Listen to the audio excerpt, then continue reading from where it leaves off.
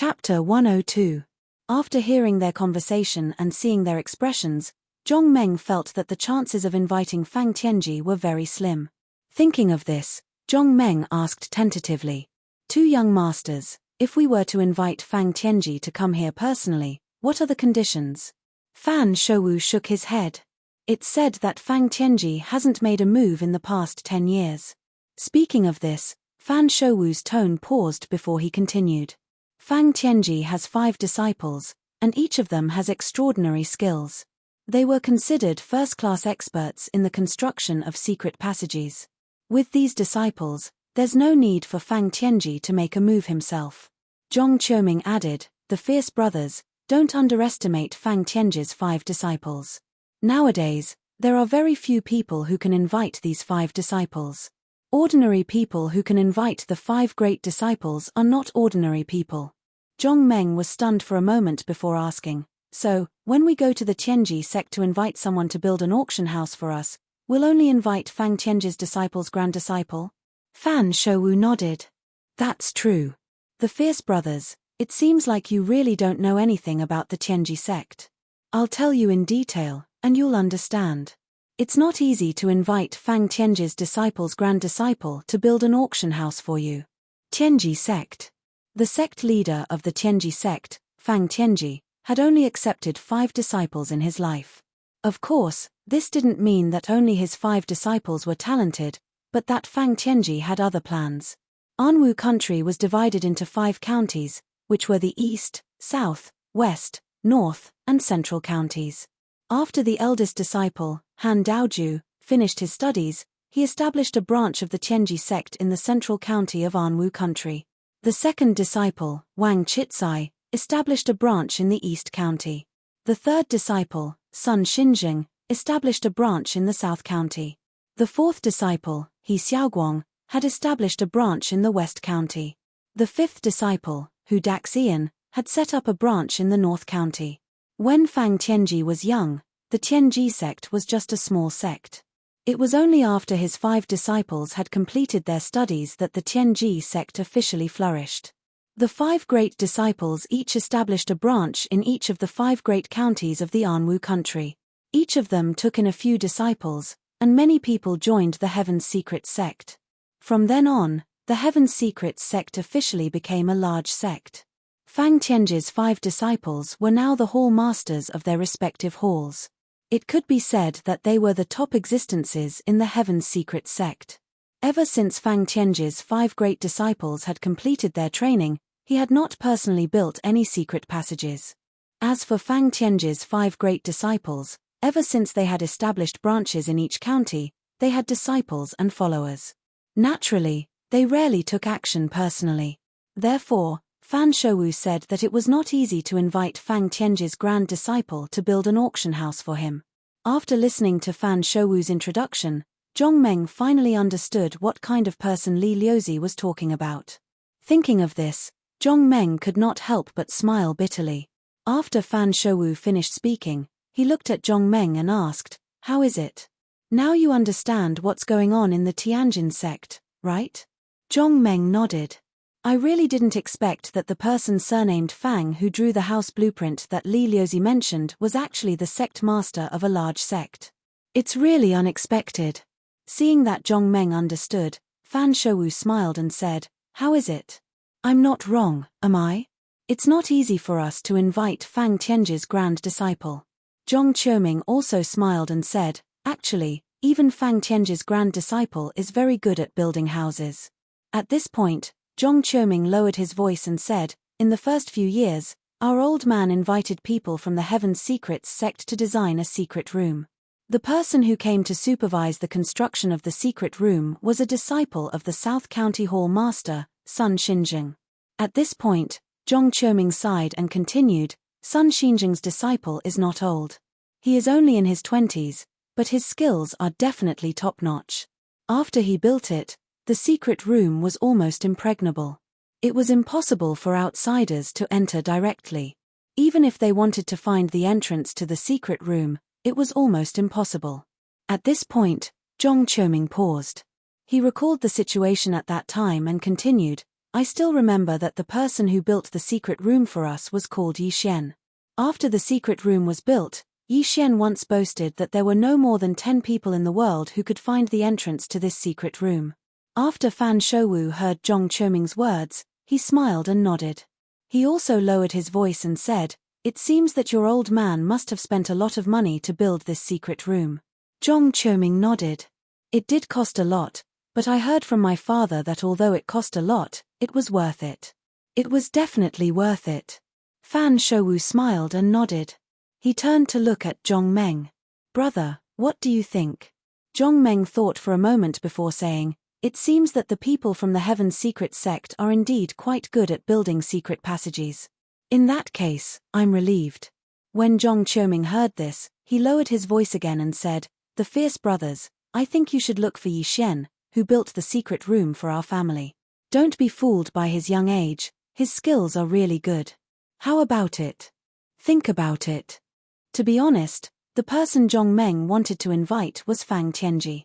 As for Fang Tianji's 5 disciples, Zhong Meng had never even thought about it, let alone the Yi Xian that Zhong Qiuming mentioned. When Zhong Qiuming saw that Zhong Meng did not speak, he smiled and clapped his hands. "The fierce brothers, I know what you're thinking. However, it's really impossible for Fang Tianji to come. Even his 5 disciples won't come to build an auction house for you. So, I think you should look for this Yi Xian." Zhong Meng shook his head. "I'm not very satisfied. I still want to find Fang Tianji to design an auction house for me." After Zhong Qiuming heard Zhong Meng's words, he shook his head with a bitter smile and turned to look at Fan Shouwu. Seeing this, Fan Shouwu was also in a difficult position. Even if his father was the deputy county governor of the South County, it was impossible for him to invite the sect master of the Heaven's Secret sect, Fang Tianji, to build an auction house for Zhong Meng. Fang Tianji had not built secret passages for others for many years. This was a well-known fact. Not to mention Fang Tianji, but to be able to invite Fang Tianji's 5 disciples, Fan Shouwu felt that it was a very honorable thing. However, Zhong Meng in front of him looked like he was determined to invite Fang Tianji. What should he do? Thinking of this, Fan Shouwu's eyes suddenly lit up. He turned to look at Zhong Qiuming and said with a smile, "Prince Zhong, since the fierce brothers don't believe us, we can take them to see your family's secret room. If the secret room is built well, the fierce brothers will naturally be satisfied when they see it." Chapter 103. After Zhong Qiuming heard Fan Shouwu's words, a trace of awkwardness appeared on his face. Fan Shouwu pondered for a moment and understood Zhong Qiuming's thoughts.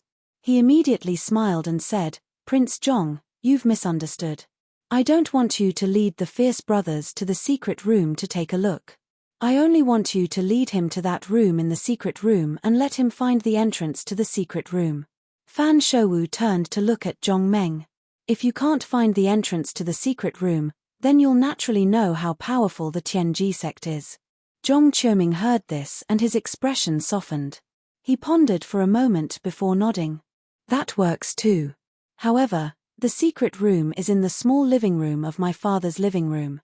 I can lead you there to take a look. However, you can't openly search for it. You can only search for it secretly. You mustn't let my father find out." Fan Shouwu heard this and hurriedly nodded. "Prince Zhong, don't worry. We're just going to take a look. We don't really want to enter the secret room." After Zhong Qiuming heard Fan Shouwu's words, he stood up and said in a low voice, "My father isn't home at this time. We'll go there now." Fan Shouwu heard this and hurriedly stood up as well. He smiled and said, "The fierce brothers, then let's go now." Zhong Meng nodded. He also wanted to see how powerful the mechanisms and secret passageways built by the Heaven's Secret sect were. The 3 of them left the study and went straight to the backyard.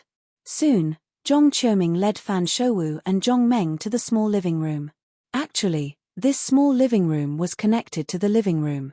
There was a door on one side of the living room. Behind this door was the living room of Zhong Qiuming's parents. The purpose of this small parlor was to gossip when some relatives or female relatives came. Zhong Qiuming came to the door of the living room. He first knocked on the door before calling out in a low voice, "Mother, are you home? A friend wants to see you." A moment later, A woman's voice came from inside the room. "Brother, you're here. I was just looking for you." Just as the voice fell, the door of the living room was opened from the inside. A 16 or 17-year-old beautiful girl walked out of the room. Zhong Qiuming saw that it was this girl who opened the door and said with a smile, "Xiao Yu, why are you here?" After hearing Zhong Qiuming's words, Xiao's lips curled. Her lips, "I'm here to see mother, can't I?" Zhong Qiuming smiled and shook his head. "It's not that you can't. I remember that you should be practicing your sword at this time." Hearing this, Xiao Yu's face stiffened. "It's none of your business."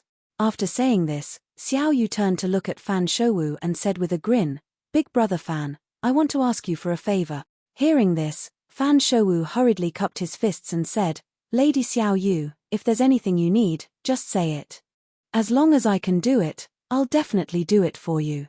Hearing this, Xiao Yu pursed her lips and smiled. A trace of joy appeared on her face. "This is what you said. You can't go back on your words." Fan Shouwu nodded. "Lady Xiao Yu, as long as I can do it, I'll agree." After hearing Fan Shouwu's promise, Xiao Yu said with a grin, "Big brother Fan, do you know about the black feather cloak?" Fan Shouwu was stunned when he heard this. Immediately, he understood what Xiao Yu was thinking. Just as he was pondering over how to answer, Zhong Qiuming had already reprimanded him. "Xiao Yu, don't cause trouble here. Fan Gongzi's black feather cloak is still very useful. Don't keep thinking about it." Hearing this, Xiao Yu said disdainfully, "I know. Doesn't Big Brother Fan just want to give it to Lady Fu? I don't want that one. Doesn't Big Brother Fan have 2 black feather cloaks? He can give one to me. Anyway, he can't wear something that only women wear." At this point, Xiao Yu turned her head to look at Fan Shouwu. "Big Brother Fan, am I right?" Hearing this, Fan Shouwu didn't know how to answer for a moment. Zhong Meng had brought back a total of 60 nightmare eagle's feathers, which were enough to make 2 black feather cloaks. However, when they were at the Red Mountain Peak, Fan Shouwu had already said that these 2 black feather cloaks would be given to him and Zhong Qiuming. His own black feather cloak must be given to Lady Fu. As for Zhong Qiuming's black feather cloak, Fan Shouwu knew in his heart that he definitely wanted to use this black feather cloak to curry favor with some lady. Therefore, Fan Shouwu actually only had 1 black feather cloak. However, at this moment, he couldn't explain. He could only turn his head to look at Zhong Qiuming, hoping that he could clean up this mess. Zhong Qiuming saw Fan Shouwu's gaze and hurriedly reached out to push Xiao Yu.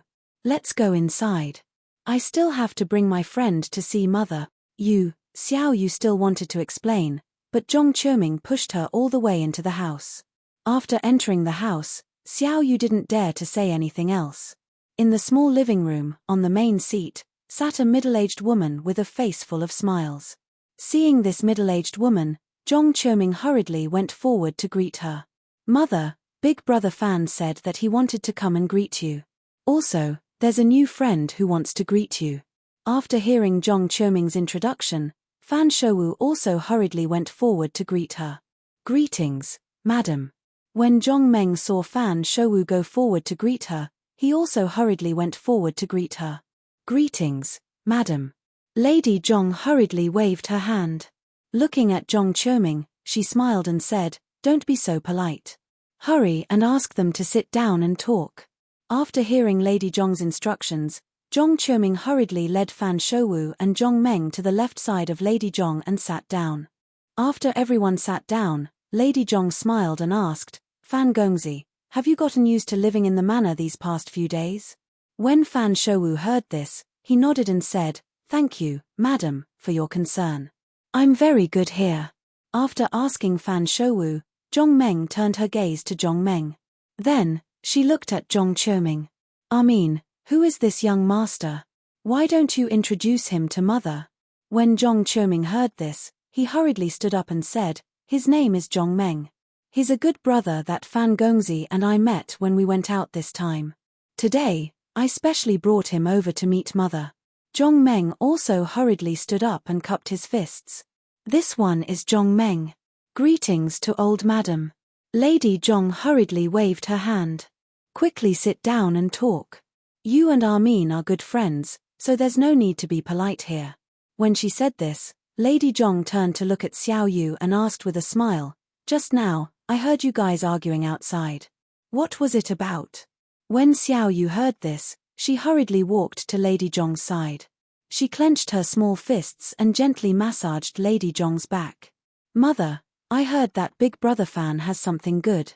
I don't know if it's true or not, so I asked him." When Lady Zhong heard this, she turned to look at Fan Shouwu and said with a smile, "Fan Gongzi, is that true?"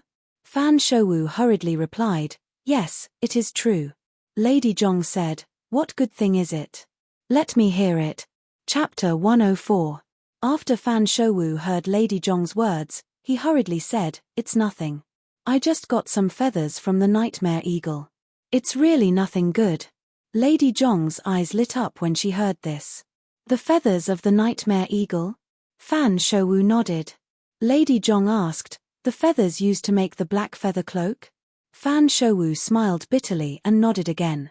Lady Zhong turned to look at Xiao Yu and said with a smile, "I was wondering why our obedient Xiao Yu would covet other people's things. It turns out that Fan Gongzi has such good things. It's no wonder that girl Xiao Yu is so jealous." Xiao Yu heard this and hurriedly nodded. "That's right, Mother." After saying this, Xiao Yu leaned towards Lady Zhong and looked at Fan Shouwu. She smiled and said, "Mother, I heard that Big Brother Fan has 2 black feather cloaks." After Lady Zhong heard Xiao Yu's words, her eyes lit up again. "Oh, is that so, Fan Gongzi? Do you really have 2 black feather cloaks?" When Fan Shouwu heard this, he turned to look at Zhong Qiuming and nodded. He gritted his teeth and said, "In the beginning, there were 2 black feather cloaks. However, Prince Zhong and I each had one." Lady Zhong heard this and was overjoyed. She turned to look at Zhong Qiuming and was about to ask when Xiao Yu, who was standing at the side, quickly ran to Zhong Qiuming's side. She pulled on his arm and asked sweetly, "Brother, is it true? Do you also have a black feather cloak?" When Zhong Qiuming heard this, he nodded helplessly. "Fan Gongzi and I do each have a black feather cloak." When Xiao Yu heard Zhong Qiuming's words, she was immediately overjoyed. She shook her brother's arm and said coquettishly, "Brother, can you give your black feather cloak to your cutest sister?" Zhong Qiuming ignored Xiao Yu's coquettishness. He waved his hand vigorously and broke free from Xiao Yu's pull. Then, he took 2 steps back and put some distance between the two. "Xiao Yu, stop fooling around. Brother still has a use for that black feather cloak." When Xiao Yu heard this and saw that Zhong Qiuming wasn't willing to give her the black feather cloak, she pouted. "Brother, you're too biased. I've always been so nice to you. Now that I have something good, you're thinking about someone else." When she said this, Xiao Yu's eyes suddenly turned. She grabbed Zhong Qiuming's arm again and begged, "Brother, just give it to me. I'm begging you, brother." When Zhong Qiuming saw that Xiao Yu was begging him again, he hurriedly dodged. However, Xiao Yu didn't give up. When the two of them were in a mess, Lady Zhong suddenly coughed. "Cough. The two of you are too much. You're making a ruckus in front of Fan Gongzi. What kind of scandal is this? I mean, as her brother, you don't even know how to give in to your sister. This is outrageous." When she said this, Lady Zhong looked at Xiao Yu. "What are you waiting for? Hurry up and come over." When Xiao Yu heard Lady Zhong's call, she didn't dare to disobey. She could only let go of Zhong Qiuming and walked back unhappily. Brother is so stingy. He doesn't care about his sister at all. When Xiao Yu walked back to her side, Lady Zhong smiled at Zhong Qiuming and said, "By the way, when Mother went to the capital, she saw someone wearing the black feather cloak. After so many years, I've long forgotten what it looks like. Can you show it to Mother?" Since Lady Zhong had spoken, Zhong Qiuming naturally didn't dare to disobey. He could only lower his head and say, "Mother, I haven't found someone to sew the feathers of the Eagle of Nightmares yet. When it's done, I'll show it to Mother." When Lady Zhong heard this, she nodded in satisfaction. Then, she turned to look at Xiao Yu beside her and winked slightly. Xiao Yu, who originally had a face full of disappointment, immediately understood when she saw Madame Zhong's expression. The disappointment in her heart immediately vanished into thin air. "Even if you don't give me the black feather cloak, I'll ask Mother to give it to me." While they were talking, Zhong Meng didn't stay idle. Zhong Qiuming's purpose of bringing him here was to let him see the secret room designed by the Tianji sect.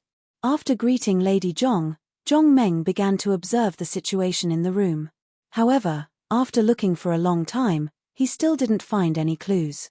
Needless to say, there was an entrance to the secret room. If Zhong Qiuming hadn't said that there was a secret room in this room, Zhong Meng probably wouldn't have known that there was a secret room in this room. Zhong Meng observed very carefully. The calligraphy on the wall, the furniture in the room, and the decorations on the furniture were all carefully examined by Zhong Meng. However, he still didn't find the secret room. Logically speaking, no matter how tightly the entrance to the secret room was built, there should be something different about it. However, there wasn't anything different at all. Seeing all this, Zhong Meng really admired the Tianji sect. The person who built this secret room was Yi Xian, the grand disciple of the Tianji sect's sect leader, Fang Tianji. Although Yi Xian was Fang Tianji's grand disciple, Zhong Meng was sure that it was impossible for him to be personally taught by Fang Tianji. It was probably not easy to be personally taught by his master, Sun Xinjing. Yet, such a grand disciple of the Tianji sect was able to build a secret room that even Zhong Meng couldn't find any clues about. This also showed how powerful the Tianji sect was. After looking for a while, Zhong Meng still didn't find any secret passageways. Helpless, he could only secretly press his hand on the wall behind him, preparing to observe the situation in the room. After Zhong Meng came to this world, although he obtained unparalleled strength, he didn't obtain any skills that could see through everything. Although Zhong Meng's strength was unparalleled, he had many weaknesses. He couldn't fly, he didn't have any skills that could see through everything, he didn't have the ability to heal and so on. Although he didn't have any extra skills, after experimenting, Zhong Meng realized that as long as the distance wasn't too far, as long as he placed his hand on an object or a person's body, he could see through everything, including walls. Zhong Meng placed his hand on the wall behind him, squinted his eyes, and transferred the energy in his body slightly to the wall. Then, the scene in front of him changed immediately. Originally, Zhong Meng could only see the surface. But now, under the support of Zhong Meng's energy, he could see everywhere in the room. Under this power, Zhong Meng could turn any object into nothingness. Or, he could even practice with it. After a while, Zhong Meng saw the entrance to the secret room.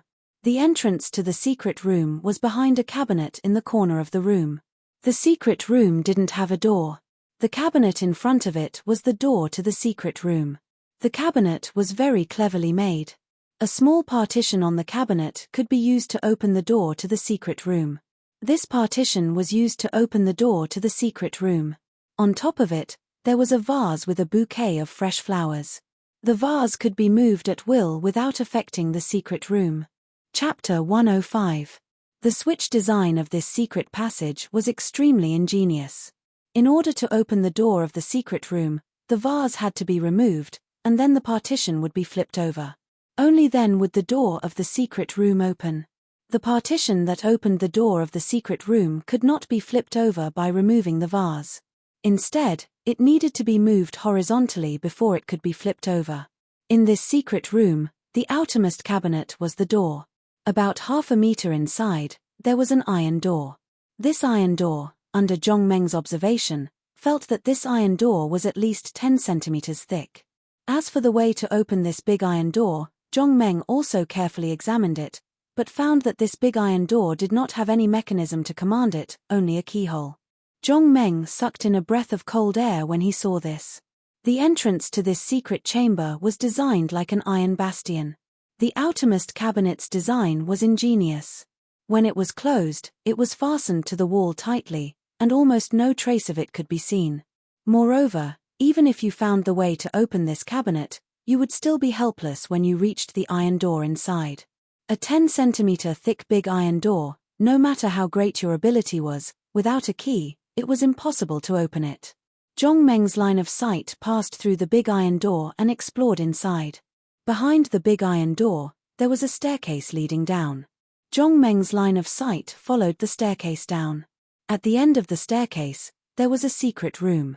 This secret room was also separated from the outside by a big iron door. This big iron door, the way to open, was not with a key, but with a mechanism. In the middle of the big iron door, the head of a fierce tiger was cast. The fierce tiger was in a roaring posture, its mouth wide open, and its eyes wide open. It looked extremely terrifying. The way to open the big iron door was actually very simple. It was the fierce tiger's eyes. This was, however, the way to open it was a little different. Ordinary secret passages with hidden mechanisms, ordinary mechanisms had to be pressed in, and then the mechanism could be activated. But this secret room was the opposite. You needed to pull out the fierce tiger's two eyes to open the secret passage. The tiger's eyes were wide open. If he didn't know how to open it, he wouldn't know that the eyes were the mechanism to open the door. Another important point was that when they wanted to activate the mechanism, they couldn't just pull on one of the tiger's eyes. Otherwise, they would be in big trouble. If he only pulled one of the tiger's eyes, then there would be a change in front of the door of the secret room. A large guillotine would immediately fall from the top of the secret room to teach the intruder a lesson. After passing through this large iron door, there was a very large secret room. On one side of the secret room, there were dozens of big boxes. On the other side of the wall, there were a few swords and sabers. On the wall opposite the door, there were some murals. Seeing this, Zhong Meng didn't want to continue reading. After all, this was the Zhong family's secret. It wasn't good for him to read it too clearly. Zhong Meng had just finished looking at the situation of the secret room when he felt someone pat his shoulder. He quickly turned his head and saw Zhong Qiuming smiling at him. Zhong Meng said, "Prince Zhong, what's the matter? Is something the matter?" Zhong Qiuming heard this and was stunned at first. Then, he asked curiously, "Didn't you hear what we were talking about just now?" Zhong Meng shook his head, "I was thinking too hard just now. I didn't hear what you were talking about." Zhong Qiuming heard this and understood in his heart. Zhong Meng must have been looking for the secret passage and was so engrossed that he didn't hear what they were talking about. Zhong Qiuming saw that Zhong Meng didn't hear what they were talking about just now, so he explained with a smile. "My mother wants to ask you where you got the Eagle of Nightmare's feathers." Zhong Meng was stunned when he heard this and then replied, "Don't you and Fan Gongzi know about that place? Isn't it the Red Mountain Peak?" This time, before Zhong Qiuming could ask again, Lady Zhong asked first, "Prince Zhong, it said that the Eagle of Nightmares is not only powerful, but also has the ability to breathe fire. How did you get the feathers of such a powerful monster?" It turned out that when Zhong Meng was looking at the secret room, Lady Zhong asked about the feathers of the Eagle of Nightmares. Fan Shouwu simply confessed and told her about how he got the feathers of the Eagle of Nightmares from Zhong Meng. When Madame Zhong heard this, she was also extremely shocked. Lady Zhong naturally heard of the reputation of the Eagle of Nightmares. She originally thought that the feathers of the Eagle of Nightmares were bought by Fan Shouwu and Zhong Qiuming when they went to the Magic Empire. After all, although the Eagle of Nightmares was powerful, the Magic Empire was also full of talents and masters. It was not impossible to hunt down the Eagle of Nightmares. It was not surprising that Fan Shouwu and Zhong Qiuming could buy the feathers of the Eagle of Nightmares in the Magic Empire. However, Lady Zhong would never have thought that the feathers of the Eagle of Nightmares that Fan Shouwu and Zhong Qiuming obtained were actually from Zhong Meng. This was simply too unbelievable.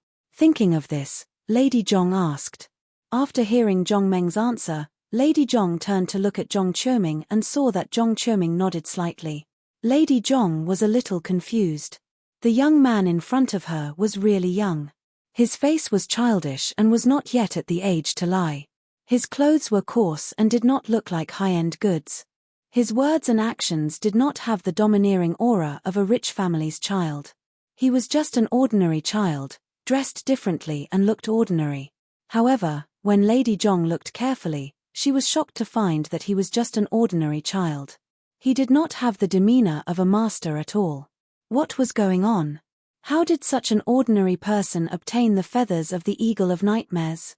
Thinking of this, Lady Zhong smiled and asked, "Prince Zhong, where did you learn from?" Zhong Meng heard this and hurriedly cupped his fists and said, "I'm from Twin Bull Mountain. I don't have a master. My martial arts were taught by my father." Lady Zhong was first stunned when she heard this, then she turned to look at Zhong Qiuming. Which sect is Twin Bull Mountain? Why haven't I heard of it before?" Zhong Meng and Zhong Qiuming went to the Red Mountain Peak together. On the way, Zhong Qiuming also asked Zhong Meng about his background. Zhong Meng naturally had nothing to hide and explained his background clearly. At this moment, hearing Lady Zhong's question, Zhong Qiuming hurriedly replied, "Mother, Twin Bull Mountain is a mountain stronghold 70 miles away from Qingmu City." Mountain stronghold? Lady Zhong was even more confused when she heard this. She suddenly turned to look at Fan Shouwu. Is the Eagle of Nightmares really that powerful? Fan Shouwu nodded. When we met the Eagle of Nightmares, Lord Mu and the other 4 people from the prefectural governor's mansion were also there. When Lady Zhong heard Fan Shouwu say this, she could not help but ask, "Fan Gongzi, is the Lord Mu you're talking about the prefectural governor's mansion's chief bodyguard, Mu Hongyi?" Fan Shouwu nodded. "Yes, it's Lord Mu, Mu Hongyi." Lady Zhong asked, "Are the other people also the prefectural governor's mansion's bodyguards?" Fan Shouwu heard Lady Zhong's words and nodded again. "Yes." Chapter 106. After Lady Zhong heard Fan Shouwu's words, she was slightly relieved. With Lord Mu present, there shouldn't be any major problems. With his martial arts, he should be able to deal with the Nightmare Eagle. Fan Shouwu smiled bitterly and shook his head. That's not the case. When the Nightmare Eagle was flying in the sky, it didn't attack us. Instead, it started to breathe fire around us, setting the surrounding trees ablaze. In the end, the fire grew bigger and bigger. The fire had already sealed off all of our escape routes.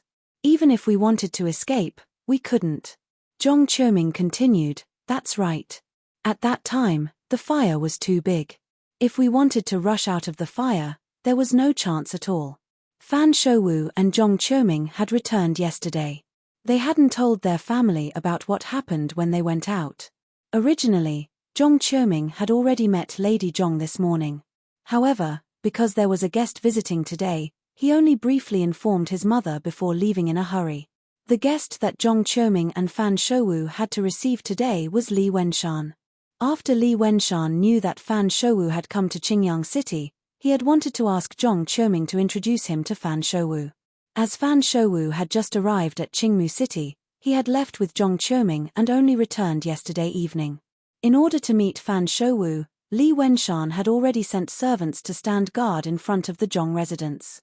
He ordered them to immediately report to him the moment Zhong Qiuming and Fan Shouwu returned. Therefore, Li Wenshan was able to know that Zhong Qiuming had returned in the shortest amount of time. In order to be able to meet Fan Shouwu earlier, Li Wenshan had immediately rushed to the Zhong residence after preparing the gifts. As Li Wenshan wanted to discuss with Fan Shouwu, he couldn't discuss it in front of too many people. Therefore, Li Wenshan wanted to chase Zhong Meng away and meet Zhong Qiuming alone. Unfortunately, he had bitten his own tongue and had to go home to treat it. After Lady Zhong heard Fan Shouwu and Zhong Qiuming's story, she was shocked and hurriedly asked, "Armin, what should we do? The fire was so big. How did you escape? Come here and let mother see if you're burned." When Zhong Qiuming heard this, he quickly walked to the side of the locals and said with a smile, "Mother, you don't have to worry. I'm fine." After Lady Zhong heard Zhong Qiuming's words, she carefully sized him up and finally relaxed. "Quickly tell me, how did you escape? Could it be that Lord Mu saved you?" Zhong Qiuming smiled and shook his head. "Mother, you don't know how big the fire was at that time. It was at least 40 to 50 meters wide. It's impossible for a person to rush through the middle." When Lady Zhong heard this, she asked curiously, "Then how did you escape? Did you fly out?" Zhong Qiuming smiled and nodded. "Mother, you guessed right. We flew out." When Lady Zhong heard this, she was stunned at first. Then, she pretended to be angry and said, "You child, after going out for a while, you've learned how to lie. Quickly tell us, how did you escape?" Xiao Yu was also anxious when she heard this. She urged, "Brother, hurry up and tell us. Don't keep us in suspense and make us anxious." Zhong Qiuming smiled. "I didn't lie to you. We really flew out. If you don't believe me, you can ask Fan Gongzi." After Xiao Yu heard Zhong Qiuming's words, she immediately turned to Fan Shouwu. "Big brother Fan, is what my brother said true? Did you really fly out of the fire?" Fan Shouwu smiled and nodded. "Your brother is right. We did fly out of the fire. Although we didn't fly out on our own, it's close. After Xiao Yu heard Fan Shouwu's words, she was even more confused. She quickly turned to look at Zhong Qiuming and said angrily, "Brother, hurry up and tell us, before we get anxious." When Zhong Qiuming heard this and saw Xiao Yu's anxious look, he suddenly smiled and said, "I'm not telling you." After Xiao Yu heard Zhong Qiuming's words, she was so angry that she pointed at him and was almost speechless. You. Suddenly, Xiao Yu turned around and looked at Lady Zhong with grievance. She said coquettishly, "Mom, why don't you control brother? Look at how infuriating he is. He only knows how to make me angry all day long." Lady Zhong smiled and patted Xiao Yu. Then, she turned to look at Zhong Qiuming. "Armin, don't keep us in suspense. Hurry up and tell us. How did you get out of the fire?" He could ignore Xiao Yu's words, but Zhong Qiuming still had to listen to Lady Zhong's words. "Mom, I'll tell you. We were thrown out of the fire." "What? Thrown out?" After Lady Zhong heard Zhong Qiuming's words, she was suddenly stunned. However, Xiao Yu didn't believe him. She pointed at Zhong Qiuming and said, "Mom, brother is too bad. Now he's even lying to you. Hurry up and control him." After Lady Zhong recovered from her shock, she looked at Zhong Qiuming. She naturally knew that her son could lie to Xiao Yu, but he would never lie to her. But, how was that possible? Lady Zhong asked doubtfully, "Armin, are you saying that you were thrown out of the fire?" Zhong Qiuming nodded. "That's right. We were thrown out of the fire. That's how we escaped." Lady Zhong knew martial arts. Although it wasn't very high, Fan Shouwu and Zhong Qiuming combined were definitely no match for her. Just now, Zhong Qiuming had said that the fire was about 50 to 60 meters wide. In addition, the edge of the fire was extremely hot, so they had to retreat a little further. Based on this calculation, if they wanted to get to a safe place outside the fire, they would need to travel at least 100 meters. How far was a distance of 100 meters? If they ran, it wouldn't take long. However, if they were thrown out, it would be a bit exaggerated. Lady Zhong was puzzled, but looking at her son's expression, it didn't seem like he was lying. Could it be true? Could someone really throw them out 100 meters? Could it be? Thinking of this, Lady Zhong asked tentatively, "Could it be that Lord Mu threw you out?" Zhong Qiuming shook his head. At that time, Lord Mu was also trapped in the fire. We also asked him. In that situation, Lord Mu couldn't do anything. Lady Zhong asked, "Could it be that an outsider saved you?" Zhong Qiuming shook his head. Then, he smiled and said, "Mom, don't make wild guesses. The person who threw us out is right in front of us." After Lady Zhong heard Zhong Qiuming's words, she immediately looked at Zhong Meng. There were only a few people in the room. Xiao Yu couldn't have done it, and neither could Zhong Qiuming. Although Fan Shouwu's martial arts were better than Zhong Qiuming's, there was a limit to how much stronger he was. Thus, there was only one person left in the room. Zhong Meng. Looking at the young man in front of her, Lady Zhong was even more puzzled. To be able to throw someone out 100 meters, how much strength did that require? At least, Lady Zhong had never heard of such a thing. Chapter 107. As the City Lord's wife, Lady Zhong was naturally knowledgeable. In her impression, she had never seen anyone who could do such a thing. Of course, it wasn't that no one could do such a thing, but it was impossible for those powerful people to appear here. Could this young man in front of her be one of those powerful people? Or could it be that he only looked young, but was actually over 100 years old? Just as Lady Zhong was puzzled, Xiao Yu said unhappily, "Mother, brother is too bad. He even dares to lie to you now. Hurry up and control him." Lady Zhong ignored Xiao Yu's words and only looked at Zhong Meng. After a while, she slowly asked, "Prince Zhong, is what Armin said true? Did you really throw them out of the fire?" After saying this, Lady Zhong's gaze was fixed on Zhong Meng. Hearing this, Zhong Meng nodded slightly but didn't say anything. This time, without waiting for Lady Zhong to speak, Xiao Yu had already walked quickly to Zhong Meng. After looking at him carefully, she shook her head and said, "I don't believe you. You must be lying." Lady Zhong heard this and quickly scolded loudly, "Xiao Yu, don't be rude. How can you speak to Prince Zhong like that? Hurry up and apologize to Prince Zhong." Hearing this, Xiao Yu glanced at Zhongmeng again. Then, she shook her head and said sadly, "Mother, but he doesn't look like it." After saying this, Xiao Yu turned to look at Zhongmeng and asked tentatively, "Did you really throw my brother and the others out of the fire?" At this point, Xiao Yu paused for a moment before adding in a low voice, "Don't lie to me." Zhongmeng nodded with a smile. "Your brother didn't lie to you. I really threw them out of the fire." After listening to Zhongmeng's answer, Little Red looked at Zhongmeng carefully and asked doubtfully, "Do you really have that much strength?" This time, before Zhongmeng could answer, Zhong Qiuming spoke first. "Xiao Yu, let me tell you, even the earthen bear is not as strong as the fierce brothers." Xiao Yu's almond-shaped eyes widened. "Really?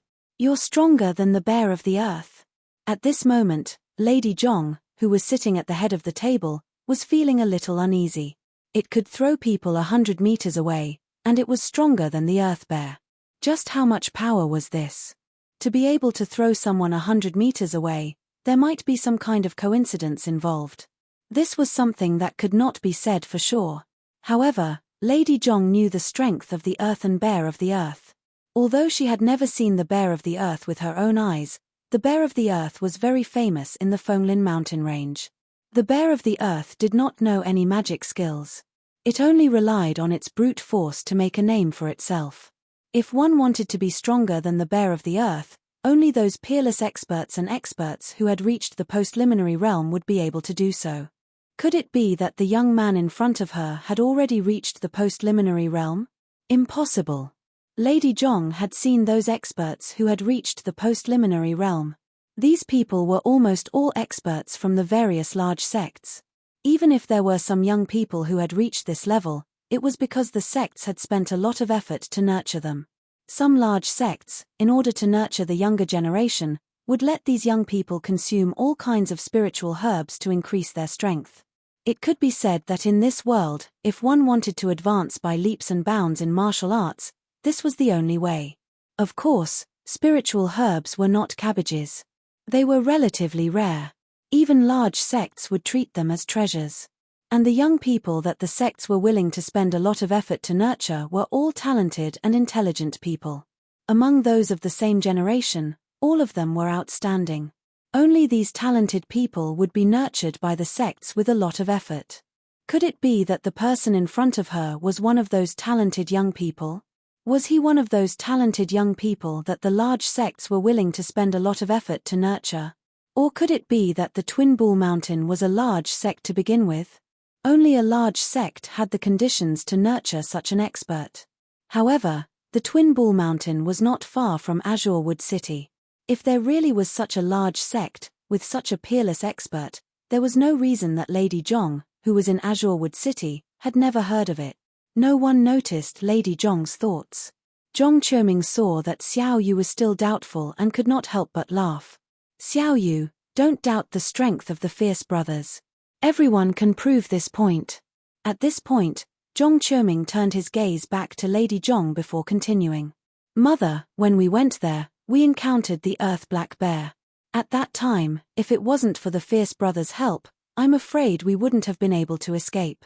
Lady Zhong heard this and calmed herself down before asking, "How did Prince Zhong chase the Earth Black Bear away?" Zhong Qiuming smiled as he replied, "Nothing much. At that time, when we thought it was over, we saw Zhongmeng hugging a big tree and directly sent the Earth Black Bear flying. After the Earth Black Bear was sent flying, it took a long time to get up. After it got up, it immediately ran away." "Ran away?"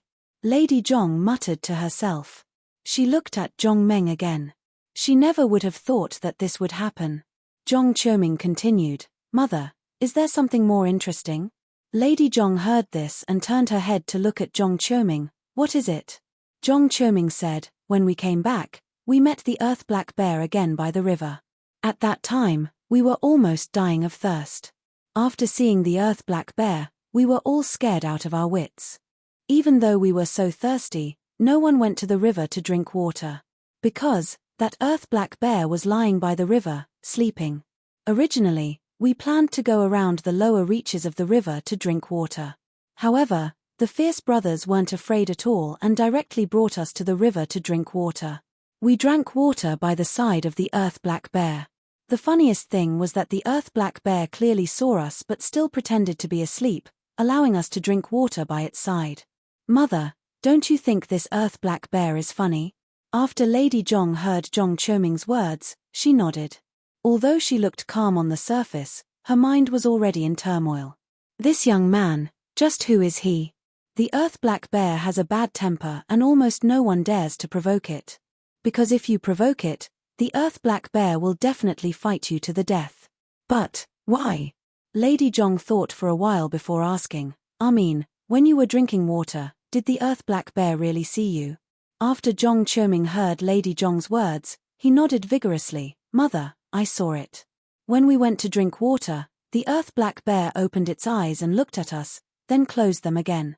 Lady Zhong looked at Zhong Qiuming doubtfully. Really? You really saw it? Zhong Qiuming nodded. Really, Mother, I'm not lying to you. At that time, Fan Gongzi was also there. If you don't believe me, you can ask Fan Gongzi. Chapter 108. After listening to Zhong Qiuming's words, Fan Shouwu hurriedly nodded and said, Indeed, we all saw the earth bear sleeping by the river. When we went to the river to drink water, the earth black bear did open its eyes, but it only glanced at us and then closed them again. Not only that, the earth black bear turned over and turned its back to us. After Fan Shouwu finished speaking, Zhong Qiuming continued, Mom, when we walked a short distance, I looked back. As soon as we left, the earth black bear stood up and left. After listening to the two's words, Lady Zhong was extremely shocked. How could the tyrannical earth black bear become like this? Could it be? Thinking of this, Lady Zhong composed herself, then turned to look at Zhong Meng and asked tentatively, When you came back, why didn't the earth black bear attack you? Do you know the reason, Prince Zhong? Hearing this, Zhong Meng smiled. What other reason could there be? It was afraid that I would beat it up. Ah. After hearing this, Lady Zhong was suddenly stunned. After a moment, Lady Zhong asked again, Prince Zhong, who is your master? Can you tell us? Let us see. Zhong Meng shook his head. My martial arts are passed down in my family. I don't have a master. If there is a master, it would be my father. Other than my father, no one else has taught me martial arts. Lady Zhong was even more confused. After a while, her eyes suddenly lit up. As the wife of the mayor, she naturally knew a lot about the Greenwood City. Around Greenwood City, there was indeed a big school. This big school was called Wanjin School, and the schoolmaster's name was Han Qingyun. Could it be that Zhong Meng was from Wanjin School? But that couldn't be right. Wanjin School's master's surname was Han, Zhong Meng's surname was Zhong, so his father's surname was naturally Zhong too. Could it be? The leader of Wanjin School, Han Qingyun, had 9 disciples. Could it be that Zhong Meng's father was one of the 9 disciples? Among the 9 disciples, there was indeed a disciple with the surname Zhong. His name was Zhong Lingtian. Thinking of this, Lady Zhong asked again, Prince Zhong, may I know your father's name? Zhong Meng thought for a moment. My father is called Zhong Hongtai. Zhong Hongtai? Lady Zhong was a little disappointed. It wasn't Zhong Lingtian, but Zhong Hongtai.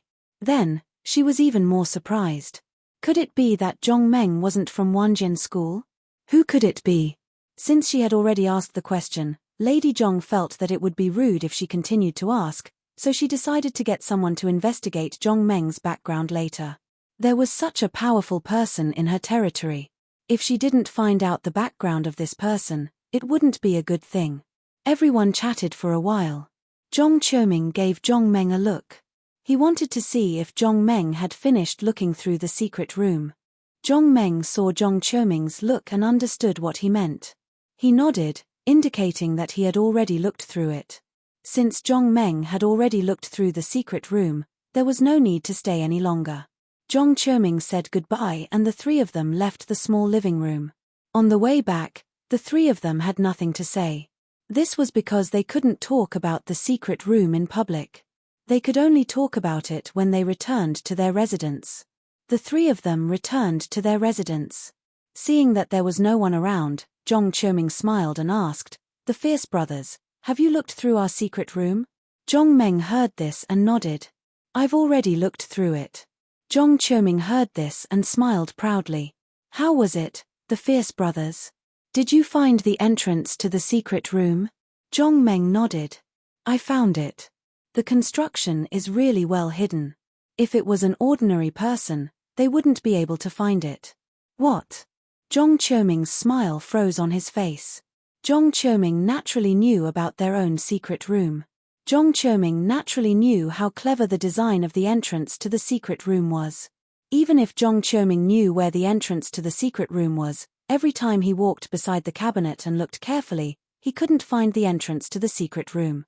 The cabinet and the wall were tightly sealed. Even if you stuck to the wall and looked, you wouldn't find any clues. From this point, one could see how difficult it was to find the entrance to the secret room. It was precisely because the entrance to the secret room was so tightly sealed that Zhong Qiuming dared to lead them in. Zhong Qiuming felt that if he didn't say anything, even if Fan Shouwu and Zhong Meng worked together, they still wouldn't find the secret passage. Zhong Qiuming thought that if Zhong Meng wanted to find the secret passage, he would have to tear down the entire wall to find it. Of course, even if Zhong Meng tore down the wall and found the secret passage, he wouldn't be able to enter it. The door to the secret room was made of fine iron. Even if it was an expert, it would be quite difficult to break this fine iron door. It was also because of these reasons that Zhong Qiuming dared to lead Zhong Meng to his secret room and did such a stupid thing. However, what surprised Zhong Qiuming was that Zhong Meng actually said that he found the secret room. After Zhong Qiuming recovered from his shock, he turned to look at Zhong Meng and asked tentatively, "The Fierce brothers, did you really find the entrance to our secret room?" Zhong Meng nodded. "I found it. It's built really well." Fan Shouwu, who had been watching the two from the side, was also puzzled. Just now, when the three of them went to the small living room, Fan Shouwu was also constantly observing the situation in the small living room. However, no matter how he looked around, he still couldn't find any clues. It was only when the three of them left that Fan Shouwu gave up on searching. Originally, Fan Shouwu thought that even he couldn't find the secret room, let alone Zhong Meng. He didn't expect that Zhong Meng could actually find the entrance to the secret room. However, where was the entrance to the secret room? Thinking of this, Fan Shouwu hurriedly walked to Zhong Meng's side and asked, "The Fierce brothers, did you really find the entrance to the secret room?" Zhong Meng nodded helplessly. He had already answered Zhong Qiuming, but he still had to answer Fan Shouwu. He had to answer the same question twice. It was really a headache. Fan Shouwu didn't care about Zhong Meng's headache. He just wanted to know where the entrance to the secret room that he couldn't find was, and how did Zhong Meng find it? Fan Shouwu was thinking about this question, so was Zhong Qiuming. Ever since the three of them went to the small living room, Zhong Qiuming and Fan Shouwu had been observing Zhong Meng. However, Zhong Meng's behavior was a little strange. When Zhong Meng first walked into the living room, he was indeed carefully looking around the living room. However, after looking for a while, he frowned and stopped looking. Zhong Meng's situation made Zhong Qiuming and Fan Shouwu think that Zhong Meng had already given up on searching. This was because Zhong Meng's brows were tightly knitted and he kept shaking his head. This meant that he definitely didn't find it. Chapter 109. Fan Shouwu and Zhong Qiuming originally thought that Zhong Meng had given up on the search, but they didn't expect that Zhong Meng would actually say that he had found it. Anxious, Fan Shouwu hurriedly urged, "The Fierce brothers, quickly tell us, where is the entrance to the secret chamber?" After hearing Fan Shouwu's words, Zhong Meng didn't immediately answer him. Instead, he turned to look at Zhong Qiuming. "Prince Zhong, what do you think?" After hearing Zhong Meng's question, Fan Shouwu came to a realization. This secret chamber was definitely used by Zhong Qiuming's father to store his belongings. If Zhong Meng really knew the entrance to the secret chamber and told others about it, it wouldn't be too good. Thinking of this, Fan Shouwu also knew that he was being a little rude. He hurriedly turned to look at Zhong Qiuming and smiled apologetically. "To tell you the truth, at that time, I also carefully searched for a long time and didn't find the entrance to the secret chamber. I originally thought that you were lying to me and that there wasn't an entrance to the secret chamber, but I didn't expect that there really was an entrance to the secret chamber. I was a little anxious, Prince Zhong, please don't take offense."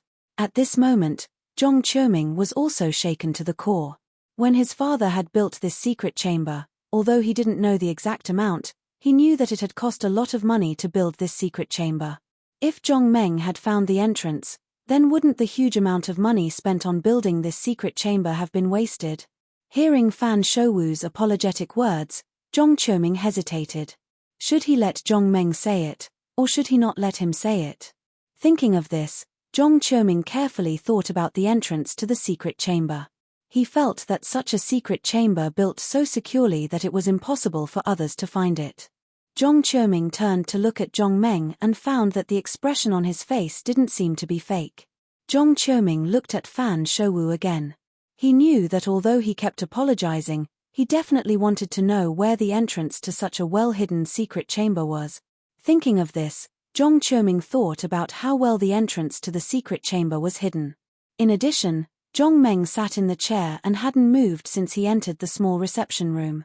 Not only that, Zhong Meng's seat was quite a distance away from the entrance to the secret chamber. From such a distance, would Zhong Meng be able to discover such a well-hidden entrance?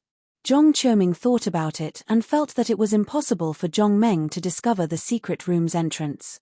Perhaps, Zhong Meng had discovered something different in another place. But what did it matter? The place Zhong Meng saw might be the furniture misplaced, or the calligraphy and painting hung slightly off. This made him suspicious and thought that he found the entrance to the secret chamber. Thinking of this possibility, the more Zhong Qiuming thought about it, the more it made sense. After all, even if Zhong Meng found something different, he didn't go close to see it. There was no way to know whether it was the entrance to the secret chamber or not. Thinking of this, Zhong Qiuming felt that Zhong Meng must have seen somewhere else to think that he found the entrance to the secret chamber. Zhong Qiuming could guarantee that if it was just from the appearance, even if an outsider looked at the outside of the cabinet, they would never see any clues. Thinking of this, Zhong Qiuming's confidence increased greatly. He made up his mind. As long as the place Zhong Meng said wasn't the real entrance, then he would admit that he was right. In this way, no one would find the real entrance to the secret chamber. Thinking of this, Zhong Qiuming smiled and nodded. This time, I brought the fierce brothers to the small living room to let him find the entrance to the secret chamber. I wanted to test his eyesight. Since the fierce brothers have found the entrance to the secret chamber, then let's listen and see if the fierce brothers are looking for the real entrance to the secret chamber. Hearing this, Fan Shouwu secretly breathed a sigh of relief. What he did just now was a little too rash. It was really inappropriate to try to find out where the treasure was hidden. However, since Zhong Qiuming took the initiative to say it, then he didn't mind listening. Zhong Meng looked at Zhong Qiuming and asked him with a smile, "Prince Zhong, is it really okay for me to say it?" Hearing this, Zhong Qiuming secretly gritted his teeth. "The fierce brothers, just say it. I won't blame you." Saying this, in order to hide his guilty conscience, Zhong Qiuming laughed loudly before continuing, "The fierce brothers, just say it. Anyway, there are no outsiders here. There are only the three of us good brothers. What are you afraid of?" After hearing Zhong Qiuming's words, Fan Shouwu hurriedly expressed his opinion. "That's right. We are all good brothers. Even if we know the entrance to the secret chamber, what can we do? Don't tell me we would still covet our brother's belongings." Hearing the two's words, Zhong Meng nodded. "If that's the case, then I won't hold back." Saying this, Zhong Meng's gaze was fixed on Zhong Qiuming. "Prince Zhong, the entrance to the secret chamber in the small living room is at the innermost part of the small living room, behind the leftmost cabinet." Just as Zhong Meng finished speaking, Zhong Qiuming's head felt as if it had been hit by a huge hammer. It shook his head so much that it buzzed. There was only one voice echoing in his mind. How did he know? How did he know the entrance to the secret chamber? Could it be that the fierce brothers were sent by someone else? However, although Zhong Qiuming's heart was beating wildly, there was no difference on his face. Just as Zhong Qiuming was about to speak, Fan Shouwu beat him to it. "The fierce brothers, did you see wrongly? The cabinet you mentioned, I saw it too, but how come I didn't see that it was the entrance to the secret chamber? On the contrary, in the middle of the wall, there was a painting that I felt was a little suspicious. It seemed more like the entrance to the secret chamber." Saying this, Fan Shouwu paused for a moment before continuing, "That painting is a landscape painting. This painting is very big and should be able to cover the entrance to the secret chamber or the mechanism to enter the secret chamber. Not only that, I also realized that the painting's position is a little strange. The painting should have been hung in a flat position, but now it's a little slanted. Although the angle of cleaning isn't big, if you look closely at the corners of the painting, you can see that it has been moved. When Zhong Qiuming heard Fan Shouwu say this, his heart suddenly moved. Since Fan Shouwu said this, then he would go along with him. If they all thought that the entrance to the secret chamber was behind the painting, then this was also a good thing. At least they didn't know the real entrance to the secret chamber. Thinking this, Zhong Qiuming smiled and clapped his hands. Fan Gongzi, your observation skills are indeed amazing. Can you tell me, how did you see that the painting's position was slanted? After Fan Shouwu heard Zhong Qiuming's words, he thought that he had guessed correctly and was immediately overjoyed. He couldn't help but glance at Zhong Meng and thought to himself, my martial arts might not be as good as yours, and my strength might not be as good as yours, but in terms of observation skills, it seems that I am still better than you. Chapter 110. When Fan Shouwu heard Zhong Qiuming's question, he smiled and said, if you didn't look carefully at the painting in the small living room, he wouldn't have noticed any clues. However, if you looked carefully, you would have noticed. At this point, Fan Shouwu paused for a moment before he continued, the wall that was covered by the painting was somewhat different from the part that wasn't covered. Through the difference, I saw that the painting had moved slightly. If a painting was hung on the wall, unless you wanted to change it, no one would move it. Naturally, there wouldn't be that kind of trace. However, that painting had been moved by someone, so I guess that behind that painting should be the entrance to the secret room, or perhaps the secret room's mechanism. Prince Zhong, am I right? After saying this, Fan Shouwu looked at Zhong Qiuming with a smile, waiting for his confirmation. After Zhong Qiuming heard Fan Shouwu's explanation, a trace of doubt arose in his heart.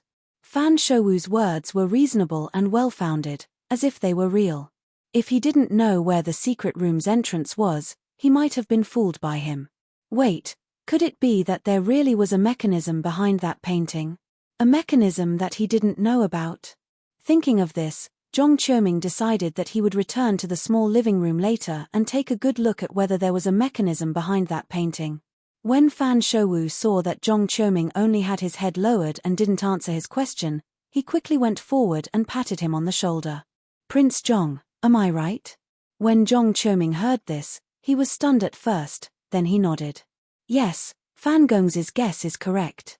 After saying this, Zhong Qiuming didn't say whether the back of the painting was the entrance to the secret room. He walked to Zhong Meng's side and asked with a smile, the Fierce brothers, did you look at the same place as Fan Gongzi?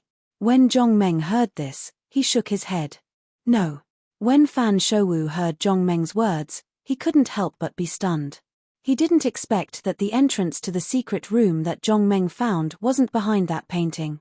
Then, where was it? Fan Shouwu frowned and quickly thought about it.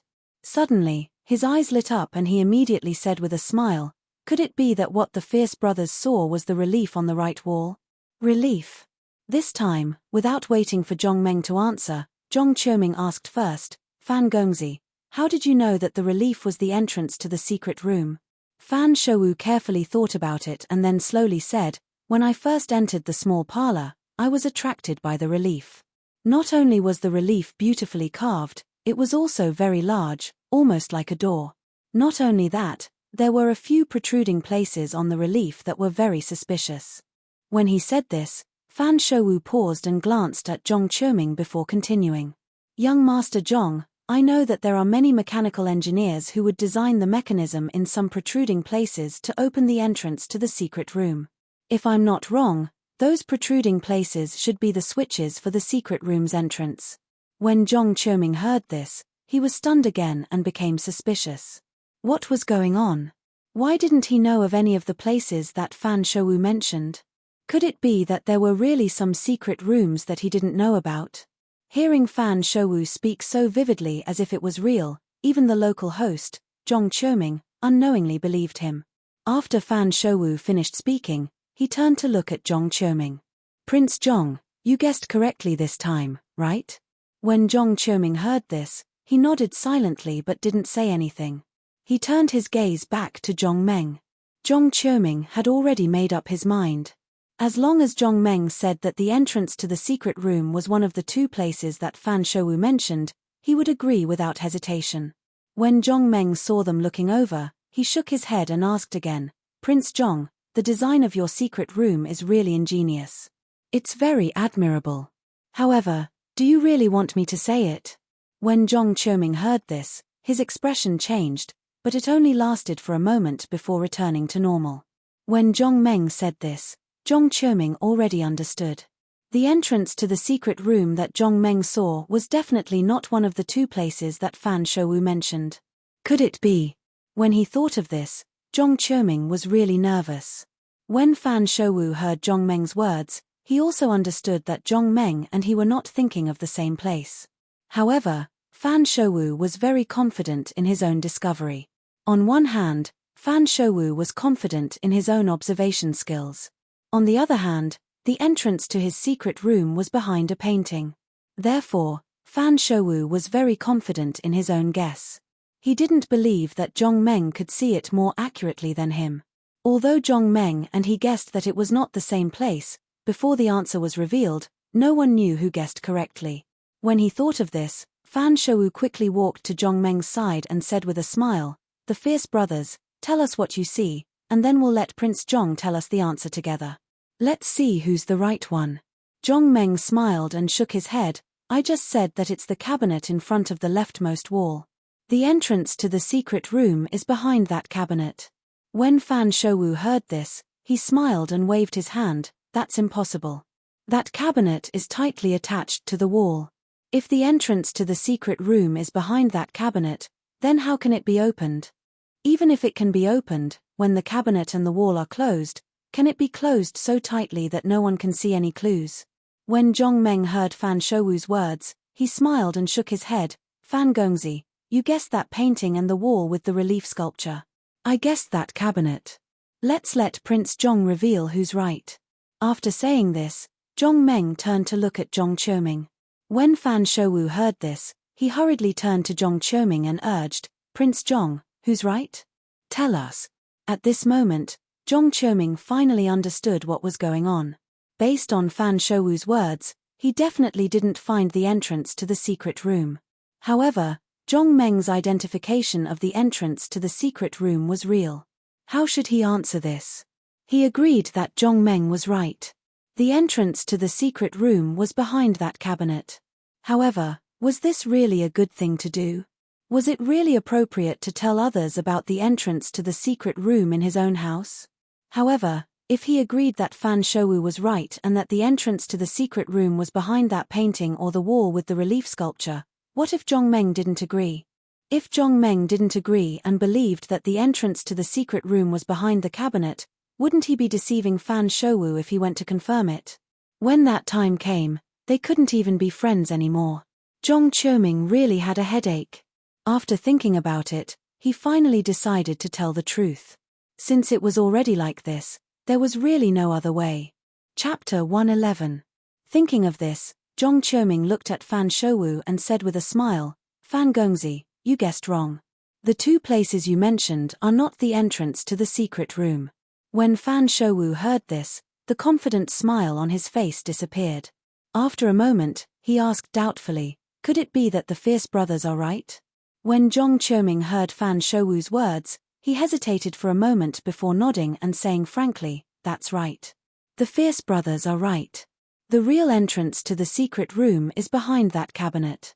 When Fan Shouwu heard this, he was even more doubtful. "But from the outside, I can't see it at all.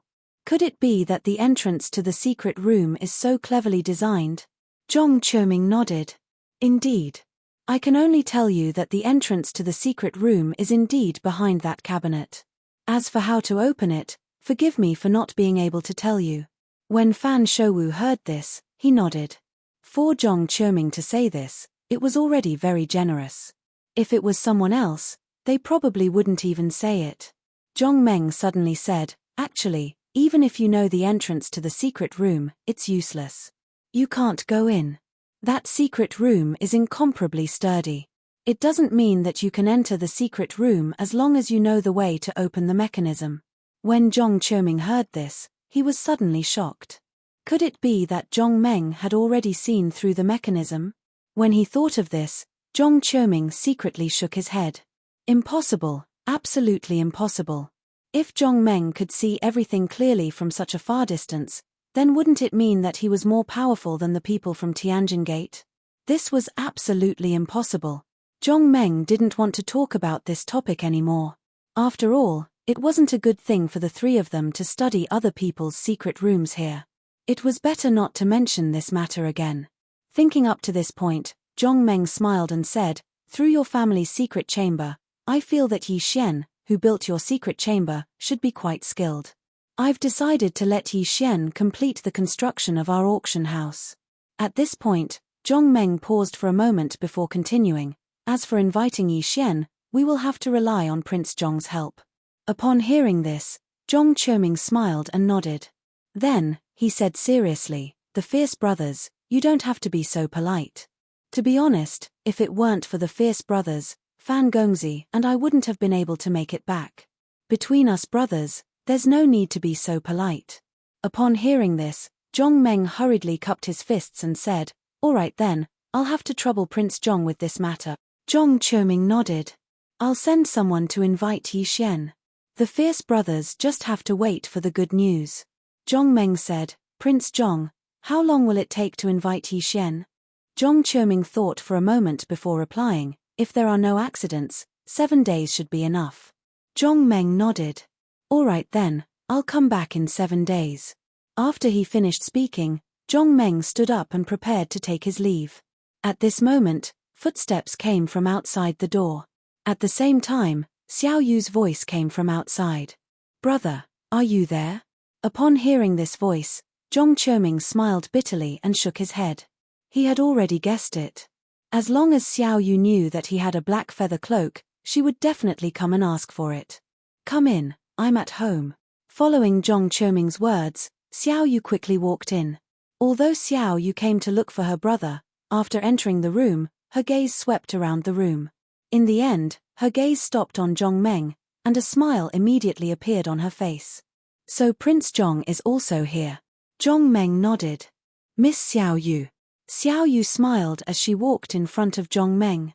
"Prince Zhong, could it be that you really obtained my brother's Eagle of Nightmare's feather?" Zhong Meng nodded. "Yes." Upon hearing that, Xiao Yu circled around Zhong Meng and shook her head. "But the Eagle of Nightmare is so powerful, can you really defeat it?" Zhong Meng looked at Xiao Yu and suddenly smiled. "Miss Xiao Yu, do you want a black feather cloak?" Upon hearing that, Xiao Yu was stunned for a moment. Following that, she hurriedly nodded. "Yes, do you have more?" Zhong Meng nodded. "I can give Miss Xiao Yu a black feather cloak. But I have a condition. As long as you can agree to my condition, I will definitely give you a black feather cloak."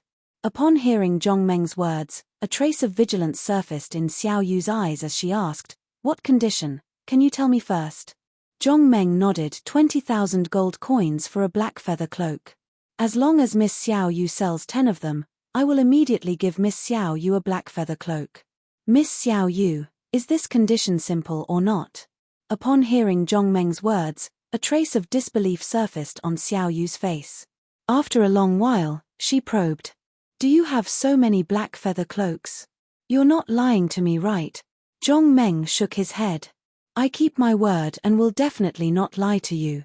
As long as you sell 10 black feather cloaks, I will definitely give one to Miss Xiao Yu. However, the selling price of each item cannot be less than 20,000 gold coins." This time, without waiting for Xiao Yu to reply, Fan Shouwu asked first. "The Fierce Brothers, do you really have so many black feather cloaks?" Zhong Meng nodded. "There will only be more, not less." Upon hearing this, Fan Shouwu could not help but gasp. This is too ridiculous. For a black feather cloak, others would have to fight to the death and risk half their lives to obtain it. However, Zhong Meng had so many black feather cloaks. Could it be that the nightmare eagles were raised in his backyard? However, he had no choice but to believe in such a ridiculous matter. After all, The nightmare eagle feathers in his and Zhong Qiuming's hands were obtained by Zhong Meng. In just a short amount of time, he managed to obtain 60 nightmare eagle feathers. His speed was so fast that it was no different from being raised at home. It was as if he had just returned home and brought them here. Thinking of this, Fan Shouwu could not care less. He hurriedly stepped forward and grabbed Zhong Meng. "The fierce brothers, since you have so many black feather cloaks, why don't you let me sell them for you? When the time comes, I will sell 10 black feather cloaks and you will give me one." The fierce brothers, what do you think?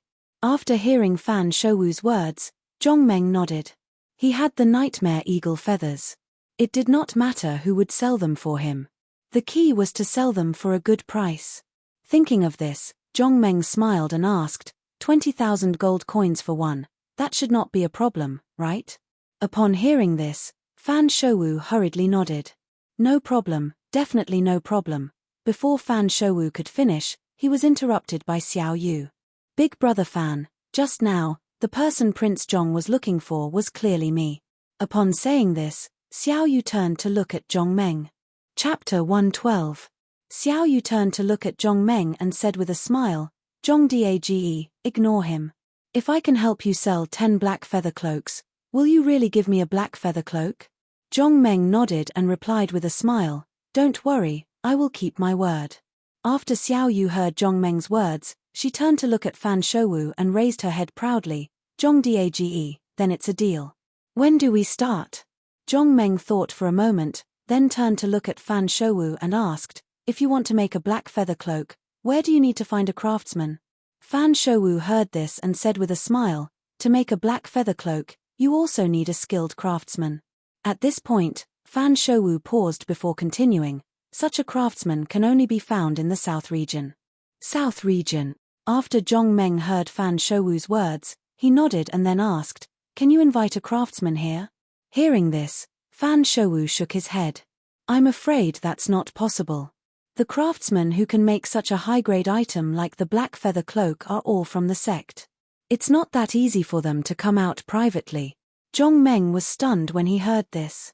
After a while, he asked tentatively, "Is it very difficult to sew a black feather cloak?" Fan Shouwu nodded, "It's extremely difficult.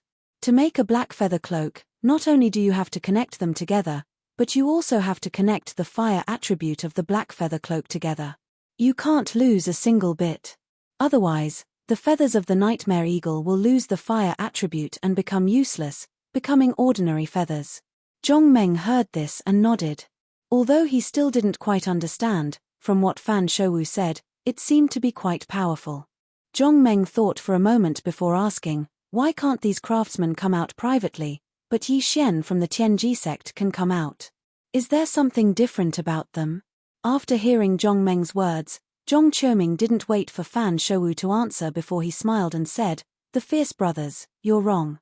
Even if I want to invite Yi Xian, he has to report to the sect first. After the sect gives permission, Yi Xian will come here. Only then will he come here." When Zhong Meng heard this, he suddenly realized that he was wrong. Since there was still a need to report to the sect, Zhong Meng thought for a moment before looking at Zhong Qiuming and saying, "Then let's invite Prince Zhong to do this together. When we invite Yi Xian here, we'll also invite the craftsmen who make the black feather cloak. What do you think?" After hearing Zhong Meng's words, Zhong Qiuming nodded. Naturally, he wouldn't personally do this kind of thing. He would just write an extra letter for his subordinates to send. There wasn't much difference between inviting 1 or 2 craftsmen. Xiao Yu, who had been standing by the side, was a little disappointed when she heard that she had to make the black feather cloak on the spot. She rolled her eyes and suddenly said to Zhong Meng, "Prince Zhong, why don't you take out 2 samples first, and then I can sell them?" When Zhong Meng heard this, he felt that Xiao Yu's words were quite reasonable. However, he didn't have the black feather cloak in his hands. What should he do?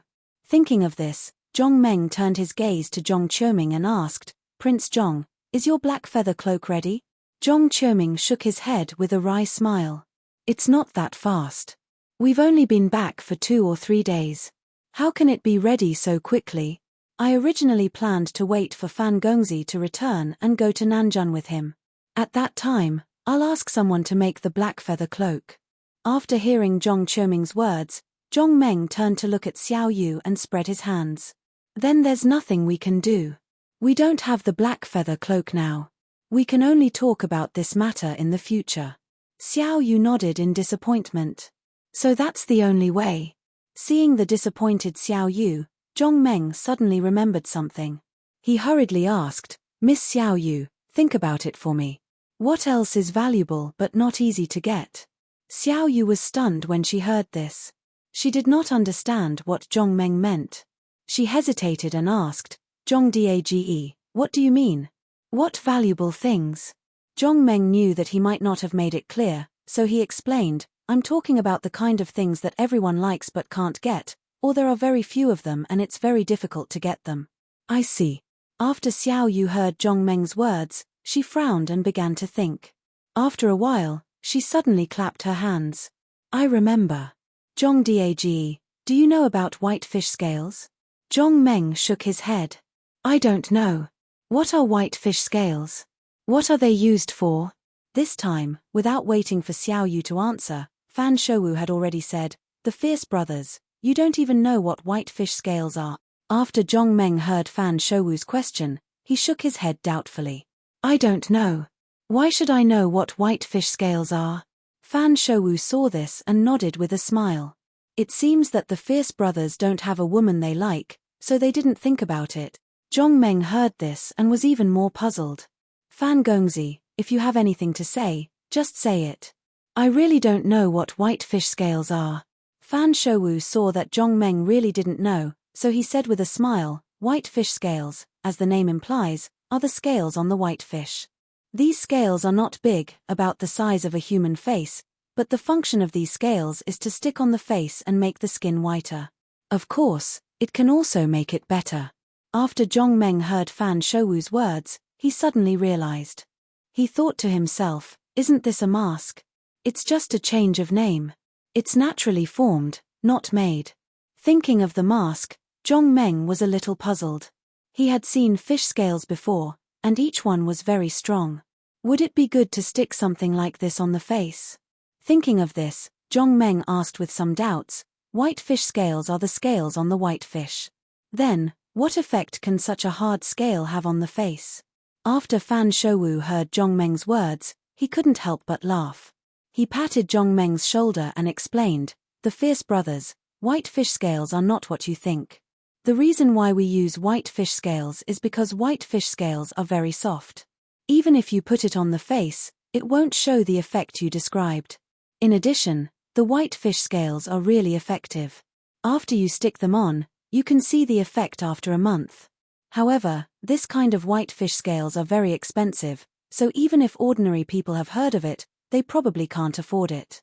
Zhong Qiuming heard Fan Shouwu's words and said with a smile, Fan Gongzi, you're wrong. I'm afraid it's not just ordinary people who can't afford it. It should be said that in this world, how many people can afford it? Fan Shouwu nodded. That's true. The scales of whitefish are expensive.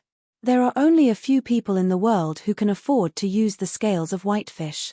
I was wrong about that. Chapter 113. After listening to Fan Shouwu's words, Zhong Meng was overjoyed. Fan Gongzi, you mean, the scales of this kind of white fish are very expensive. Fan Shouwu nodded. Not only is it very expensive, but it is also very rare, almost to the point where there is a price but no supply. Zhong Meng heard this and was a little puzzled. Is this kind of fish very rare? Fan Shouwu nodded. To reach the point where there is no loss, it is not just because the number of whitefish is small, but there are other reasons. Speaking of this, Fan Shouwu's tone paused before continuing. Whitefish is just its abbreviation. The full name of whitefish is berserk white spearfish. Whitefish is about 10 meters long, and at the front of its body, there is a 1 meter long spike as hard as iron. Usually, this kind of fish is mild-tempered and basically will not attack humans. However, when the whitefish is angry, it immediately changes. When the whitefish charges with all its strength, it can penetrate a ship, almost to the point of being indestructible. In addition, it can launch all the scales on its body in an instant, forming a large range of damage, so it is useless to besiege it with many people. Zhong Meng heard this and shook his head. This is nothing. It should not be difficult to hunt it down at this level. Fan Shouwu shook his head. It's not like that, I haven't finished speaking yet. White fish not only have strong attacks, but its speed is also very fast. Even if you surround it, it will disappear without a trace in the blink of an eye. Speaking of this, Fan Shouwu turned to look at Zhong Meng and said with a smile, "The fierce brothers, don't think about killing it directly and then getting the scales of the white fish, this is impossible. It is strange to say that these white fish, as long as they are killed, the scales on their body will immediately become hard, no different from the scales on the body of ordinary fish. In this way, it will lose its effect. Therefore, if we don't kill the white fish, we have to obtain its scales. Only then will the scales be useful."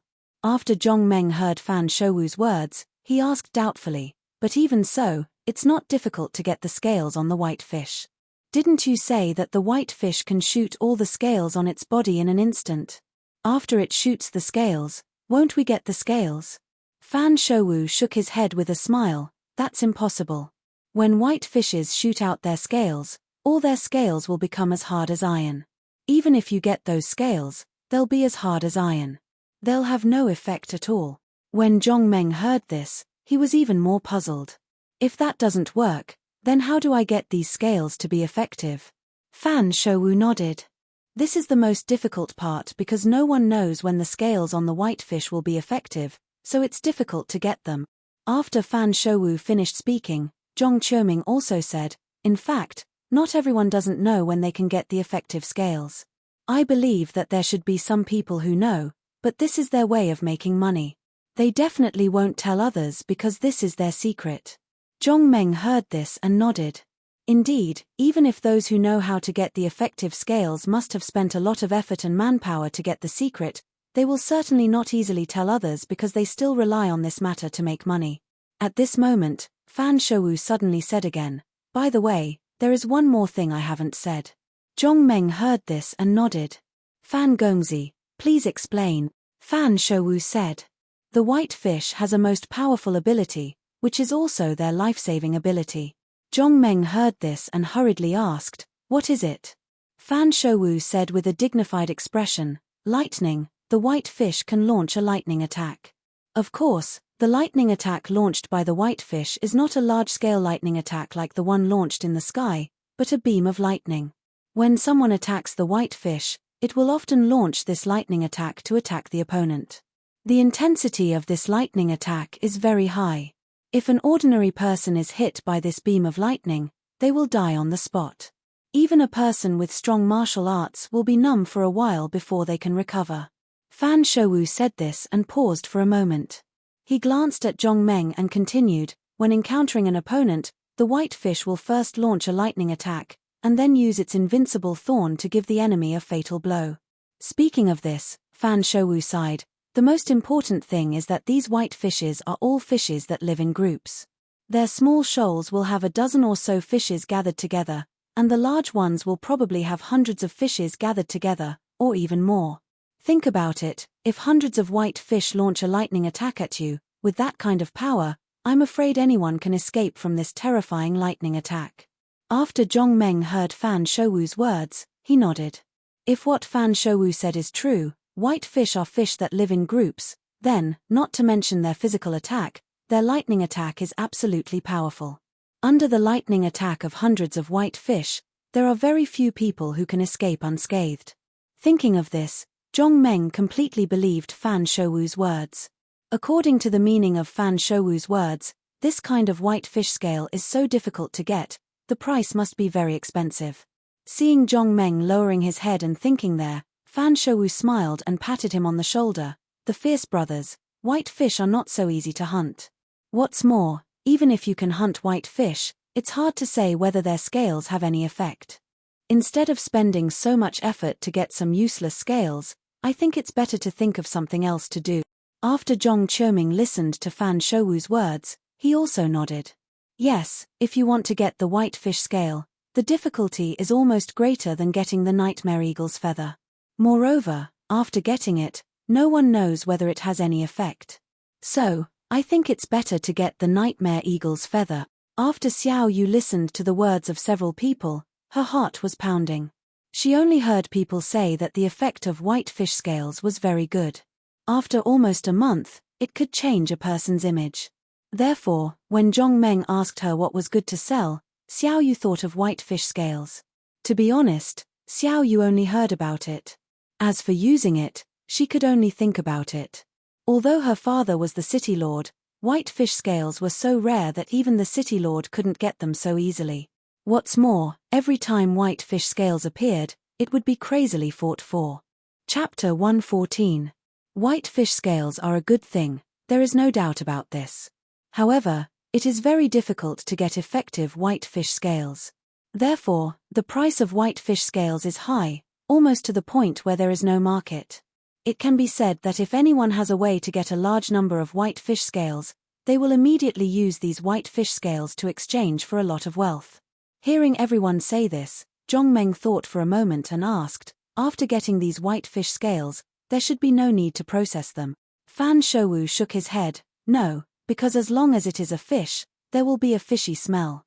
If it is not processed, very few people will be able to stand this fishy smell. What's more, the people who use white fish scales are all women, they can't stand it. Therefore, even if you have these white fish scales, they must be processed before they can be sold.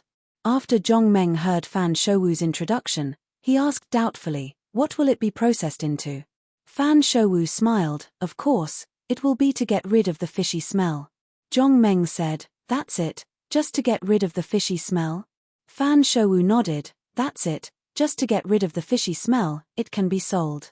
Zhong Meng nodded and did not say anything, but in his heart, he thought that if these white fish scales were processed into various fragrances, presumably, the price should be higher. After everyone finished speaking, Xiao Yu impatiently asked, Zhong Dazhai, do you have white fish scales? Zhong Meng heard this, smiled and nodded, confidently said, no problem, as long as there is something in this world, I can get it. Xiao Yu was stunned when she heard this. Really? Zhong Meng nodded, really, I won't lie to you. Fan Shouwu saw that Zhong Meng was so confident and couldn't help but say, the fierce brothers, although your martial arts are strong, do you know where to find white fish? Zhong Meng was stunned. Yes, no matter how powerful he was, he didn't even know where the white fish were. How could he hunt? Thinking of this, Zhong Meng hurriedly asked, Fan Gongzi, do you know where whitefish can be found? Fan Shouwu shook his head, I don't know, but I know someone who knows. When Zhong Meng heard this, he was overjoyed and hurriedly asked, who is it? Who knows where Baiyu is? Fan Shouwu smiled and said, of course it's those who have hunted whitefish before. I think they must know where to find whitefish. Zhong Meng nodded, but after thinking about it again, these people probably wouldn't say anything about such a profitable business. Fan Gongzi, will the people who killed Baiyu give us such an important clue? Fan Shouwu shook his head, I don't think so. After all, that's what they rely on to survive. Zhong Meng was stunned when he heard this, since they won't tell us where whitefish is, what's the use? Fan Shouwu smiled and shook his head, the fierce brothers, although they won't tell us where whitefish is, can't we secretly check it out? Zhong Qiuming also smiled and said, yes, when they go to hunt whitefish, we will secretly follow them. Naturally, we will know where they are going. After Zhong Meng listened to the two's words, he nodded, it seems that this is the only way. However, who are the people you are talking about? Fan Shouwu smiled and said, to be precise, they are not a person, but a gang. They are called the Sharks. After listening to Fan Shouwu's words, Zhong Meng's heart suddenly moved and he asked, are the whitefish you are talking about in the sea? Fan Shouwu nodded, yes, whitefish that are more than 10 meters long can still live in the river. What's more, these whitefish are fish that live in groups. Think about it, what kind of river can accommodate so many and such big whitefish? Zhong Meng nodded. It was true. Such big fish could only be found in the sea. Xiao Yu, who was standing aside and listening to them, said, Zhong Dazhai, when are you going to hunt these whitefish? Zhong Meng thought about it. There were a lot of things to do now. First of all, the construction work of the auction house was the most important. If he wanted to build an auction house, he needed someone to build it. Therefore, the first thing he needed to do was to ask Yi Xian to build an auction house for him.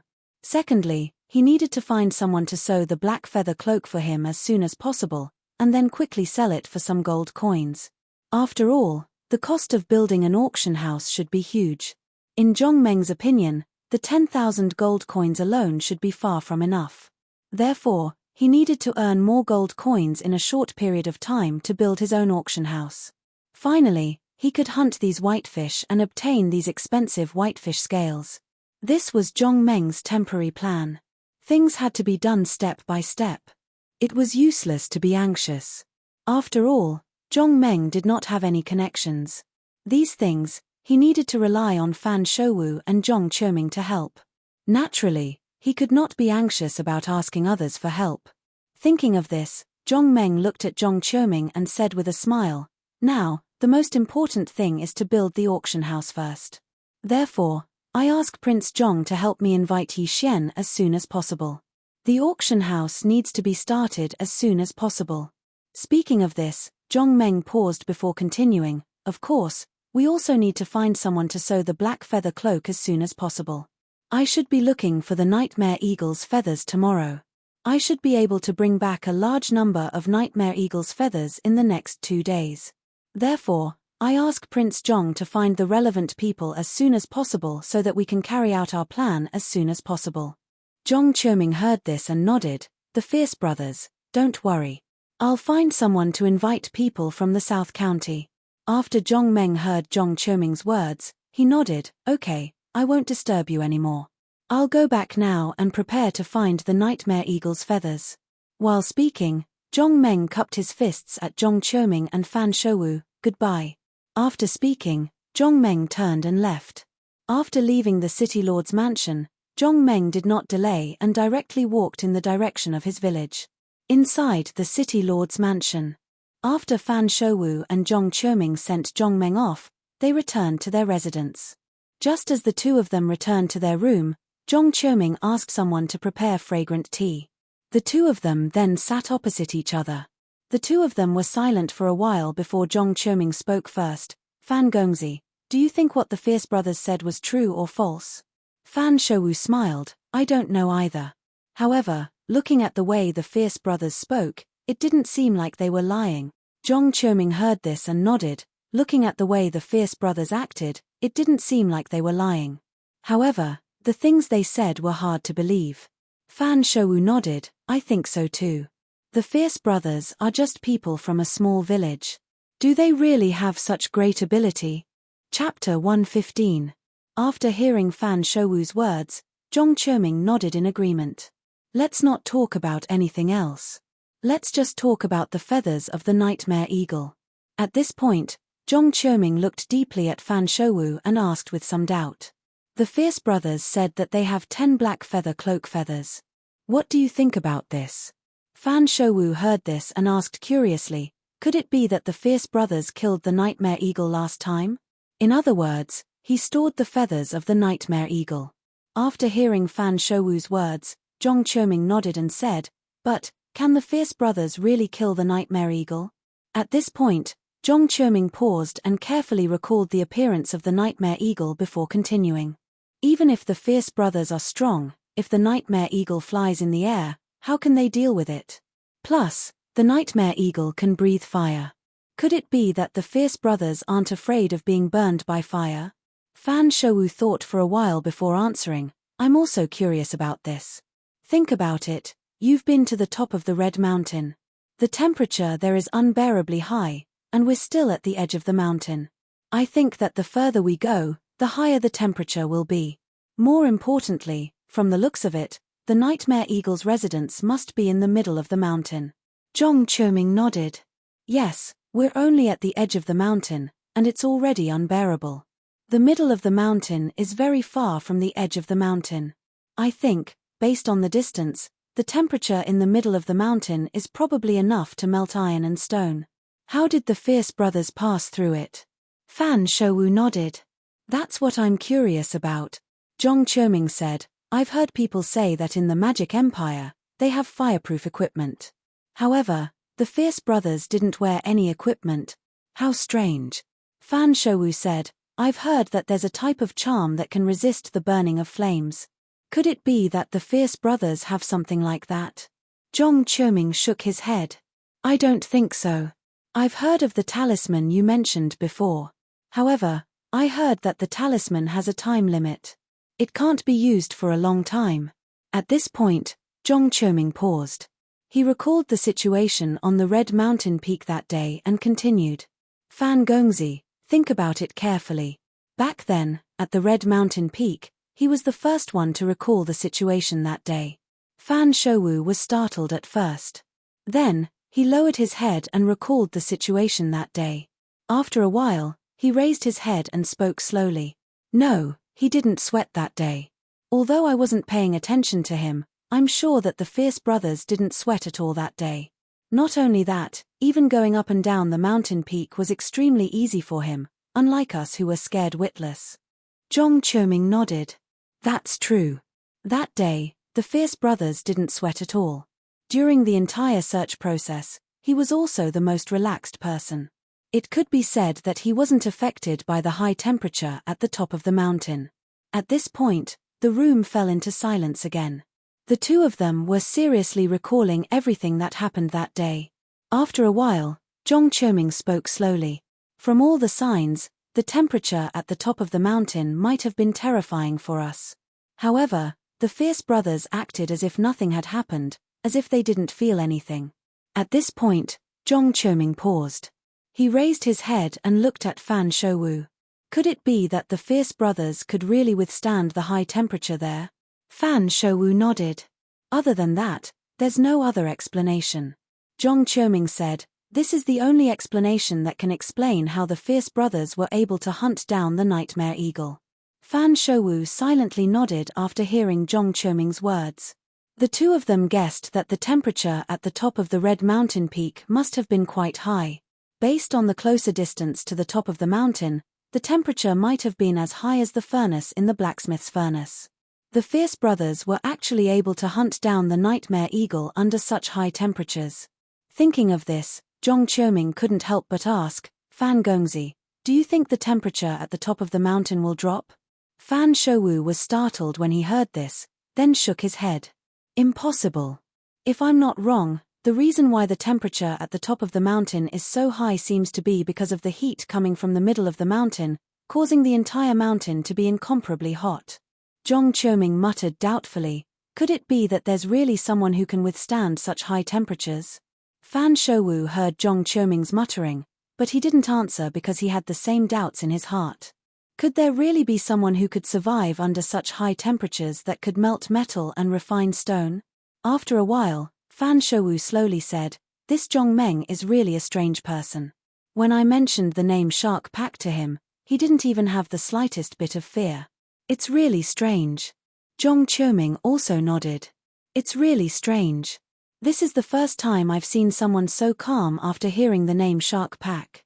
The Shark Pack was actually a group of pirates. This group of pirates weren't ordinary pirates.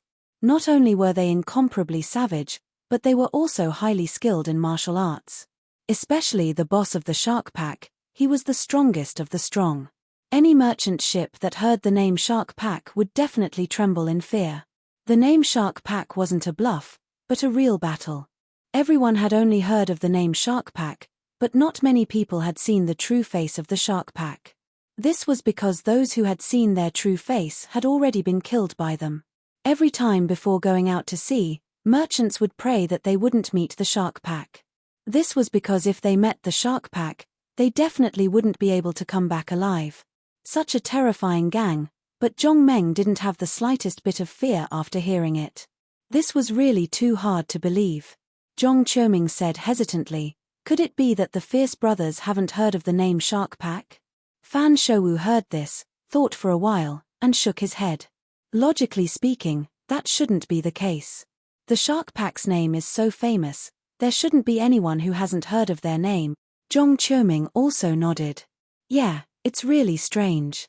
Fan Shouwu's eyes suddenly lit up. Unless the Fierce brothers aren't afraid of the Shark Pack. That's why they aren't afraid.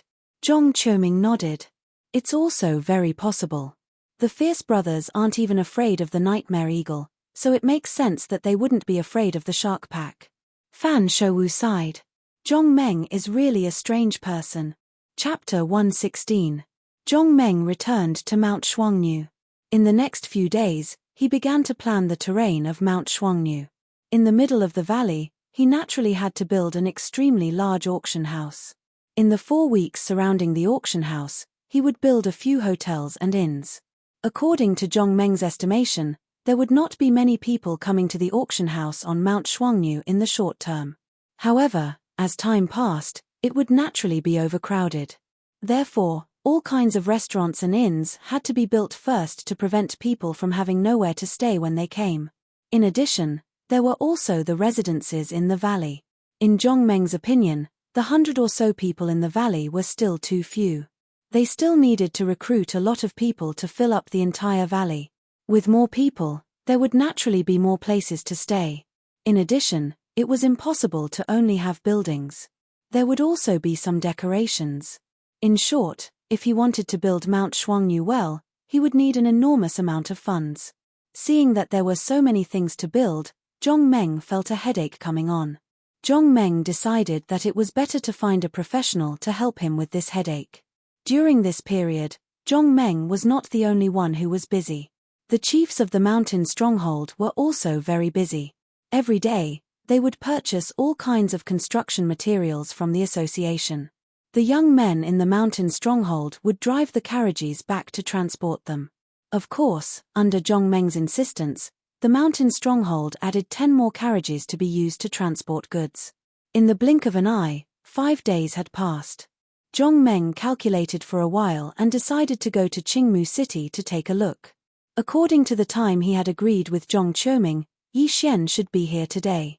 In addition, the tailor he had asked him to find should also be here. Thinking of this, Zhong Meng decided to go and take a look today. Soon, Zhong Meng arrived at the Zhong mansion again. This time, the servants of the Zhong mansion already knew Zhong Meng. Naturally, they had gone to inform him early. As soon as Zhong Meng entered the house, he saw Zhong Qiuming looking at him with an ugly expression. He seemed to want to say something, but stopped himself. Zhong Meng looked around. There was only Zhong Qiuming in the room. Fan Shouwu had already gone home. But that's not right. Where's Yi Xian? What about the senior tailor? Where are these people? Prince Zhong, where is the person I'm looking for? When Zhong Qiuming heard this, he shook his head and said dejectedly, "No, I didn't invite a single one." Zhong Meng was stunned when he heard this. He asked subconsciously, "Why? Didn't you invite anyone?" Zhong Qiuming nodded. "Our luck isn't good. These 2 people are in trouble. I'm afraid they won't be able to come." Troublesome. When Zhong Meng heard this, he was stunned again. What kind of trouble did they encounter? Why won't they be able to come? Zhong Qiuming smiled bitterly and shook his head. He reached out and grabbed Zhong Meng's arm. "The Fierce brothers, sit down first. Let's talk about this slowly." Zhong Qiuming pulled Zhong Meng to sit down as he ordered the servant girl beside him. "Go and prepare some fragrant tea." The servant girl responded and turned to leave the room. After they were seated, Zhong Meng asked, "Prince Zhong, what happened? Why can't they come?" After Zhong Qiuming sat down, he slowly said, "This time, our luck is really bad. Logically speaking, the matter of the Tianji sect should be settled as long as I ask father to write a letter and send it over." At this point, Zhong Qiuming smiled bitterly again and continued, "This time, Yi Xian has encountered trouble. Not only can he not come, but I'm afraid he won't be able to come in the future." After Zhong Meng heard Zhong Qiuming's words, he could not help but ask, "What trouble? What trouble did Yi Xian encounter?" When Zhong Qiuming heard this, he looked around and lowered his voice. "The whole story of this matter is a secret of the Tianji sect. Naturally, we don't know. However, I heard from the disciples of the Tianji sect that Yi Xian stole a treasure of the Tianji sect but refused to admit it. Until now, he is still locked up by the Tianji sect." Zhong Meng nodded when he heard this. "What treasure did Yi Xian steal?" Zhong Qiuming shook his head. "No one knows. I heard that the treasure is one of the most precious treasures of the Tianji sect. It was also sent to the South County branch a few days ago." Zhong Meng nodded. Since Yi Xian stole something, It's understandable that he can't come. Then, what's the matter with the other person? Why can't she come? When Zhong Qiuming heard this, he sighed again. Our luck is really bad. The person I want to invite this time is Liu Ling from Kikyaromen. Originally, there shouldn't be a big problem and we could definitely invite her. However, the Seven Apertures sect encountered a big problem. At this point, Zhong Qiuming turned to look at Zhong Meng and asked, "The Fierce Brothers, do you know about Tiangongmen?" Zhong Meng shook his head. No. Zhong Qiuming was stunned when he heard this. The Fierce Brothers, don't you know about Tiangongmen? Zhong Meng shook his head again. I don't know. What are Tiangongmen and what do they do? Zhong Qiuming saw that Zhong Meng really didn't know, so he explained, Tiangongmen are a large sect that manufactures equipment. They have countless disciples and can be considered a rather powerful sect. Zhong Meng nodded when he heard this. Tiangongmen are a sect that manufactures equipment. Zhong Qiuming nodded as well. That's right. They manufacture all kinds of equipment. After hearing Zhong Qiuming's explanation, Zhong Meng asked doubtfully, what does the person I want to invite have to do with the Tiangongmen? Don't tell me they won't let him come? Zhong Qiuming shook his head. That's not the case. Kikyaromen and Tiangongmen are both sects that manufacture equipment. The two sects have been enemies for a long time. The Tiangongmen were powerful while Kikyaromen was weak. Because of this, the Tiangongmen always wanted to annex Kikyaromen. However, although Kikyaromen was weak, it was unwilling to be annexed by the Tiangongmen. Therefore, the two sides began to fight openly and covertly. Of course, most of the fights were initiated by the stronger Tiangongmen. This time, according to the old rules, the Tiangongmen challenged Kikyaromen. During this period of time, Kikyaromen had been preparing for the challenge against the Tiangongmen. Naturally, they did not have time to manufacture equipment for others. After listening to Zhong Qiuming's explanation, Zhong Meng thought for a moment before asking slowly, what exactly is the enmity between Kikyaromen and the Tiangongmen? Zhong Qiuming shook his head when he heard this. I'm not sure. No one knows what enmity there is between them. At this point, Zhong Qiuming paused for a moment before continuing. However, although I don't know why they are fighting, if you think about it carefully, it's inevitable. Zhong Meng was stunned when he heard this. After a moment, he realized what was going on. Kikyaromen and the Tiangongmen were both sects that manufactured equipment. As the saying went, two tigers cannot live on the same mountain. When two sects that specialized in manufacturing equipment collided, it was inevitable that there would be sparks. Zhong Meng was not interested in the conflict between the two sects. However, since no one was going to manufacture equipment for him, he had to do something about it. Chapter 117. Zhong Qiuming saw that Zhong Meng had understood, so he asked with a smile, "The Fierce Brothers, I think your matter can wait. Once the matter over there is settled, we can think of a way to invite them over." Zhong Meng heard Zhong Qiuming's words and shook his head. I've already prepared everything here. All that's left is for them to come. We can't wait any longer. At this point, Zhong Meng turned his head to look at Zhong Qiuming and asked, Prince Zhong, can you think of a way to invite them over? Zhong Qiuming shook his head. I've already thought of a way, but this matter is too big. There's still no way. At this point, Zhong Qiuming paused for a moment before continuing.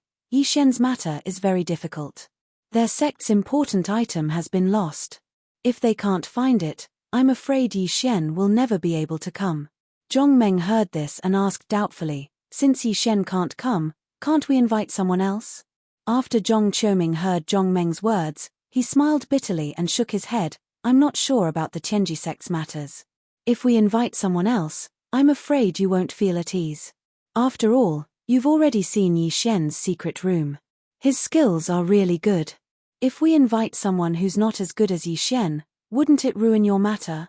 At this point, Zhong Qiuming suddenly turned his head to look at Zhong Meng and asked hesitantly, Oh right, the Fierce Brothers, I'm very curious about something. Logically speaking, no one should be able to discover our secret room. But how did you find it? The Fierce Brothers, can you tell me the reason? When Zhong Meng heard this, he was stunned. How should he answer? The construction of Zhong Qiuming's secret chamber was indeed brilliant. If Zhong Meng only relied on his eyes to observe, It was absolutely impossible for him to find the entrance to the secret chamber. It was precisely because the secret room was built too tightly that Zhong Meng decided to let Zhong Qiuming invite Yi Xian to build an auction house for him. Zhong Meng was sure that unless someone had the same ability as him, they would not be able to find the entrance to the secret room. What Zhong Qiuming said made a lot of sense. If they were to invite someone else, and the person's skills were not as good as Yi Xian's, then it would be really bad. Zhong Meng was preparing to build a super auction house in Mount Shuangnu. If it were to be built by a mediocre person, Zhong Meng was really afraid that it would affect his own plans. Zhong Meng thought for a while, then said slowly, "You won't understand how I found out about the secret room even if I told you. In short, I can tell you that other than me, no one else should be able to find the entrance to your secret room. You can rest assured about this." At this point, Zhong Meng paused for a while before continuing. "In that case, we'll invite Yi Xian to build an auction house for us." At this point, Zhong Meng paused for a while before continuing to ask, "Then, is there any way to solve the other problem?" After hearing Zhong Meng's words, Zhong Qiuming was slightly relieved. Since it was not a problem with the construction of the secret room, it did not matter. After all, even if they knew the entrance to the secret room, it was useless. They still needed the key. In the face of Zhong Meng's other problem, Zhong Qiuming smiled bitterly and shook his head again. "There's no way. There's also no way to solve the other problem. Qiqiaomen has very few people to begin with, and this time, they're facing a huge army of Tiangongmen. Therefore, they need to do their best to overcome this difficulty." At this point, Zhong Qiuming's tone became more serious. He continued, "It's said that there's a bet between the two sides. If the Tiangongmen lose, they'll give their sect's treasure, the cauldron of heaven and earth, to Qiqiaomen. If Qiqiaomen loses, the entire sect will disappear. They'll submit to the Tiangongmen and become a subsidiary of the Tiangongmen." After hearing Zhong Qiuming's words, Zhong Meng secretly shook his head. The bet between the two sides was too big. Although Zhong Meng had never seen the cauldron of heaven and earth before, it was definitely not an ordinary item if it could become the Tiangongmen's treasure.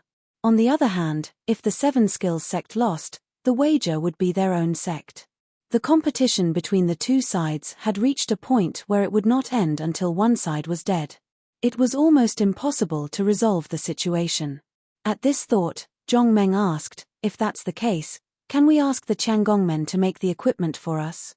After all, although the Tiangongmen have to give up their treasure for this bet, the entire sect will not suffer any losses. It shouldn't be a problem if they send someone over." Zhong Meng had his reasons for saying this. The Tiangongmen were a large sect and were famous for their equipment. There was no reason why they couldn't send someone to make the black feather cloak for them. When Zhong Qiuming heard this, he shook his head again. "The fierce brothers, you don't understand the situation. Although the Tiangongmen are also famous for their equipment, they are different from Qiqiaomen. They mainly make equipment made of iron or equipment with attributes. On the other hand, the Qiqiao sect mainly forges soft armor and other similar equipment. For example, they sew cotton armor or leather armor." At this point, Zhong Qiuming paused for a moment before continuing, "It is precisely because the two sects make different items that they have differences in opinion.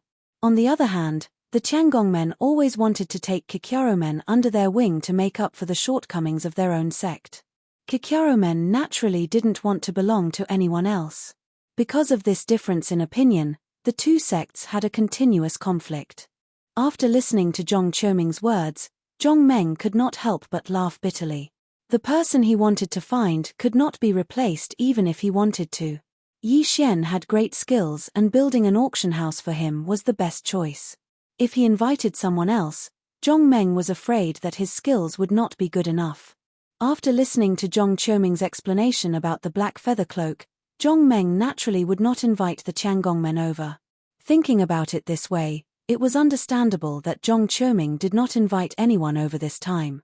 When Zhong Qiuming saw Zhong Meng lowering his head and thinking, he could not help but persuade him again. "The fierce brothers, why don't you wait until they are done with their business? It shouldn't be too late to invite them over then." After listening to Zhong Qiuming's words, Zhong Meng thought that Zhong Qiuming's words made sense. After a period of time, he believed that the two sects would be done with their business. At that time, he would naturally be able to invite them over. However, he was not willing to wait. Everything had been prepared. How could it be delayed because of these two people? Thinking of this, Zhong Meng raised his head and looked at Zhong Qiuming. He asked with a smile, "It's useless for us to talk here. Why don't we personally go and see what's going on over there? If we can help them, we should help them. This way, it should be much faster." Zhong Qiuming heard this and shook his head. "We can't help them with their business." Chapter 118. After Zhong Meng heard Zhong Qiuming's words, he asked doubtfully, "Why? Why can't we help?" Zhong Qiuming smiled bitterly and shook his head. "First of all, that's their sect's matter. It doesn't seem appropriate for outsiders like us to interfere. Also, even if we were to interfere, we wouldn't be able to." At this point, Zhong Qiuming paused for a moment before continuing. Yi Xian's matter was caused by them losing a treasure. Unless that treasure really wasn't stolen by Yi Xian, we can help them find that treasure and prove his innocence. That way, we might be able to clarify the whole matter. However, it's not that easy. The Tianji sect has been investigating this matter for a long time, but they still haven't found any clues. You can imagine how difficult this matter is. As outsiders, we're not familiar with their sect's situation. Even if we wanted to help, we wouldn't know where to start. At this point, Zhong Qiuming looked at Zhong Meng and smiled bitterly. "The fierce brothers, don't you think so? Even if we went, we wouldn't be able to solve the problem. Right now, we can only wait. There's no other way." After Zhong Meng heard Zhong Qiuming's words, he frowned and asked, "What about the second matter? Can we help with the battle between Qiqiaro men and the Tiangong men?" Zhong Qiuming shook his head. "We can't help with the matters between the two sects. Besides, even if we wanted to help, we wouldn't be able to." Zhong Meng was stunned. "Why? Why can't we help?" Zhong Qiuming spread his hands. "They're all good at making equipment. As for us, we don't know anything about this matter. Even if we go, we can only cheer them on from the side. We really can't help with anything else." After Zhong Meng heard Zhong Qiuming's words, he smiled bitterly in his heart. Neither of these two matters could be solved by strength alone. Even the Tianji sect didn't know what was going on with Yi Xian, let alone an outsider. No one knew whether the treasure was stolen by Yi Xian or not. Even if Zhong Meng went, strength alone wouldn't be able to solve this matter. Qiqiaro men's matter was even more difficult to solve. Whether the two sects won or lost, it was their sect's matter. It had nothing to do with outsiders. Zhong Meng didn't know how to make equipment. If he went, he would only be able to destroy the Tiangong men with one punch. When Zhong Qiuming saw Zhong Meng's hesitation, he smiled and said, "The fierce brothers, actually, you don't have to be anxious. I think that Qiqiaro men's matter might take some time, but Yi Xian's matter should be answered soon. As long as you wait patiently, the Tianji sect should be able to solve this problem soon." Zhong Meng nodded when he heard this. Zhong Qiuming's words made sense. The Tianji sect would definitely search desperately for the missing treasure.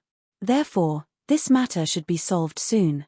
However, with his previous experience, Zhong Meng was still a little worried. After thinking for a while, he said slowly, "Anyway, it's not a big deal now. I still want to go and have a look.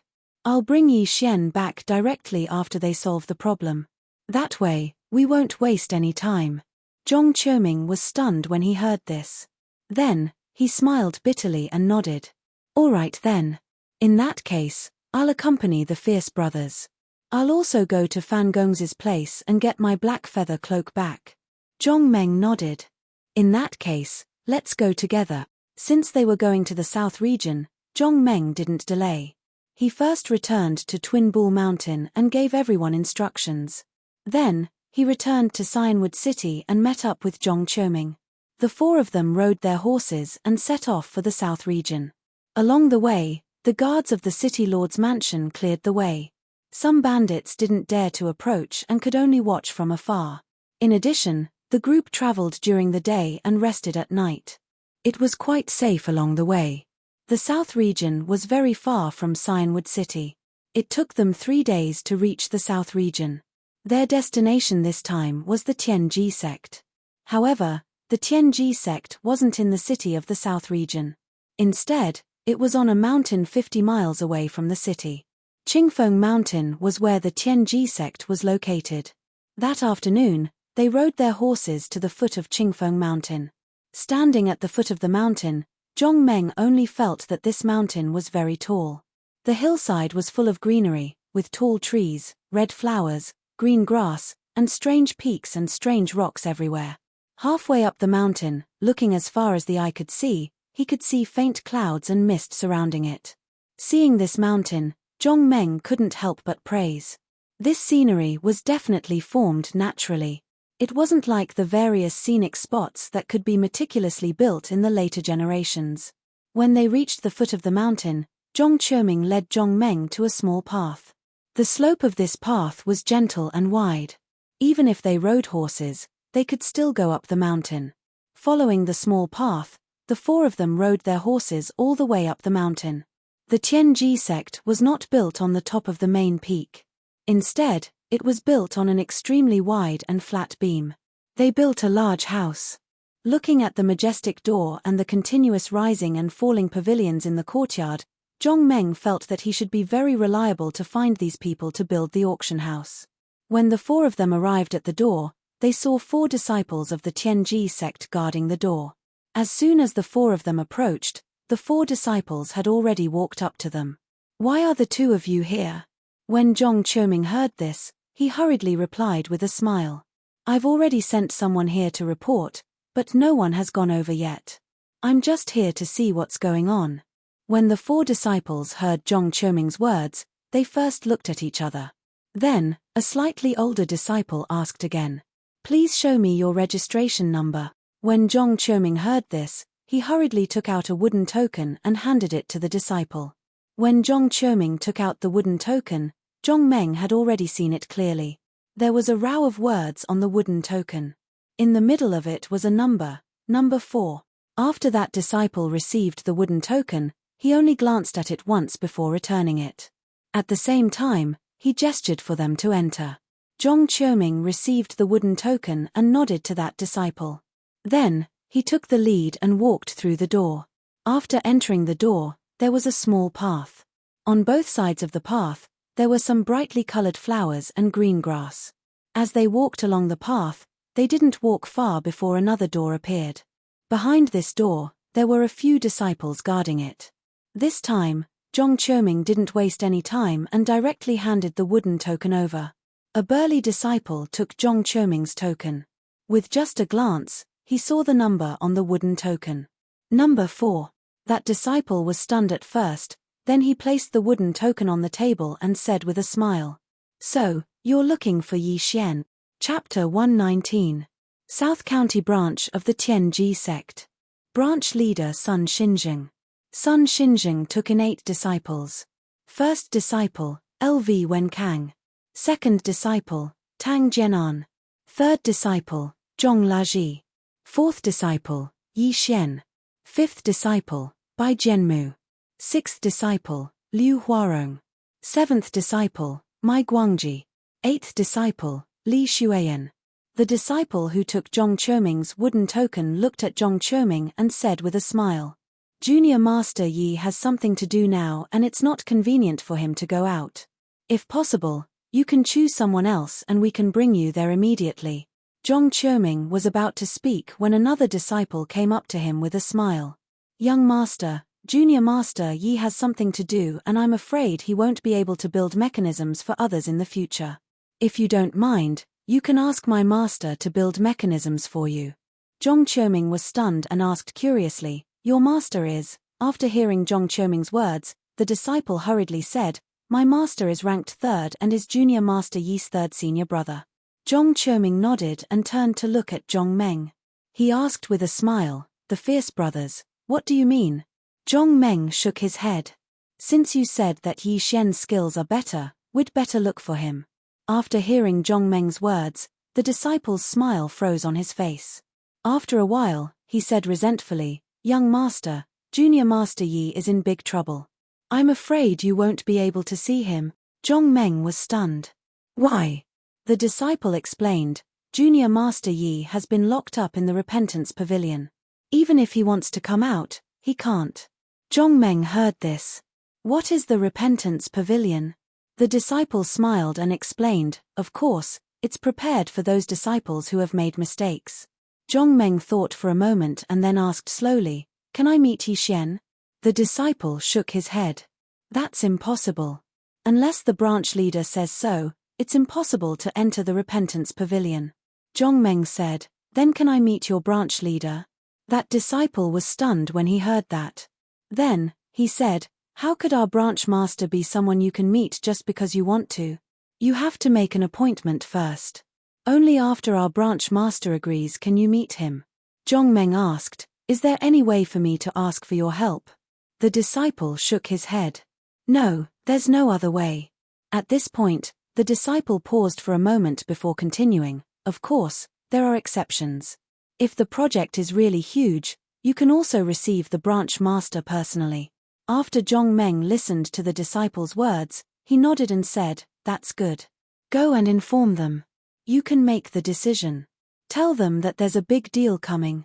That disciple was stunned when he heard that. The other disciple who had been standing next to him suddenly sneered. Old 5, don't believe him.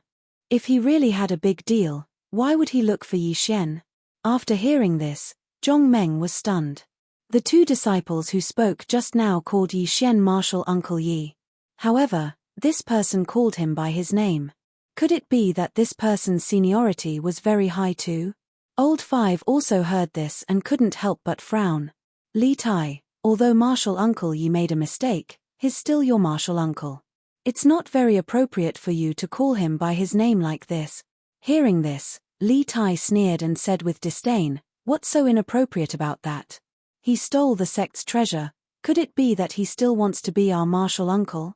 In my opinion, it won't be long before he is expelled from the sect. It's only a matter of time before I call him by his name. What does it matter? Old 5's expression changed when he heard that. However, he didn't say anything else and turned to look at Zhong Meng. Young master, your matter is really difficult to handle. Zhong Meng smiled. You're called Old 5, right? Old 5, don't worry. I'm really going to build a very big project. At this point, Zhong Meng pointed at the courtyard of the Tianji sect and said with a smile, the thing I'm going to build is probably bigger than your courtyard. Old 5, don't you think it's a big project? Old 5 was stunned when he heard that. When he finally reacted, he asked in disbelief, really? The courtyard of the Heavenly Secrets sect occupied a large area. Not only was it spacious, but the pavilions in the courtyard were also exceptionally exquisite. Furthermore, there were also powerful mechanisms in each of them. Therefore, the amount of manpower used to construct the courtyard was astonishing. If the person in front of him was really going to build such a big courtyard, it would definitely be a big project. It would be a super big project. Old 5 didn't dare to delay. He hurriedly clasped his fists at Zhong Meng. Young master, are you really not lying to me? Zhong Meng smiled and nodded. Don't worry. I definitely won't lie to you. Old 5 looked at Zhong Meng's smile and felt that it wasn't fake. He decided that regardless of whether this was true or not, he would report this matter first. Even if the person in front of him was lying, it was still better than messing things up. Old 5 turned around and wanted to report this matter. However, he didn't expect to be stopped by Li Tai. Old 5, look at him. Based on his attire, he's just a servant of the young master in front. How can you believe his words? Old 5 was stunned again when he heard that. He couldn't help but turn to look at Zhong Meng. Zhong Meng's attire was indeed similar to what Li Tai had said. This wasn't because Zhong Meng was very low-key. It was because he had been very busy recently and didn't have time to dress himself up. At this moment, although Zhong Meng wasn't wearing coarse linen clothes, they weren't high-quality goods either. On the other hand, Zhong Qiuming was wearing luxurious clothes and had an extraordinary aura. Comparing the two, Li Tai's misunderstanding that Zhong Meng was Zhong Qiuming's servant wasn't wrong. Old 5 looked at Zhong Meng's attire and then looked at Zhong Qiuming's attire. He couldn't help but feel suspicious. Seeing that Old 5 believed his words, Li Tai turned to look at Zhong Qiuming and said with a smile, "Young master, Yi Xian stole the sect's treasure and committed such a huge crime. He will definitely be expelled from the sect in the future. Young master, don't worry about such a person. What if he intentionally left something behind when he built the secret mechanism for you? At that time, it would be too late to regret." Speaking up to this point, Li Tai paused and looked at Zhong Qiuming's expression before continuing. "For those who build mechanisms, the most important thing is integrity. Yi Xian doesn't care about the sect's kindness and forgets righteousness for the sake of profit. It's best to be careful of such a person. Young master, our Tianji sect is filled with talents. Yi Xian isn't the only one. You can choose someone else to build a house for you." Li Tai's words were reasonable. If the person who built the mechanism for others was really evil and intentionally left a secret door for them to use in the future, that would be the worst thing that could happen. Chapter 120. After hearing Li Tai's words, Zhong Meng also began to hesitate. If Yi Xian really did steal from the sect like Li Tai said, then no matter what the reason was, it was unforgivable. As a machine engineer, one had to abide by the ethics of the profession. Being a good person was a basic requirement. Only by being a good person could one be an upright machine engineer. Thinking of this, Zhong Meng asked, "Did Yi Xian really steal your sect's treasure?" Li Tai nodded proudly, "Of course. Who else could it be other than him?" This time, before Zhong Meng could answer, Old Fifth said, "Li Tai, this matter hasn't been investigated clearly yet. Don't speak nonsense. If this matter wasn't done by Marshal Uncle Yi, then wouldn't it be bad for Marshal Uncle Yi if you say it now?" After hearing Old Fifth's words, Li Tai sneered, "Now that the evidence is conclusive and the item has been found at his place, what else is there to investigate clearly? This matter is definitely done by him." Speaking up to this point, Li Tai sneered again before continuing, "If he didn't steal it, then why did the branch leader lock him up in the Repentance Pavilion? Isn't it because the branch leader also believes that he stole it?" After hearing Li Tai's words, Old Fifth shook his head, "Li Tai, the reason why we locked Marshal Uncle Yi up in the Repentance Pavilion is because we haven't caught the real thief yet. It doesn't necessarily mean that Marshal Uncle Yi is the thief." Li Tai turned his head to look at Old Fifth and sneered, "Old Fifth, you're speaking up for Yi Xian like this. Does it mean that when he stole the treasure, you also benefited from it?" After hearing Li Tai's words, Old Fifth's face immediately flushed red. He loudly defended himself, "Li Tai, don't talk nonsense. What does this have to do with me?" Li Tai snorted coldly, "It doesn't have anything to do with you. If it doesn't have anything to do with you, then why are you speaking up for Yi Xian?" Old Fifth angrily pointed at Li Tai and said angrily, "Li Tai, what relationship do I have with Marshal Uncle Yi? Could it be that I would benefit from his theft?" After Li Tai heard Old Five's words, he immediately laughed out loud. "Old Five, what's wrong? You're starting to accuse him of stealing? I'm not the only one saying this." Old Fifth was obviously not Li Tai's opponent. He was rendered speechless by Li Tai's words. He could only stammer in anger, but he couldn't say anything. Just at this moment, an older disciple by the fifth brother's side came to his side. Looking at Li Tai, he angrily said, "Li Tai, don't go too far. Who here doesn't know that your master doesn't get along with Marshal Uncle Yi? It's fine that you're trying to sow discord between them, but Marshal Uncle Yi is still your martial uncle. Moreover, he hasn't been expelled from the sect like you said, so he's still your martial uncle. Right now, you're directly calling him by his name in public. If the branch leader finds out, I'm afraid you won't be able to get any benefits." After hearing this, Li Tai's expression changed. He turned to look at the young man and said angrily, "Han Jiqing, don't meddle in my affairs. It's not your turn to speak here." After saying this, Li Tai turned to look at Old Fifth. He sneered and said, "Old Fifth, I'm talking to you. Don't tell me that your junior brother is interrupting us. Shouldn't you take care of him? Don't tell me you have to wait for Master to say something before you take care of him." Old Fifth was stunned when he heard this, but he immediately reacted. He turned to look at Li Tai and said angrily, "Li Tai, you don't need to meddle in our affairs. On the contrary, you're the one who's being disrespectful and calling Marshal Uncle Yi by his name. I think that if Master finds out about this, The one who will be punished will be you. Now that old fifth had a helper, his anger increased greatly. His words became much sharper. However, Li Tai wasn't afraid at all. He pointed at old fifth and said with a cold smile, I understand. Since you're protecting Yi Xian like this, it must be related to this matter. After I report this to Master, I'll definitely investigate this matter and see if you're related to this matter or not. Old fifth was shocked when he saw Li Tai's cold smile. This Li Tai was a despicable person who did what he said. Yi Xian's incident and his imprisonment in the Repentance Pavilion, if it wasn't for his master, Bai Jianmu, who instigated it, he probably wouldn't have ended up like this. Thinking of this, old fifth didn't want to be entangled with this despicable person anymore. He turned his head and ignored him. However, Li Tai didn't let him off. Seeing old fifth turn his head away, he snorted coldly, Old fifth, today's matter is definitely not over. I'll definitely report this matter to Master and let him investigate whether you're related to this matter or not. Old fifth's face turned ashen when he heard Li Tai's words.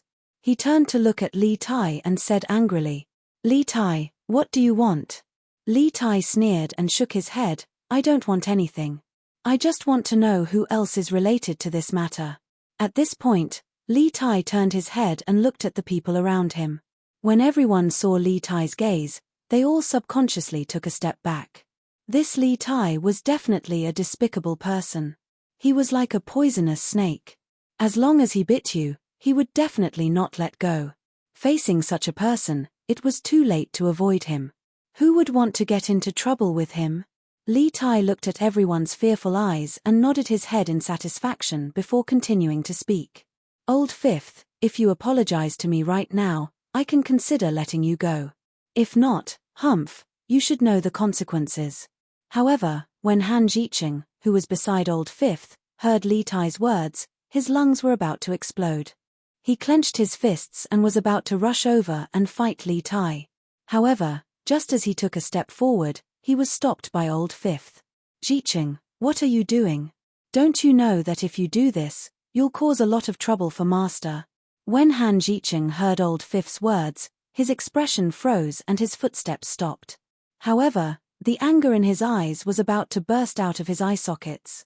He wanted to rush over and fight Li Tai to the death. Looking at Han Jiqing, who was stopped by old fifth, Li Tai sneered and loosened his clenched fists. Brat, consider yourself lucky. If you dare to rush over, humph. Although Li Tai didn't finish his words, everyone in the 4th district understood what he meant. Li Tai's words were harsh.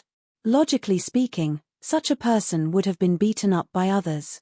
However, until now, why did no one dare to beat him up? It was because Li Tai's martial arts were very high. In their generation, he could be considered as one of the top experts. Most of the disciples in the Tianji sect did not know martial arts. This was because their main occupation was a mechanic, not a warrior. Therefore, among these disciples, only half of them knew martial arts. Chapter 121. Han Jiqing was just an ordinary young man. He had just joined the sect and didn't know any martial arts. If he had rushed over to fight Li Tai, he would have died miserably. Li Tai sneered when he saw Old Five holding Han Jiqing back. Old Five, apologize to me now. If you don't, we'll see what happens. Old Five's face turned green when he heard Li Tai's words. Old Five had been in the Sky Fortune sect for a long time, so he knew Li Tai's character. Li Tai might not do other things, but he was definitely capable of doing things that would harm others. Although Li Tai's martial arts were high, Old Five wasn't weak either. However, this wasn't a matter of martial arts. If Li Tai really said that he had something to do with Yi Xian's matter at this critical juncture, he would not be the only one who would be implicated. He was afraid that even his master would be implicated. If there were any unforeseen circumstances, wouldn't Master be harmed as well? Because of this, Old Five didn't dare to do anything to Li Tai. If he touched Li Tai's finger today, then he would get endless revenge. Looking at Li Tai's proud smile, Old Five felt bitter. He wanted to ignore this guy, but Li Tai didn't want to let him go. In order not to implicate the sect, Old Five suddenly gritted his teeth and looked up at Li Tai. He said bitterly, Li Tai, what happened just now? Before old Five could finish his words, a strange scene suddenly appeared. Li Tai didn't wait for old Five to finish and knelt down. Yes, Li Tai knelt down in front of old Five. Seeing this, old Five's eyes widened. He couldn't believe what he was seeing. He wasn't the only one who couldn't believe it. Everyone around him couldn't believe it. A villain like Li Tai knelt down in front of others. What was going on? Everyone looked at Li Tai in confusion. They were all wondering why Li Tai would do such a thing. In fact, they didn't know why Li Tai would do such a thing.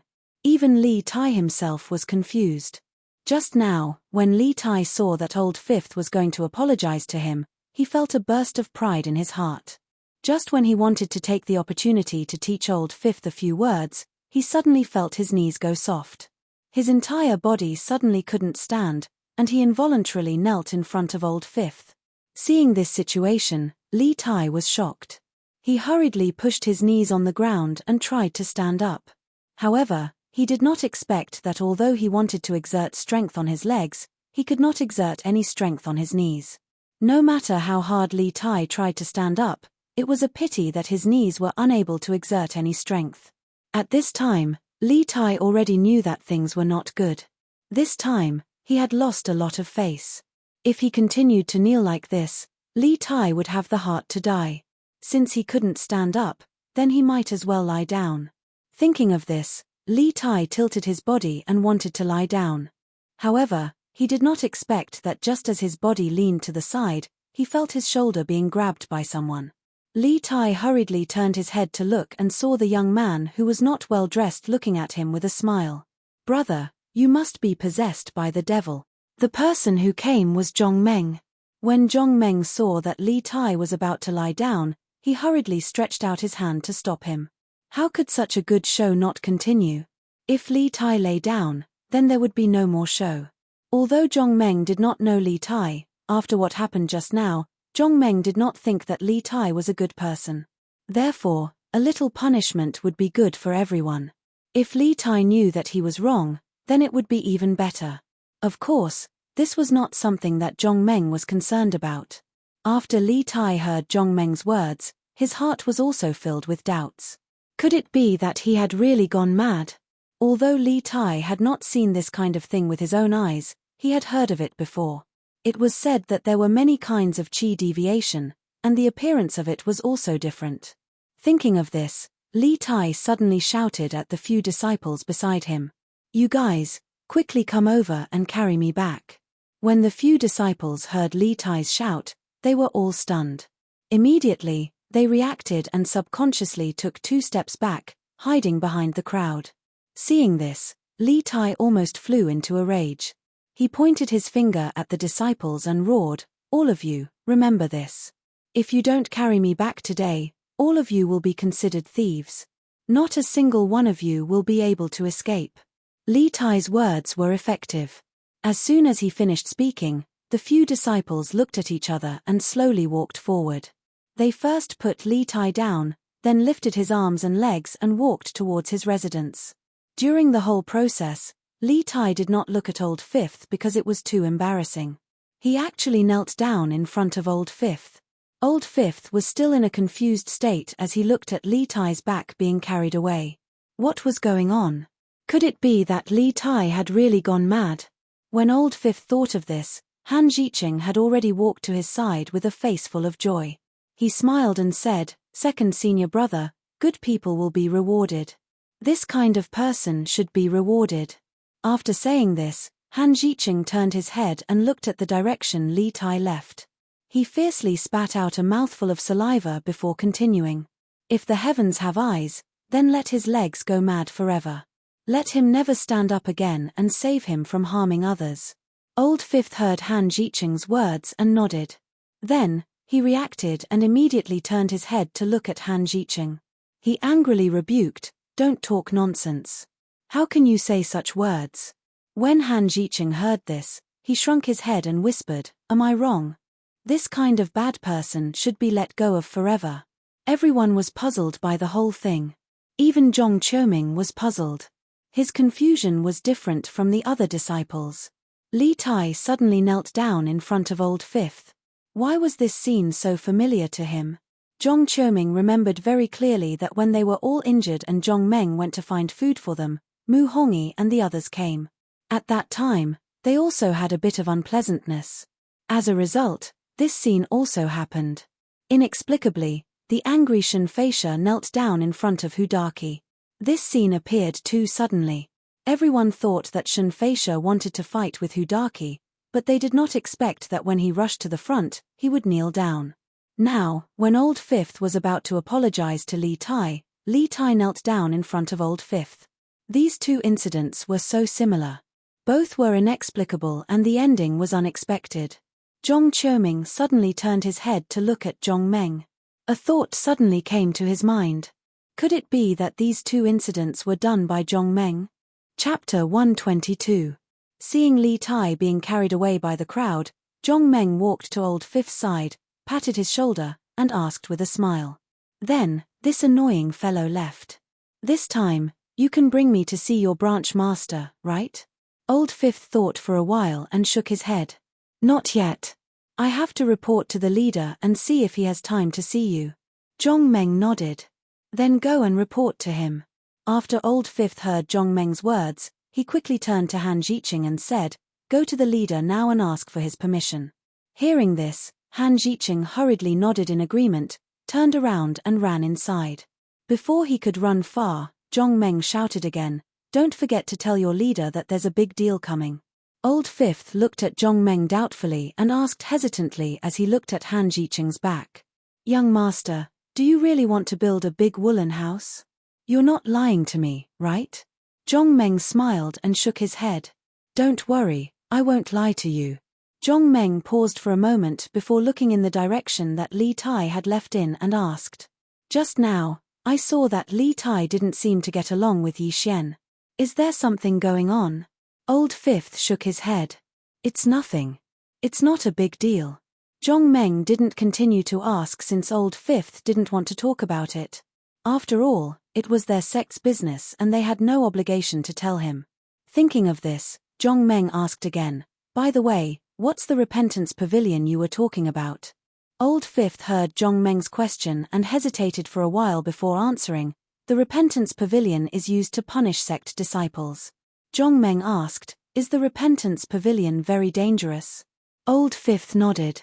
It's not dangerous, it's just that. At this point, Old Fifth hesitated for a moment, then stopped talking and didn't say anything else. Zhong Meng was curious. If it's not dangerous, why do you look so pale? Old Fifth smiled. It's nothing. The repentance pavilion is just a secret room. It's not big and it's tightly sealed. Once the door is closed, there's no light inside. At this point, Old Fifth sighed. Although there is no danger in the repentance pavilion, many people can't take it and become crazy after staying in that dark place for a long time. Zhong Meng was stunned. He finally understood what kind of place the repentance pavilion was. Not many people could stand it in that kind of environment. At that moment, 5 people walked out of the courtyard. The person in the lead was a young man in his 20s with a strong build. Seeing this young man from afar, Old Fifth's face suddenly changed, and his expression became nervous. Zhong Meng was puzzled when he saw the change in Old Fifth's expression. He asked, Old Fifth, who are these people? When Old Fifth heard Zhong Meng's question, his originally nervous expression became even more tense. He glanced at the person who had come over once more before replying slowly. These people are Master's Uncle Bai's disciples. The young man in the lead is Master's Uncle Bai's eldest disciple, Han Lin. At this point, Old Fifth lowered his voice and continued, Han Lin is the #1 expert of our younger generation. It is precisely because of this that Li Tai is so arrogant. Zhong Meng nodded and asked, That senior Uncle Bai of yours, from what you said, doesn't seem to be on good terms with Yi Xian. Old Fifth heard Zhong Meng's words and his face changed. However, he couldn't talk about the things between them behind their backs. He could only shake his head and smile bitterly. I don't know either. Although he didn't hear Old Fifth's exact answer, Zhong Meng could guess from Old Fifth's tone that Yi Xian and Master's Uncle Bai didn't drink.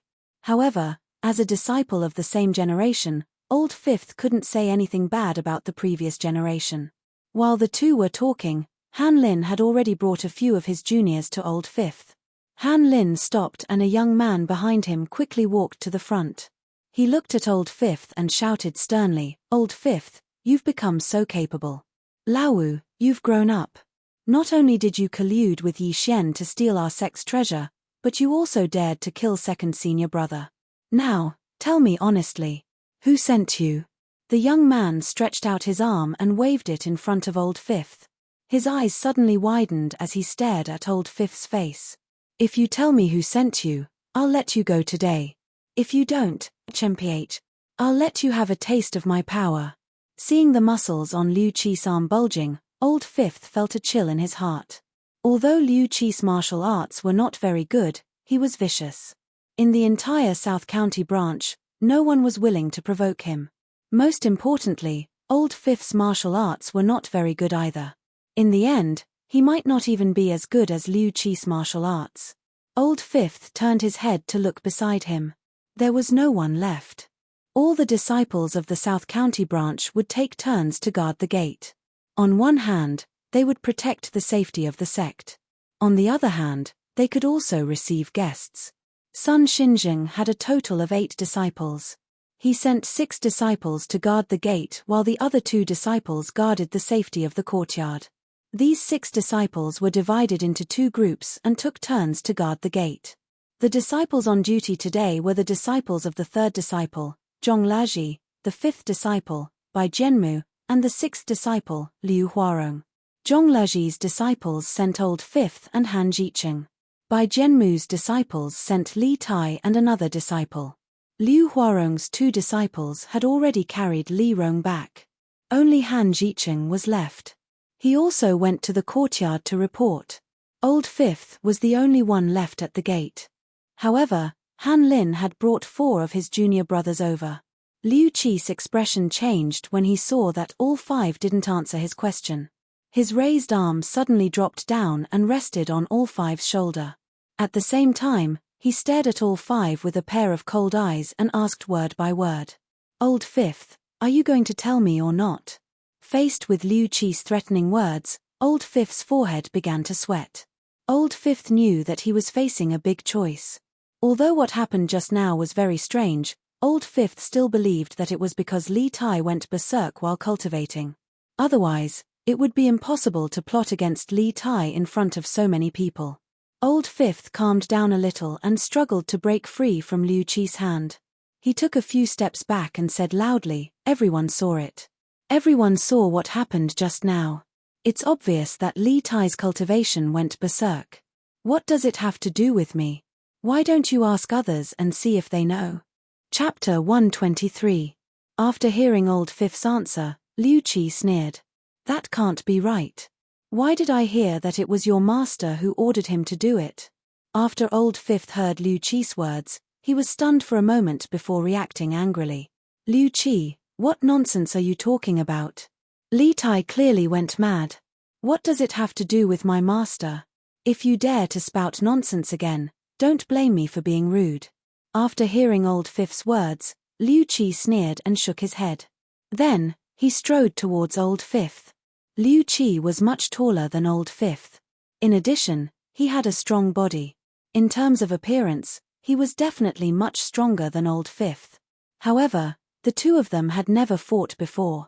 It was hard to say whose martial arts were stronger. Seeing Liu Qi walking towards him, Old Fifth subconsciously clenched his fists.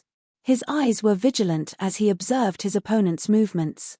Liu Qi walked slowly towards Old Fifth and sneered, "Old Fifth, are you really not going to say who ordered you to do this?" When Old Fifth heard this, he hurriedly explained, "This is just a misunderstanding. Everyone saw it. Li Tai became like that because he went mad." When Liu Qi heard this, he snorted coldly and shouted sternly, "Old Fifth, since you are so stubborn, don't blame me for being rude." After saying this, Liu Qi suddenly growled. He raised his fist that he had long prepared and punched towards Old Fifth's face. When Old Fifth saw this, he hurriedly dodged this heavy blow. Just as he was about to explain again, he saw that Liu Qi's other fist had already turned into an uppercut and was coming towards his side. When Old Fifth saw Liu Qi's punch, he had a bad feeling. Liu Qi's two fists had already sealed off both his left and right paths. At this time, it was too late to retreat. Old Fifth had no choice but to block Liu Qi's uppercut with his fist. Time passed in the blink of an eye. Their arms collided in the blink of an eye. Old Fifth only felt a huge force coming from his arm. The shock caused his arm to go numb. He could not help but take 2 steps back before he could stabilize himself. After he steadied himself, Old Fifth shook his arm. He felt that the numbness in his arm had not disappeared. Liu Qi sneered proudly when he saw Old Fifth being knocked back by his punch. "Old Fifth, I'll give you one last chance. If you don't tell me, don't blame me for beating you until you tell me." At that moment, Old Fifth already knew what they were planning to do. If he was beaten up by them and had no choice but to say that it was his master who ordered him to do this, then it would be a big problem. These people in front of him would definitely accuse his master of colluding with Yi Xian to steal the treasure. When that happened, both his master and Yi Xian would probably be expelled from the sect. Thinking of how vicious the person in front of him was, Old Fifth clenched his teeth in anger, but there was nothing he could do. He could barely handle Zhongqi alone, not to mention the fact that Han Lin was standing behind Zhongqi. Seeing that Old Fifth did not speak, Zhongqi suddenly roared. He waved his fists and smashed them toward Old Fifth. Old Fifth had suffered a loss last time, so he would naturally be careful this time. When he saw Zhongqi's fist coming toward him, he quickly stretched out his arm to meet Zhongqi's fist. Bang! Their fists collided with each other, producing a muffled sound. Then, both of them took a few steps back. Old Fifth took a total of 3 steps back before he could stabilize himself. Liu Qi, on the other hand, only took 2 steps back. Taking advantage of this opportunity, Liu Qi immediately threw a punch at Old Fifth as soon as he steadied himself. Old Fifth took 1 more step back than Liu Qi. By the time he steadied himself, Liu Qi had already rushed toward him again. Faced with Liu Qi's extremely fast fist, Old Fifth did not dare to take it head-on. Because he attacked in a hurry, he was definitely not as strong as Liu Qi in terms of strength. Therefore, the best thing to do now was to dodge. That was the only thought in Old Fifth's mind. He immediately stomped his feet on the ground and jumped to the side to dodge Liu Qi's attack this time. Liu Qi was only slightly surprised that his punch missed. He immediately took a big step forward and chased after Laro Wu. At the same time, he swung his fist again. As he moved forward, he also threw a punch at Laro Wu. This time, Liu Qi's punch was stronger, and Old Fifth did not dare to take it head-on. In desperation, he could only take a step to the side again in an attempt to dodge this attack. Seeing that, Liu Qi sneered. His punch, which was originally in a straight line, suddenly changed into a sweeping posture and hit Old Fifth's head. Seeing that he could no longer dodge it, Old Fifth suddenly waved his fists and hit Liu Qi's fist at the same time. Liu Qi's punch was very fast and carried inertia. Naturally, the strength was not small. Although Old Five blocked it with both fists, he was in a panic and could only fight evenly with Liu Qi's fist. Liu Qi's fist was shaken back. Although Liu Qi's fist was knocked back, he still had another fist. Liu Qi's other fist was suddenly like a poisonous snake. It went from bottom to top, looking for Old Fifth. Facing Liu Qi's attack, Old Fifth wanted to withdraw his fist to block it, but it was too late. He could only raise his leg to block Liu Qi's fist. At the same time, he waved his fist from top to bottom and hit Liu Qi. Liu Qi's fist hit Old Fifth's leg like lightning. Then, he immediately jumped to the side and dodged Old Fifth's attack. After Old Fifth's leg was hit by Liu Qi's fist, he only felt a piercing pain in his leg. It was so painful that he almost screamed out loud. He also staggered back 2 steps before he could stand firm. After standing firm, Old Fifth only felt bursts of pain in his leg. He hurriedly tried to move it. When he felt that his bones were fine, and he only suffered some external injuries, he was slightly relieved. Looking at Liu Qi, who was rushing over again, Old Fifth frowned and decided to change his tactics. If he let Liu Qi continue to chase him like this, he was afraid that Liu Qi would hit his vital points one of the time. Thinking of this, Old Fifth suddenly roared when Liu Qi was just in front of him. Then, he somersaulted in the air and dodged Liu Qi's attack. When Old Fifth's body completely turned around in the air, he immediately waved his fist and hit Liu Qi from top to bottom. Although Liu Qi's strength was slightly greater than Old Fifth's, he didn't dare to take Old Fifth's punch head-on. He could only use the momentum of his forward charge to continue forward and dodge Old Fifth's attack. Old Fifth's punch missed. His body somersaulted again and landed on the ground. This round, the two of them were evenly matched. They did not even touch each other's fists. Looking at Old Fifth, who was standing on the side, Liu Qi was suddenly furious. He did not expect Old Fifth to be so difficult to deal with. He originally thought that he could defeat his opponent with a few punches and kicks, but it took him so long. Chapter 124.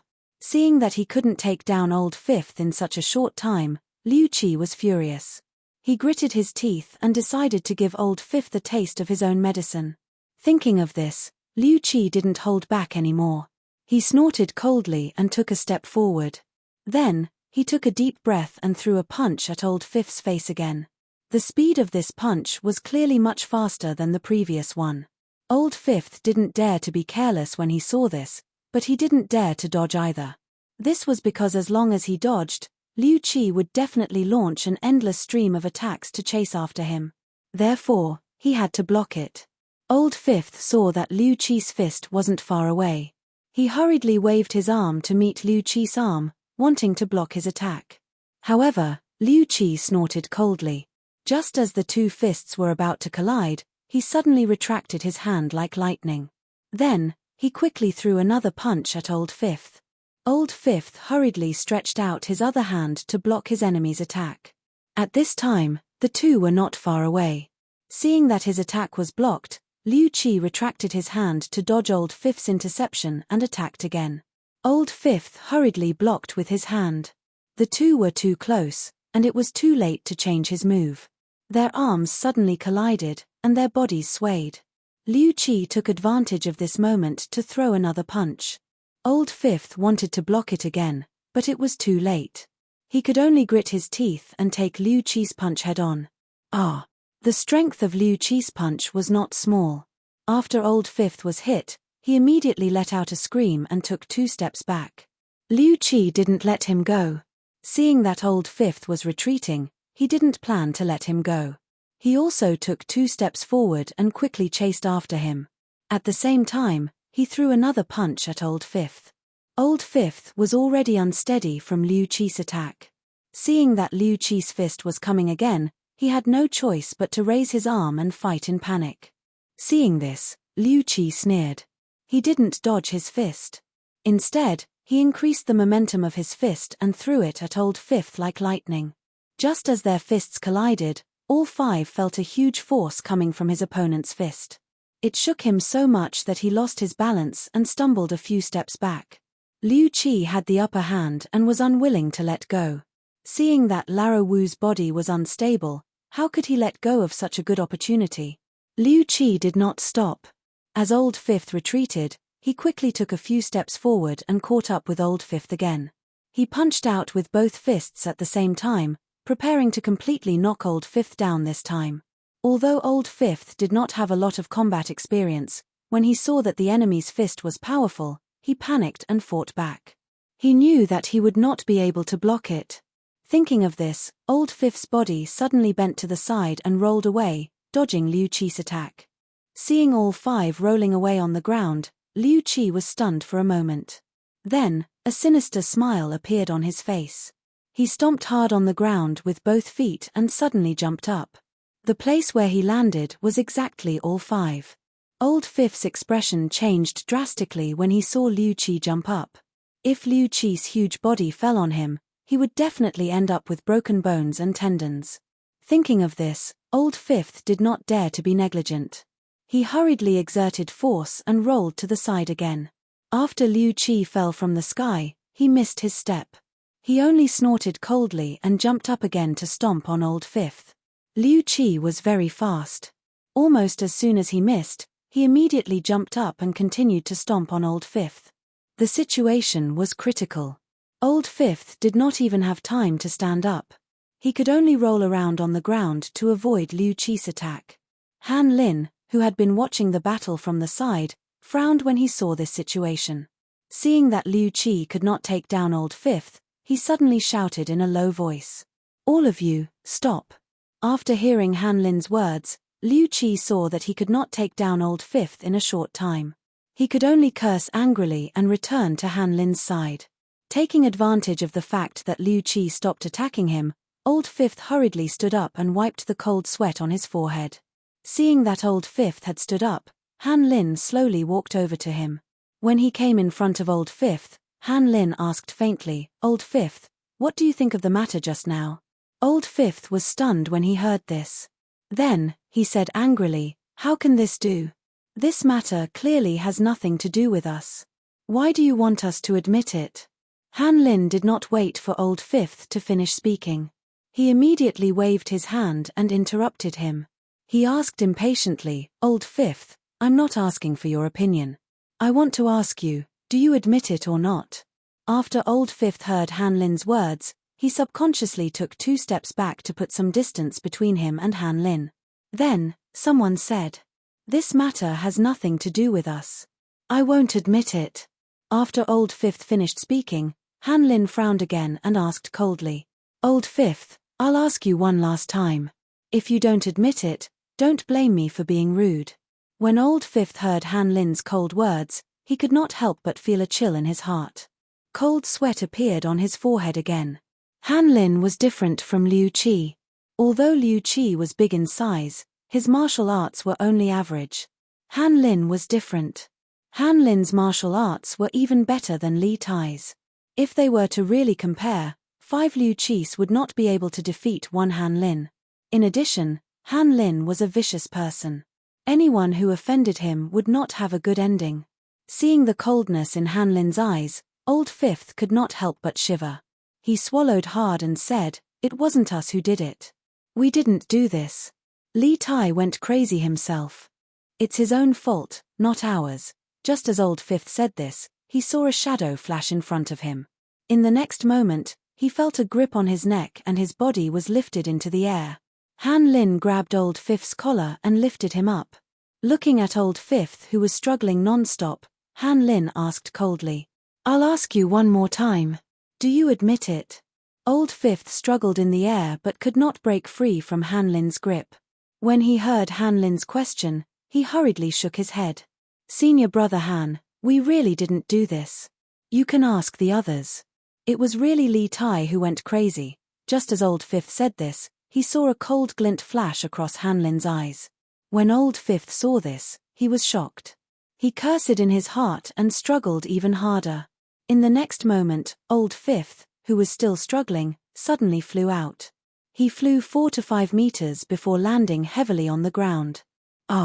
Old Fifth flew very high and fell very hard. As soon as he landed on the ground, he screamed miserably. He felt incomparable pain all over his body.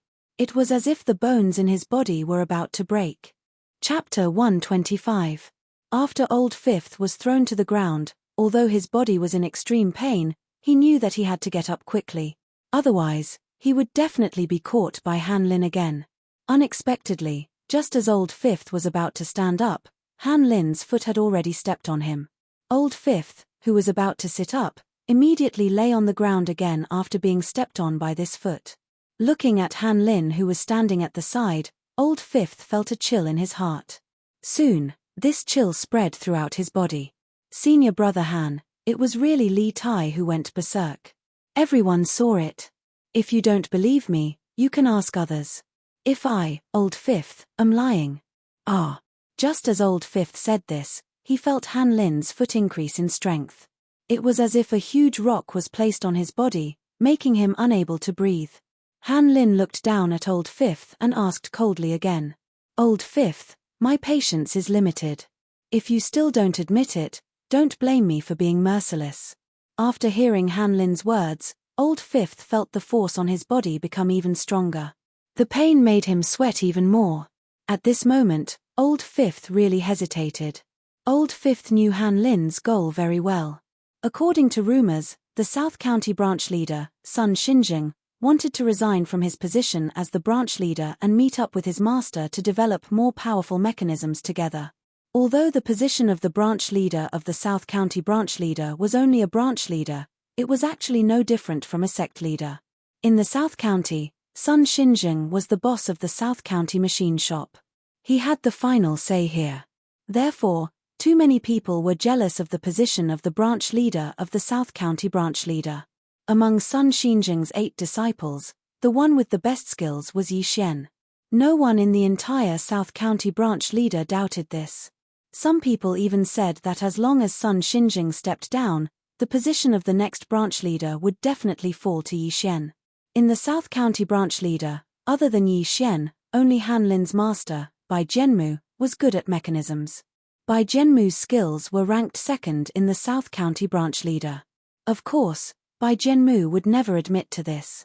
Bai Jianmu always believed that he was the most powerful machine engineer, and the position of the South County branch leader should be his. Now that something had happened to Yi Xian and he was locked up in the penitence pavilion, it was impossible for him to come out again. Among Sun Xinjing's 8 disciples, the eldest, LV Wenkang, was the same as his master. They were all obsessed with mechanisms and did not have any thoughts about the position of the South County branch leader. He had even said in public that he would never become the South County branch leader. Therefore, boss LV Wenkang was not a threat. Although the second brother, Tang Jianan, was ranked high among his fellow disciples, he was not very skilled in terms of skills. Therefore, he was not a big threat. The third disciple, Zhong Laji, was the master of the 5th disciple and Han Jicheng. He could be considered the third person in the South County branch. In addition, he was a gentle person, so he won the praise of the disciples. If Bai Jianmu wanted to be the South County branch leader, Yi Xian would be the greatest threat. The second person would be the 5th disciple's master, Zhong Laji. As for the 3 people ranked behind Bai Jianmu, they were not much of a threat. The 8th disciple, Li Shuiyang, was a woman in her 20s. In addition, she had not been in the sect for long. In Bai Jianmu's eyes, she was not a threat. The 7th disciple, Mai Guangji, had a good relationship with Yi Xian. He did not put on airs and was quite popular. However, his skills were not very good, so he was not a threat. The 7th disciple, Liu Huarong, was an introverted person. Although his skills were on par with Zhong Laji, he did not interact much with outsiders. In Bai Jianmu's eyes, such a person was naturally not a threat. In this way, the people who posed the greatest threat to him were Yi Xian and Zhong Laji. Yi Xian was locked up in the Repent Pavilion. It was impossible for him to compete with Bai Jianmu for the position of the South County branch leader. In this way, as long as Zhong Laji fell, the position of the South County branch leader would definitely fall on Bai Jianmu's head. Bai Jianmu wanted to be the branch leader. As his disciples, Han Lin, Li Tai, and the others naturally knew very well. As long as their master became the branch leader, not to mention the other benefits, in the future, everyone would also have the chance to be the branch leader. If someone else became the branch leader, Han Lin, Li Tai, and the others would not have the chance to become the branch leader no matter how hard they worked. Therefore, Bai Jianmu and the others were of one mind. They had to become the branch leader. No matter what method they used, as long as they became the branch leader, they would dare to do it. Originally, the small quarrel between Li Tai and Old Fifth was not a big deal between fellow disciples. Everyone just laughed and laughed it off. However, Li Tai had another goal. He wanted to drag the 5th disciple's master, Zhong Laji, down with him. Therefore, Li Tai deliberately provoked the 5th disciple so that he could take the opportunity to make things difficult for him. However, he did not expect that at the critical moment, such a thing would happen. Li Tai knelt down in front of the 5th disciple. He knelt down for no reason. When Li Tai was carried back, Han Lin was also there. When he saw this situation, he was shocked at first. Then, he was overjoyed. This was really a good opportunity. Then, Han Lin did not delay and immediately led a few of his junior brothers to find trouble with the 5th disciple. Han Lin wanted the 5th disciple to say that this matter was ordered by his master. As long as this matter was successful, then there would be a chance to get rid of Zhong Laji. As long as Zhong Laji fell, everything would be done. The 5th disciple naturally knew what Han Lin wanted to do. Everyone had been in the South County branch for so long, so they had a certain understanding of everyone.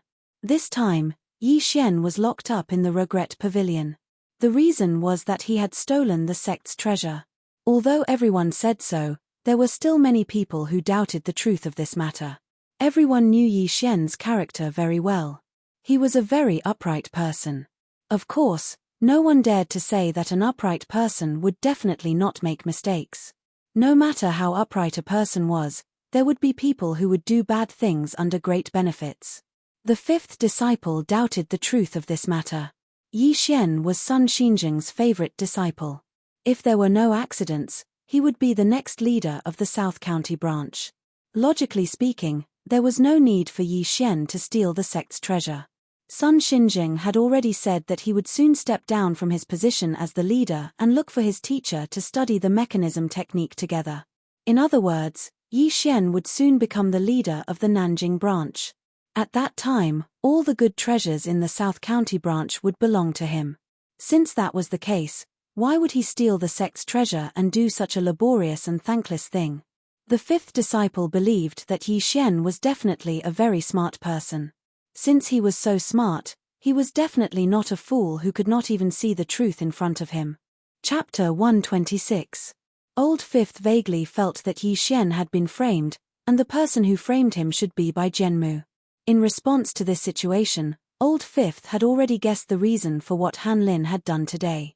That was why Old Fifth was hesitating. If he admitted it, Han Lin and the others would definitely use it as a pretext to make a fuss. At that time, it would definitely cause big trouble for his master. However, if he didn't admit it, Old Fifth looked up at Han Lin's cold gaze and felt a little afraid. Seeing Old Fifth's eyes flickering, Han Lin knew that he was hesitating. He decided to give him more pressure and make him make a choice quickly. Thinking of this, Han Lin exerted force on his foot again. Old Fifth, who was under his foot, felt a pain on his body. The pain made him cry out in surprise. Ah! Hearing Old Fifth's miserable howl, Han Lin asked coldly again, "Old Fifth, do you admit it or not?" Old Fifth was stepped on by Han Lin to the point that he could not breathe properly. He tried his best to breathe and said intermittently, "Senior, brother. Han, it's really not me." When Han Lin heard this, a cold glint flashed across his eyes. Then, he sneered. Just as he was about to stomp down again, he suddenly felt a pat on his shoulder. At the same time, a voice sounded from behind him. "Brother, you are all senior and junior brothers. Why are you so ruthless? If you continue to step on him, I think this brother might die." When Han Lin heard this voice, he was first stunned, then he flew into a rage. In the South County branch, no one dared to stop him. Han Lin was furious. He slowly turned his head. When he saw who it was, he was stunned again. The person who patted his shoulder was not from the Tianji sect, but the young guest in ordinary clothes. Seeing that he was not from the Tianji sect, Han Lin calmed down the anger in his heart and said slowly, "Young master, this is our sect's matter. Please don't interfere." The person who patted Han Lin's shoulder was Zhong Meng. Zhong Meng originally did not want to interfere in this matter, but if he did not interfere, Old Fifth would probably be in danger. Moreover, Zhong Meng also saw that this Han Lin was looking for trouble. Zhong Meng hated such people, so he wanted to take care of them. After hearing Han Lin's question, Zhong Meng just smiled and said faintly, "Brother, no matter what happened, you can go to your master if you have any questions. I'm afraid it's not very good to kill people like you." Hearing this, Han Lin's gaze turned cold again. He looked at Zhong Meng and felt that this person didn't seem to be anyone important. Even if he offended him, it shouldn't matter. What's more, this person was here for Yi Xian. Even if he chased this person away, his master probably wouldn't blame him. Thinking of this, Han Lin's heart calmed down.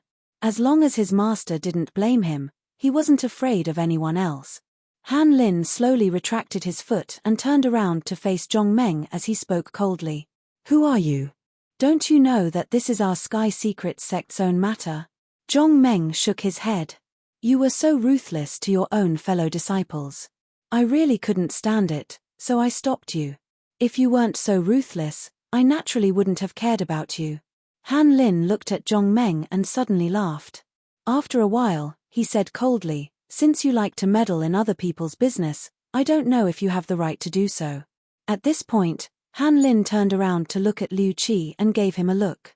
At the same time, he took a step back. Old Fifth was having difficulty breathing after being stepped on by Han Lin. Only now did he regain his strength. When he heard Han Lin's words, he hurriedly got up and said to Han Lin, "Senior brother Han, what are you doing? He is our Sky Secret sect's guest." Hearing this, Han Lin's eyes suddenly turned fierce. In the next moment, he suddenly raised his fist and smashed it on Old Fifth's body. Old Fifth was once again sent flying into the air and fell to the ground with a scream. When Liu Qi saw Han Lin's eyes, he instantly understood. He hurriedly walked to Han Lin's side and looked at Zhong Meng as he said loudly, "Since you're willing to meddle in other people's business, then let me see what you're capable of."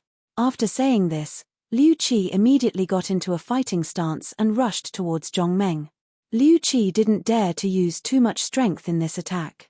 No matter what, Zhong Meng was a guest. If something really happened, the first one to suffer would definitely be him. Therefore, although Liu Qi's punch looked fierce, he actually didn't use much strength. Zhong Meng didn't take Liu Qi's punch seriously. He didn't even look at Liu Qi. Instead, he looked at Han Lin and asked with a smile, "Aren't you afraid that your master will find out how you treat a guest?" When Han Lin heard Zhong Meng's question, he only snorted coldly and didn't answer. The reason why he didn't make a move himself just now was because he had already observed carefully. Zhong Meng was definitely an ordinary person. Perhaps he was slightly stronger than an ordinary person, but definitely not by much. He didn't have a strong body or a sharp gaze. He was just an ordinary person. Han Lin felt that Liu Qi was enough to deal with an ordinary person. Looking at Liu Qi's fierce punch, Han Lin nodded in satisfaction. With the power of this punch, it was definitely enough to deal with an ordinary person in front of him. Seeing that Liu Qi was about to rush over, Zhong Meng only turned his head and didn't make any preparations. He only glanced at Liu Qi. Although Liu Qi didn't use his full strength, his speed was still very fast. After all, if he slacked off in front of Han Lin, he definitely wouldn't have a good ending. Just as he was about to reach Zhong Meng, Liu Qi suddenly felt his knees go soft. His strong body couldn't stand anymore and he directly knelt on the ground. Not only that, because he was rushing too fast, even if he knelt, he still slid forward for a distance before stabilizing his body. In the next moment, Liu Qi, who was embarrassed and angry, was about to quickly stand up when he suddenly felt a wave of weakness in his body and directly fell forward on the ground. When Liu Qi was attacking Zhong Meng, Zhong Qiuming didn't help at all. On one hand, he wanted to see Zhong Meng's ability. On the other hand, he also wanted to see if what happened just now was done by Zhong Meng. When Liu Qi rushed over, Zhong Qiuming's gaze was fixed on Zhong Meng. He wanted to see how he would deal with such a fierce attack. But in the next moment, he suddenly opened his mouth in shock. Before Liu Qi rushed in front of him, he rushed to kneel first. Not only that, he even slid forward for a distance and finally kowtowed. He kowtowed to Zhong Meng. After being stunned for a long time, Zhong Qiuming came back to his senses. He was even more surprised. In order to observe carefully, his gaze didn't leave Zhong Meng just now.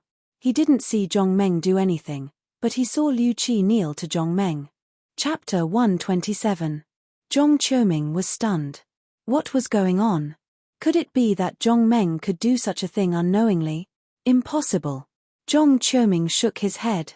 He did not believe that anyone could do such a thing. To be able to do such a thing without any movement, not even a single finger, was simply unbelievable. Could it be that Zhong Meng's martial arts had reached such a level that he could injure people without them noticing?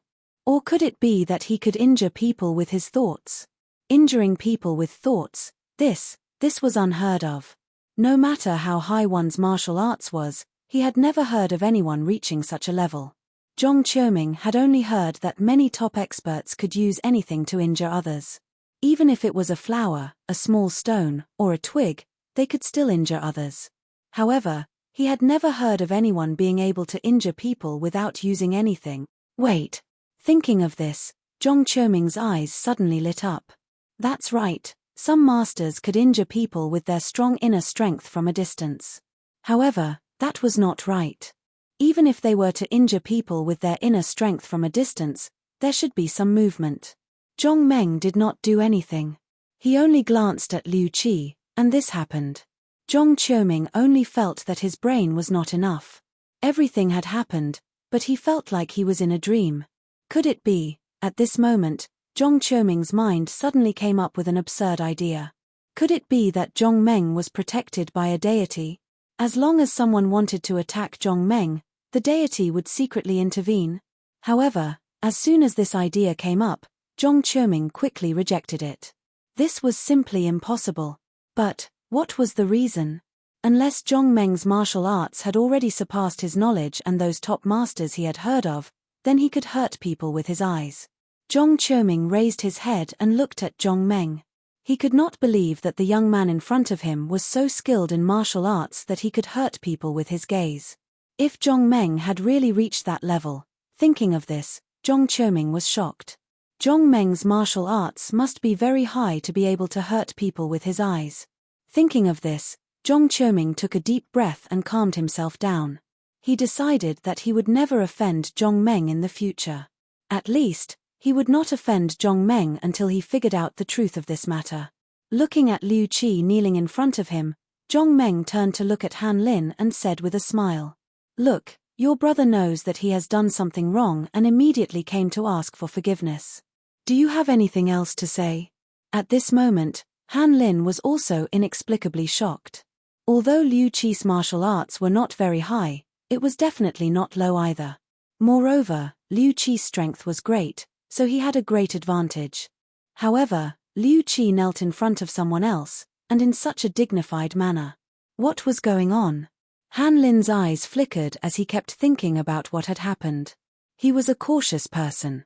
When he met some weak people, he would bully them ruthlessly. When he met some strong people, he would either think of a way to deal with the enemy behind his back, or he would give in to the enemy. Who was this person in front of him? From the outside, Zhong Meng looked like an ordinary person, but what happened just now was definitely not ordinary. Looking at the young man in front of him, Han Lin was puzzled. The person in front of him was young and did not have a strong body. On the contrary, he was even a little thin. If what happened just now was really done by this young man in front of him, Han Lin really did not dare to believe it. But why was that? Suddenly, Han Lin's heart skipped a beat. Liu Qi had been injured before. That's right, Liu Qi liked to fight when he was young, and his leg was once broken by someone. Could it be because of that? When Liu Qi rushed toward the young man in front of him, his old injury suddenly acted up, and he knelt on the ground. If that was the explanation, Han Lin would still believe it. But if he was injured by this young man in front of him, Han Lin really did not dare to believe it. At the thought of this, Han Lin's heart was suddenly enlightened. Then, he cursed Liu Qi in his heart for being a disappointment. How could his leg act up at such a critical moment and do such an embarrassing thing?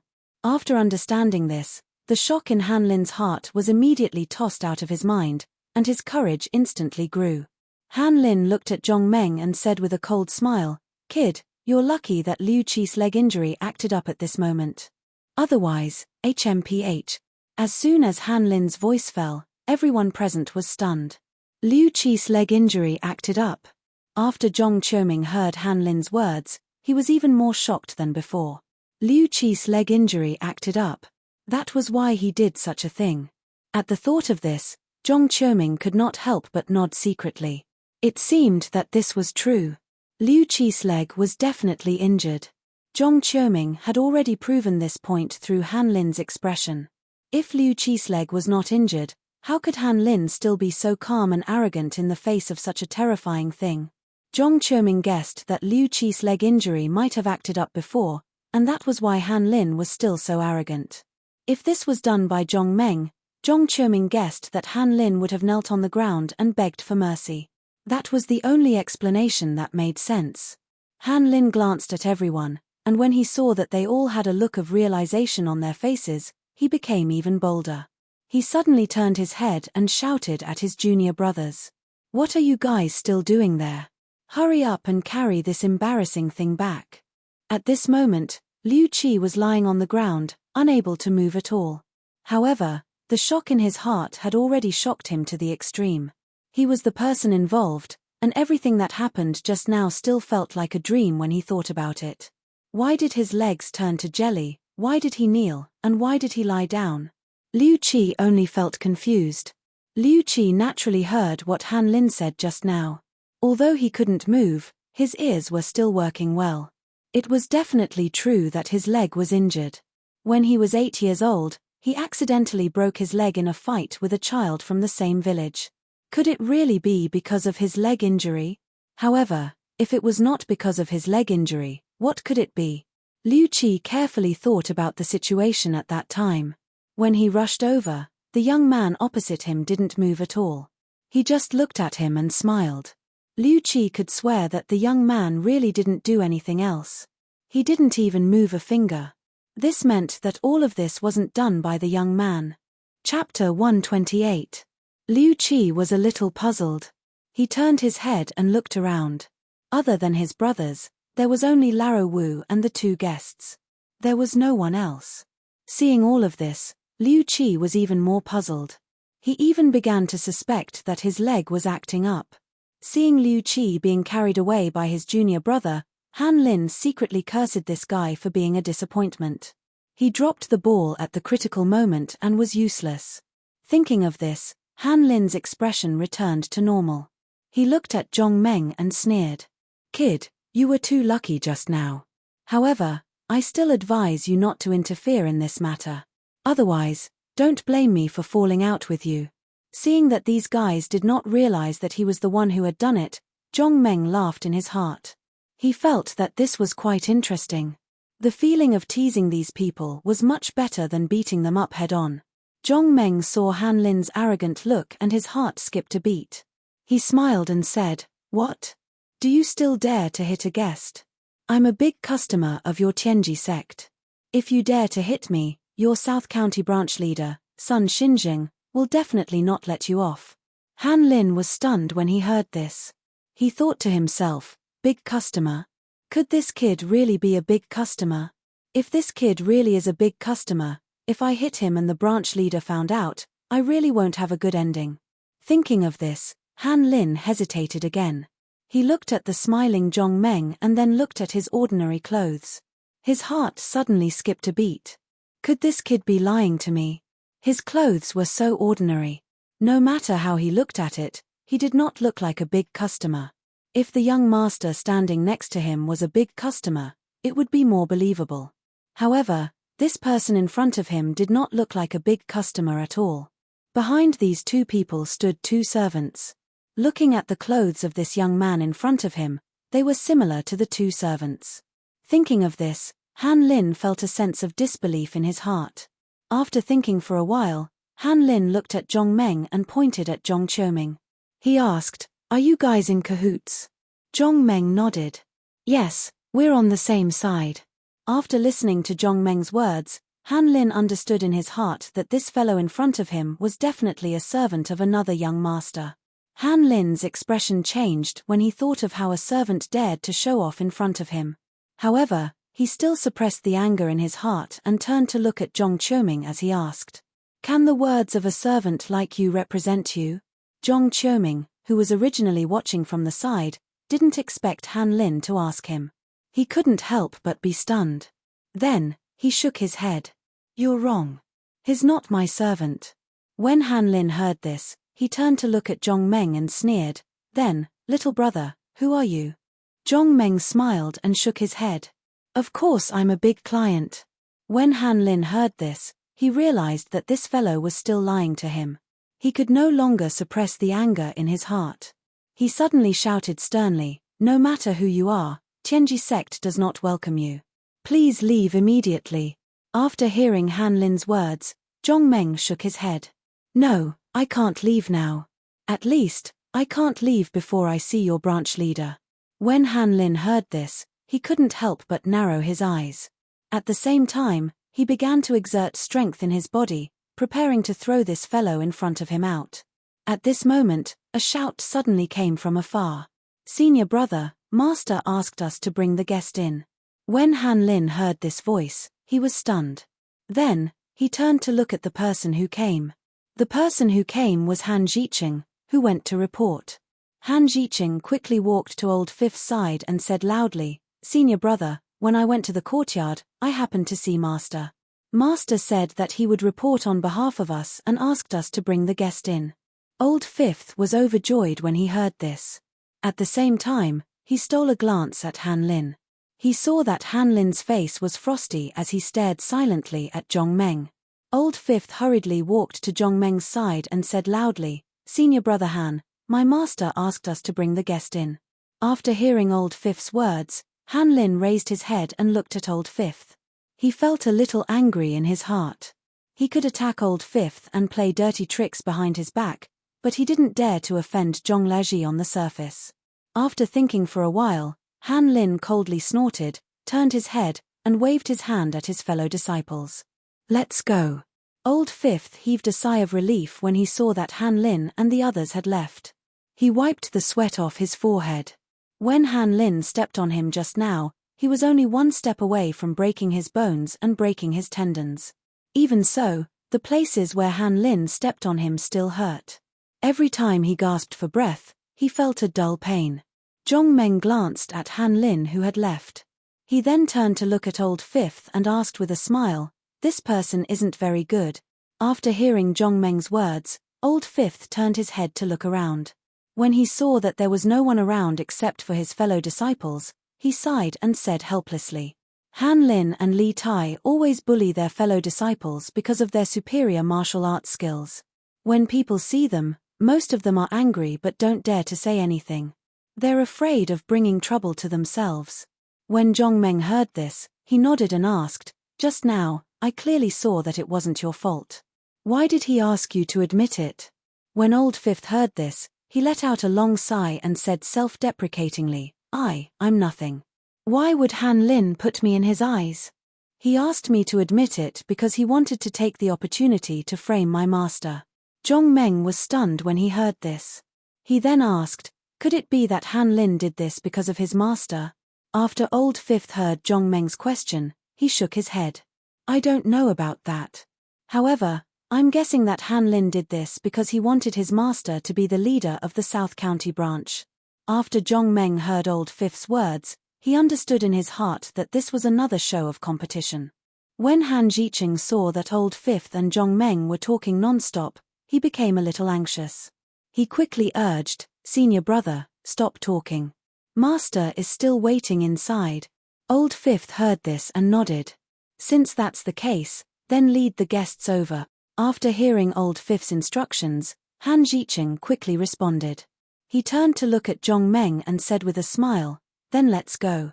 Zhong Meng nodded. "Lead the way." Han Jiqing led the way in front. Zhong Meng and Zhong Qiuming walked behind. The two guards walked at the back. After entering the second gate, the layout inside was completely different from the outside. A perfectly straight path led straight to a large hall in the distance. On both sides of the road, there were many small roads. Walking on the road, Zhong Meng looked around. On both sides of the road, there were 8 courtyards on average. Zhong Meng guessed that it was very likely that the 8 disciples of Sun Xinjing lived in these 8 courtyards. Chapter 129. After entering the second gate, the number of people in the courtyard also increased. As Zhong Meng walked on the road, he already saw many disciples of the Tianji sect walking back and forth. Everyone seemed to be in a hurry, and they were more or less carrying something in their hands. There were wood, stones, and some unknown objects made of steel. Han Jiqing led Zhong Meng and Zhong Qiuming into a courtyard. Although it was called a courtyard, it was actually very big. After entering the courtyard, they saw a small 2-story building opposite the door. The few of them arrived in front of the small building and entered the main hall. Han Jiqing first greeted the 2 of them to sit down and then asked someone to serve them fragrant tea. He then said with a smile, "2 guests, please wait for a moment. I'll go and report to my master that you're here." While speaking, Han Jiqing had already walked up the stairs on the side of the house. Zhong Meng and Zhong Qiuming sat in the living room on the first floor, sipping fragrant tea while waiting for Zhong Laji. Soon, Footsteps came from the stairs. Zhong Meng quickly turned his head to look. At the stairs, Han Zhiqing was walking behind a middle-aged man. As soon as the two of them went down the stairs, Han Zhiqing quickly walked up and said to Zhong Meng and Zhong Qiuming, "Two guests, this is my master." Zhong Meng and Zhong Qiuming heard this and hurriedly got up and cupped their fists towards the person who came. "Greetings, Master Zhong." Zhong Laji hurriedly cupped his fists and returned the greeting. "You're too polite. Two guests, please sit down and talk." The three of them exchanged some pleasantries and then sat down. After sitting down, Zhong Laji asked with a smile, "I heard that you want to commission junior brother Yi to build a house for you." Zhong Meng nodded after hearing Zhong Laji's words. "Yes." Zhong Laji nodded after hearing this. "Junior brother Yi's engineering skills are really good. You've found the right person." Speaking up to this point, Zhong Laji sighed and continued, "Unfortunately, you came at the wrong time." Upon hearing this, Zhong Qiuming hurriedly cupped his fists and asked, "Why? Why is it not the right time?" After listening to Zhong Qiuming's question, Zhong Laji lowered his head and thought for a moment. Then, he said slowly, "Actually, even if I don't tell you about it, you should know something about it." When Zhong Qiuming heard this, he quickly nodded. "We did hear something, but we don't know if it's true." Zhong Laji nodded. "Regardless of whether it's true or not, it's true that junior brother Yi has been locked up in the Repentance Pavilion. It's also because of this that he can't build a residence for you." Zhong Meng thought for a moment, then asked tentatively, "Master Zhong, did Master Yi steal the sect's treasures?" Zhong Laji shook his head. "I don't know. No one knows if it's true or not. The branch master has been investigating for many days, but there's no progress. All the clues point to junior brother Yi, which proves that the treasure was stolen by junior brother Yi." After listening to Zhong Laji's words, Zhong Meng asked with some doubt, "Since Master Yi already has excellent engineering skills, why would he steal the sect's treasures?" When Zhong Laji heard this, he lowered his head and pondered for a moment. Then, he raised his head and looked at Zhong Qiuming and Zhong Meng before speaking slowly. "This treasure is very important, so I can't tell you in detail. I can only tell you that no matter which disciple obtains this treasure, their engineering skills will definitely improve greatly." Speaking up to this point, Zhong Laji sighed again and said slowly, "It's because this treasure is very important to every engineer that Master suspects junior brother Yi." When Zhong Meng heard this, his heart suddenly moved. He asked, "Master Zhong, is the treasure you're talking about a blueprint?" Zhong Laji was stunned when he heard this. He asked with some doubt, "Little brother, how did you guess that it's a blueprint?" Zhong Meng smiled. "Other than an important blueprint, what else could be so attractive to an engineer?" Zhong Laji nodded.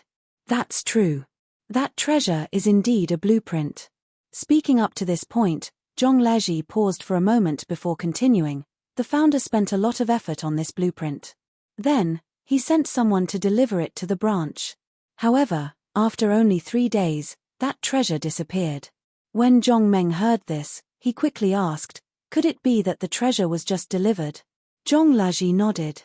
"That's right. That blueprint was just developed by the founder and was delivered here not long ago." After Zhong Meng heard Zhong Laji's words, he pondered in his heart. Since the blueprint had just been delivered, only some of the higher-ups of the South County branch knew about it. Outsiders definitely did not know about it. From the looks of it, there was no possibility of outsiders stealing the treasure. Since it was not stolen by outsiders, it could only be stolen by the people of the South County branch. As for the people of the South County branch, not many people knew about this matter. Zhong Meng guessed that only the branch master of the South County branch, Sun Xinjing, and his 8 disciples knew about it. In this way, the only person who could steal the blueprint was one of Sun Xinjing's 8 disciples. Thinking of this, Zhong Meng asked again, "After this blueprint was delivered, who has seen it?" After Zhong Laji heard Zhong Meng's words, he smiled bitterly and shook his head. "The influence of this blueprint is no small matter. Master naturally won't show it to outsiders. Not only that, even the few of us have only heard about it." Zhong Meng was stunned when he heard this. He asked in puzzlement, "Master Zhong, could it be that even you haven't seen that blueprint before?" Zhong Laji shook his head. This blueprint was developed by the founder with a lot of effort. It's extremely precious. Only after Master has studied this blueprint will he pass it to us. At this moment, Zhong Qiuming also asked with a smile, Master Zhong, in that case, it's still uncertain who branch Master Sun will pass this blueprint to. Zhong Laji nodded. That's indeed the case. According to my guess, it's very likely that this blueprint will only be passed to the next branch master to be used to guard the branch. Zhong Meng asked, since no one has seen this blueprint, why did you say that this blueprint was stolen by Yi Xian? After Zhong Leji heard Zhong Meng's question, he sighed. Master hid this blueprint in the main hall. By chance, Yi Xian found out where the blueprint was hidden. On the second day, the blueprint disappeared. Speaking of this, Zhong Laji turned his head to look at Zhong Meng and Zhong Qiuming. He smiled bitterly and said, in this way, only junior brother Yi knows where Master hid the blueprint. Other than him, no one else knows. Think about it, now that the blueprint has disappeared, other than junior brother Yi who knows where the blueprint is hidden, who else can do such a thing? Hearing this, Zhong Qiuming also nodded and said slowly, that's true. Presumably, the branch master hid the blueprint in a very hidden place. Ordinary people definitely won't find it easily. Chapter 130. After hearing Zhong Laji's words, Zhong Meng thought for a moment and asked doubtfully, Master Zhong, do you think that Yi Xian stole the treasure based on this? Hearing this, Zhong Laji was stunned. After a long while, he finally reacted and asked in surprise, is this evidence not enough? Zhong Meng shook his head and spread his hands. What evidence do you have? What evidence do you have to prove that Yi Xian stole the treasure? After hearing Zhong Meng's words, Zhong Laji was stunned again. Only Yi Xian knows where Master hid the treasure. Now that the blueprint has been lost, other than Yi Xian, who else could have stolen it? Zhong Meng smiled and shook his head. He took out a copper coin and waved it in front of Zhong Laji. Then, he said, Master Zhong, I'll be keeping this copper coin. After hearing Zhong Meng's question, Zhong Laji looked at the copper coin in his hand and nodded. Then, he asked in confusion, Prince Zhong, is there a secret behind this copper coin? Zhong Meng shook his head. There's no secret behind it. I'm just showing it to Master Zhong. If I lose it in the future, I'll ask Master Zhong for compensation. After hearing Zhong Meng's words, Zhong Laji was stunned for a moment. Then, he said unhappily, Prince Zhong, don't joke around. What does losing your copper coin have to do with me? Zhong Meng shook his head. No, Master Zhong, what you said is wrong. Since you already know where I put the copper coins, if I don't have any copper coins to lose in the future, who else would I look for if not you? Zhong Laji was so angry that he was speechless. After a while, he pointed at Zhong Meng and said angrily, Prince Zhong, don't joke around. What does your copper coin have to do with me? I just took a look. Are you going to ask me for compensation if you lose your copper coin after I took a look? After hearing Zhong Laji's words, Zhong Meng spread his hands helplessly. That's right. Since you know where I put the copper coin, shouldn't I look for you if I lose it? Zhong Laji's heart skipped a beat when he heard this. He hurriedly asked, Prince Zhong, are you saying that junior brother Yi didn't take the blueprint? Zhong Meng shook his head. I can't say for sure because I don't know who took the blueprint. However, I feel that it's too rash to judge Yi Xian as the thief based on this evidence. After hearing Zhong Meng's words, Zhong Laji nodded.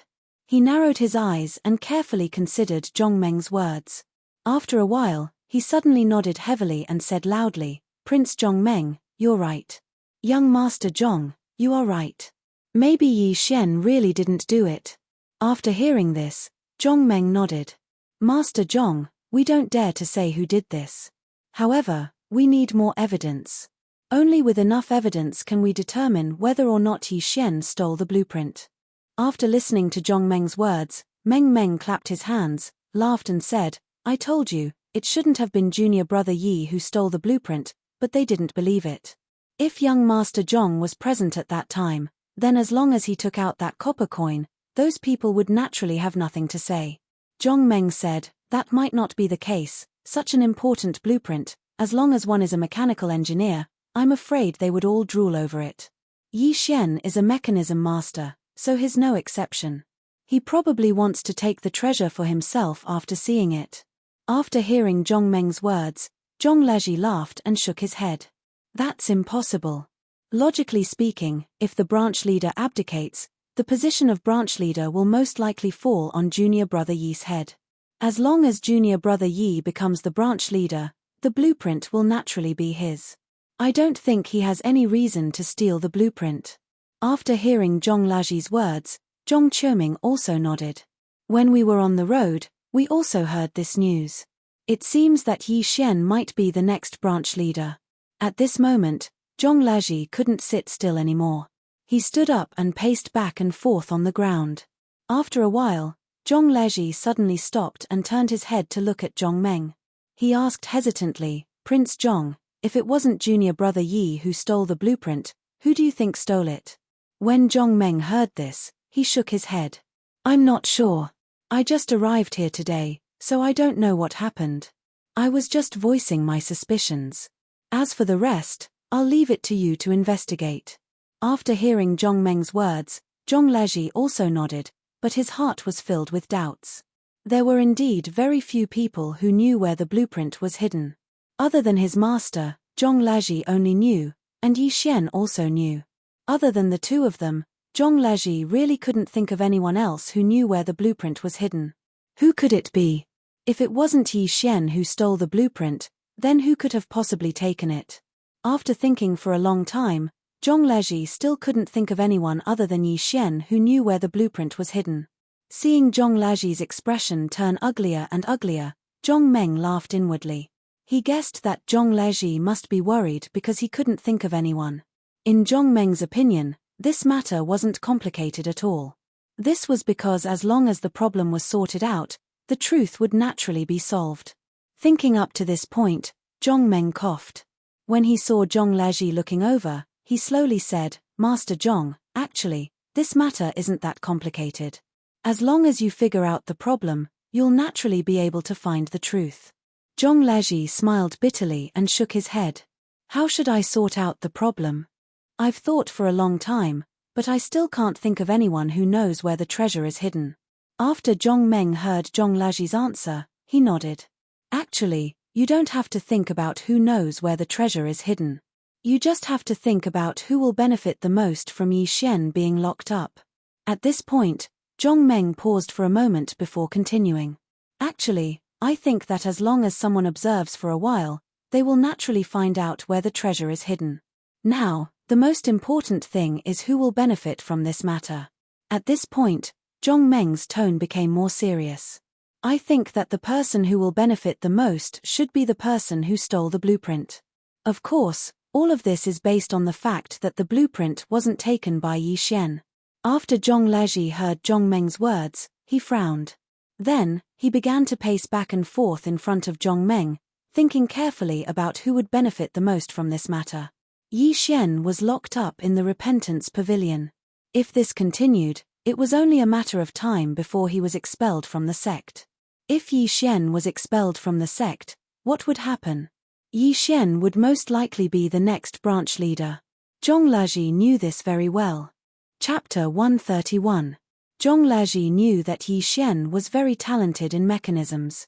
Even his master had praised him many times.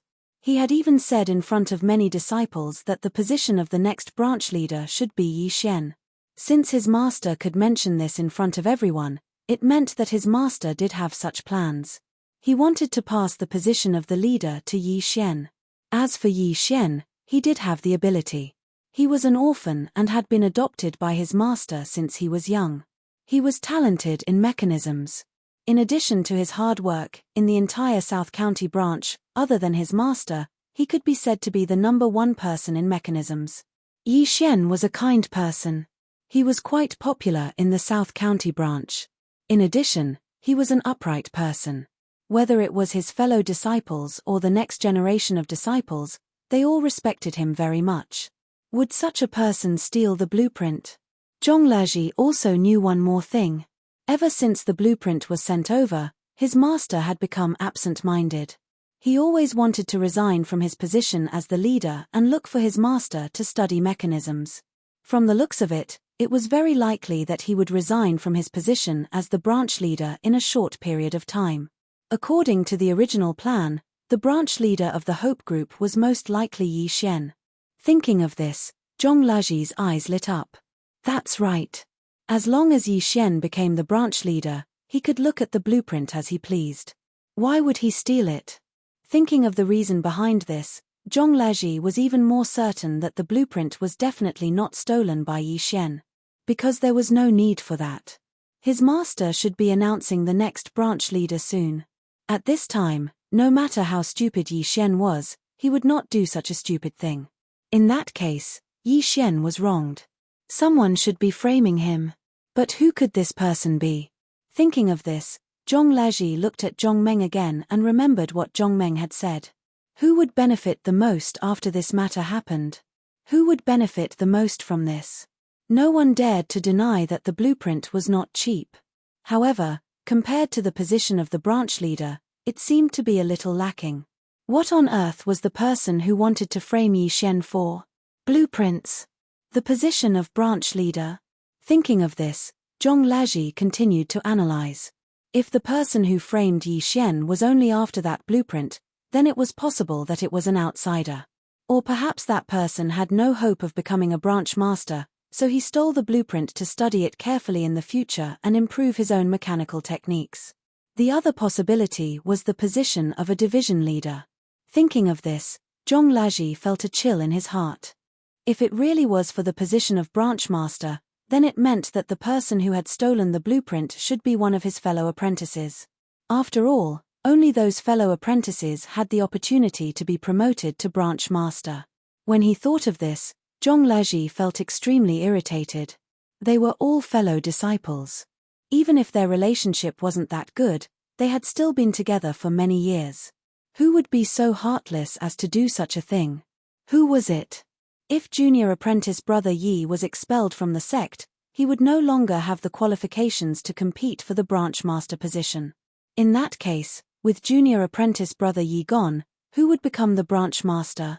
Eldest senior apprentice brother LV Wenkang was engrossed in studying mechanisms every day.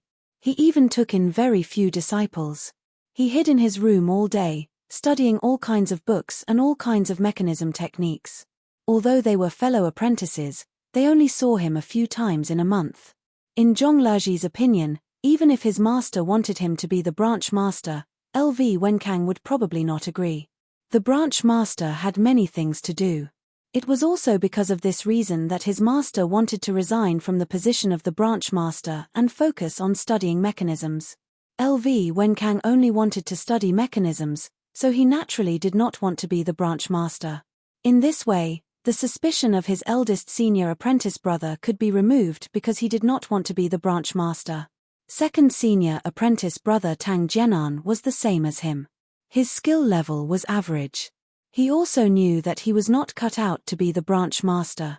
Even if he became the branch master, it was impossible for him to bring the South County branch master to greater heights.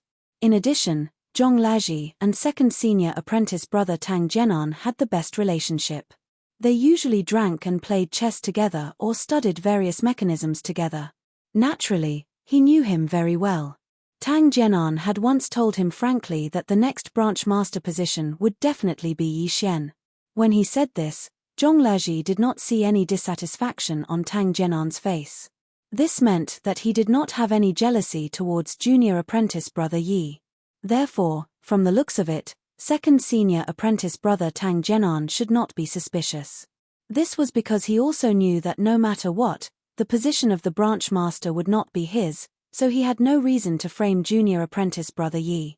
Then, who would be next? He was ranked third. Yi Xian was ranked fourth. Next, it was Bai Jianmu, who was ranked fifth. Thinking of Bai Jianmu, Zhong Laji's heart trembled. He suddenly had a bad feeling. Fifth junior apprentice brother Bai Jianmu was also extremely talented in mechanisms. He was almost on par with Yi Xian. Bai Jianmu was a very shrewd person. Not only was he talented in mechanisms, but he also recruited a lot of disciples, especially those who knew martial arts. He had recruited several of them. His second disciple, Han Lin, was said to be an expert in the underworld. His martial arts skills were excellent, and coupled with his ruthlessness, he could be considered a very difficult person to deal with. His third disciple, Li Tai, was also a very rare martial arts expert. He could be considered as a capable arm of Bai Qianmu. Although Han Lin and Li Tai were good at martial arts, among Bai Jianmu's disciples, the most powerful was his eldest disciple, Ji Hui. No one had seen Ji Hui fight, so naturally, no one knew how powerful Ji Hui was. The reason why everyone thought Ji Hui was the most powerful was because they saw that Han Lin and Li Tai were very respectful to Ji Hui. Of course, Bai Jianmu's martial arts skills could not be underestimated. The Tianji sect only taught their disciples mechanisms. As for martial arts, they did not teach them at all. The boss of the Tianji sect, Fang Tianji, did not know martial arts. What he was most proficient in was mechanisms. The martial arts that the disciples of the Tianji sect knew were passed down in their families. On the other hand, some of them entered the sect late and knew some martial arts. Bai Jianmu came from a martial arts family. The martial arts passed down in his family were extremely high. Bai Jianmu studied mechanisms in the Tianji sect while cultivating his family's martial arts. It could be said that in the entire South County branch, Bai Jianmu's martial arts were the highest. Bai Jianmu's people were all very skilled in martial arts. Therefore, in the entire South County branch, they could be considered a group that no one dared to provoke. Bai Jianmu's martial arts were high, and his mechanisms were also very good. Such a person should be the most ambitious. Thinking of this, Zhong Laji took a deep breath and calmed down. He guessed that this incident was most likely related to Bai Jianmu. Chapter 132. Sixth junior brother Liu Huarong was a man of few words. In addition, he wasn't very talented in engineering. Although he trained hard, his skills weren't very good. Naturally, he wouldn't be a match for the branch leader. Seventh junior brother Mai Guangji was quite talented, but he had a good relationship with Yi Xian. Since Yi Xian was a candidate for the next branch leader, he naturally wouldn't compete. Eighth junior sister Li Shuiyan was too young. In addition, she was a woman. The possibility of her becoming the branch leader was very small. After analyzing his fellow disciples, Zhong Laji's eyes narrowed. He felt that if Yi Xian was locked up or even expelled from the sect, the person who would benefit the most should be Bai Jianmu.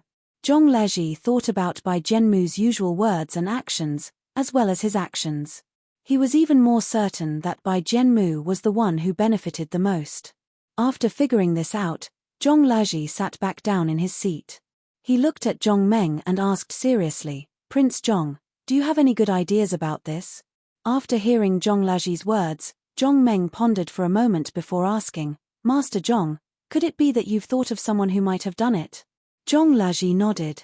If junior brother Yi was really wronged, then I think the person who would benefit the most should be fifth junior brother Bai Jianmu.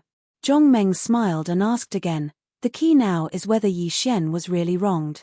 Perhaps, he really was the one who did it."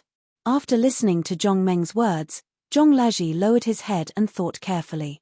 Then, he looked up at Zhong Meng and said solemnly, "That's impossible. My master will be relieved of his position as the branch leader soon. If I'm not wrong, the next branch leader should be junior brother Yi." At this point, Zhong Laji paused for a moment before continuing, "I don't think junior martial brother Yi is that stupid. He's about to become a branch leader. When that time comes, wouldn't he be able to take a look at the blueprint as he pleases? Why would he miss a few days to steal it?" Zhong Laji turned to look at Zhong Meng and asked, "Prince Zhong, am I right? There shouldn't be such a stupid person in this world." After hearing Zhong Laji's words, Zhong Meng nodded and asked with a smile, "Just as you said, it's very likely that Yi Xian didn't do it. However, didn't anyone suspect this at the time?" Zhong Laji looked a little embarrassed when he heard this. To be honest, Prince Zhong, when the blueprint was lost, everyone panicked and didn't think much about it. At this point, Zhong Laji's eyes suddenly narrowed. He clapped his hands and shouted, "Oh right, I remember now." Fifth junior brother Bai Jianmu was the one who shouted the loudest at that time. He was also the one who instigated him. He also said that junior brother Yi was the only one who knew the location of the blueprint. Moreover, He also advised Master to lock Yi Shen up first before slowly investigating. At this point, Zhong Laji sighed and continued. Master also listened to Bai Jianmu's advice and locked junior brother Yi up. After hearing Zhong Laji's words, Zhong Meng nodded. Master Zhong, I think you should talk to your master again and investigate this matter thoroughly. At this point, Zhong Meng paused and thought for a moment before continuing. No matter whether Yi Shen did it or not, we have to investigate this matter thoroughly. If Yi Shen didn't do it, wouldn't he be wrongly accused? If Yi Shen really did steal the blueprint, we can find enough evidence to make him admit his guilt. After hearing Zhong Meng's words, Zhong Laji nodded. Then, he stood up and cupped his hands to Zhong Meng and Zhong Qiuming. He said apologetically, in that case, please wait here for a moment. I'll make a trip to Master's place to clarify this matter and ask him to investigate this matter again. After hearing Zhong Laji's words, Zhong Meng and Zhong Qiuming hurriedly stood up and cupped their hands to Zhong Laji. After the three of them exchanged pleasantries, Zhong Laji turned around and walked out of the door towards his master's place. Zhong Laji couldn't send a disciple to report this matter. He could only go there personally. As Zhong Laji walked, he thought about how to explain this matter clearly when he saw his master later. This was because everything was just his suspicions and there was no real evidence. Even if he suspected his fifth junior brother, Bai Jianmu, there was no evidence at all. Would his master believe him? With an uneasy mood, Zhong Laji arrived at his master's residence. At this moment, the leader of the South County branch, Sun Xinjing, was also thinking about this matter in his study room. The blueprint sent by his master was definitely a priceless treasure. It could be said that this blueprint could be considered a pioneer in the art of mechanisms. It would not be an exaggeration to say that it would be passed down through the ages. However, such a precious blueprint was lost, and it was lost right under his nose. Sun Xinjing was a little angry. He did not know who to be angry at. Yi Shen was the disciple that he valued the most. He even wanted to pass on the position of the leader of the South County branch to him. However, Yi Shen was not satisfied and even stole the blueprint. When he thought of this, Sun Xinjing felt uncomfortable. He had almost groomed Yi Shen to be the next leader, but this was the result in exchange. While Sun Xinjing was angry, a sentence that was very suitable for him suddenly appeared in his heart. You may know a person for a long time, but not their heart. Thinking of this, Sun Xinjing could not help but sigh. He did not expect that there would be a day when he would misjudge someone. He had picked up Yi Shen from the side of the road. At that time, he had gone to see his master. On the way back, he had heard a child crying. Hearing the child crying miserably, Sun Xinjing could not help but feel compassion and brought the child back to the South County branch. That child was Yi Shen. Sun Xinjing did not know why Yi Shen was abandoned. At that time, he only saw a child lying on the ground crying. At that time, Yi Shen was sallow and thin. He was so weak that he could not even stand up. When Sun Xinjing went, he was only left with his last breath. It could be said that if Sun Xinjing had not saved him, Yi Shen would have died without a doubt. Thinking of these past events, Sun Xinjing sighed. More than 20 years had passed, and even that child had grown up.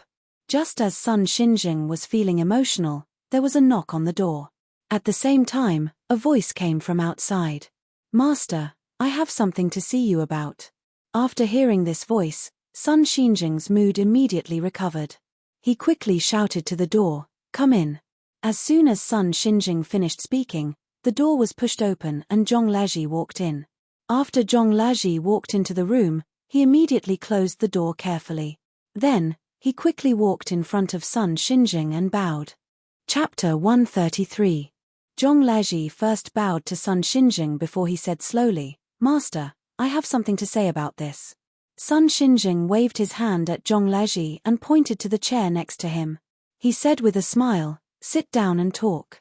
After Zhong Laji sat down, Sun Xinjing asked again, what's the matter?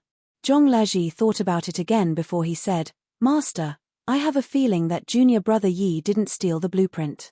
Sun Xinjing raised his white eyebrows and his gaze became serious. He looked at Zhong Laji and asked slowly, what do you think? Tell me. Zhong Laji cupped his fists again and said slowly, Master, if junior brother Yi didn't do this, were you going to pass the position of the branch leader to him? Sun Xinjing was stunned at first, then he nodded but didn't say anything. Zhong Laji continued, I'm guessing that junior brother Yi should understand master's intentions. Speaking of this, Zhong Laji's tone paused, and he sighed before continuing. Master, if junior brother Yi becomes the branch leader, he should be able to see the blueprint, right? Sun Xinjing's heart skipped a beat when he heard Zhong Laji's words. He suddenly understood. He had told Yi Xian about this before and told him to study the mechanism technique well so that he would pass the position of the branch leader to him in the future. Yi Xian also knew about this, so he would naturally know that as long as he became the branch leader, he would be able to see the blueprint at will. Sun Xinjing nodded and said calmly, continue. Zhong Laji continued, Master, if that's the case, he would see the blueprint sooner or later. What reason does junior brother Yi have to go back and steal it? Sun Xinjing suddenly understood something after he heard Zhong Laji's words. Those involved could not see clearly. What Zhong Laji said wasn't profound at all. Even an ordinary person would have the same thought after hearing about it. However, at that time, he only wanted to find the blueprint and neglected such a simple problem. Since Yi Xian would have seen the blueprint sooner or later, why would he steal it? To study mechanism techniques, the most important thing was patience. Sun Xinjing did not think that Yi Xian was impatient. If he couldn't even wait for a few days, why would he still need to steal the blueprints? Thinking of this, Sun Xinjing suddenly felt a little happy. However, when he thought about it again, anything could happen before the truth came to light. With this thought, Sun Xinjing looked at Zhong Laji and asked, what do you think about this matter? Do you think Yi Xian was wrongly accused? Zhong Laji nodded. That's what I think, because I feel that junior brother Yi really doesn't need to do such a thing. Since he can see the blueprint sooner or later, why would he take such a big risk to steal it? When he spoke up to hear, Zhong Laji's tone became slightly heavier.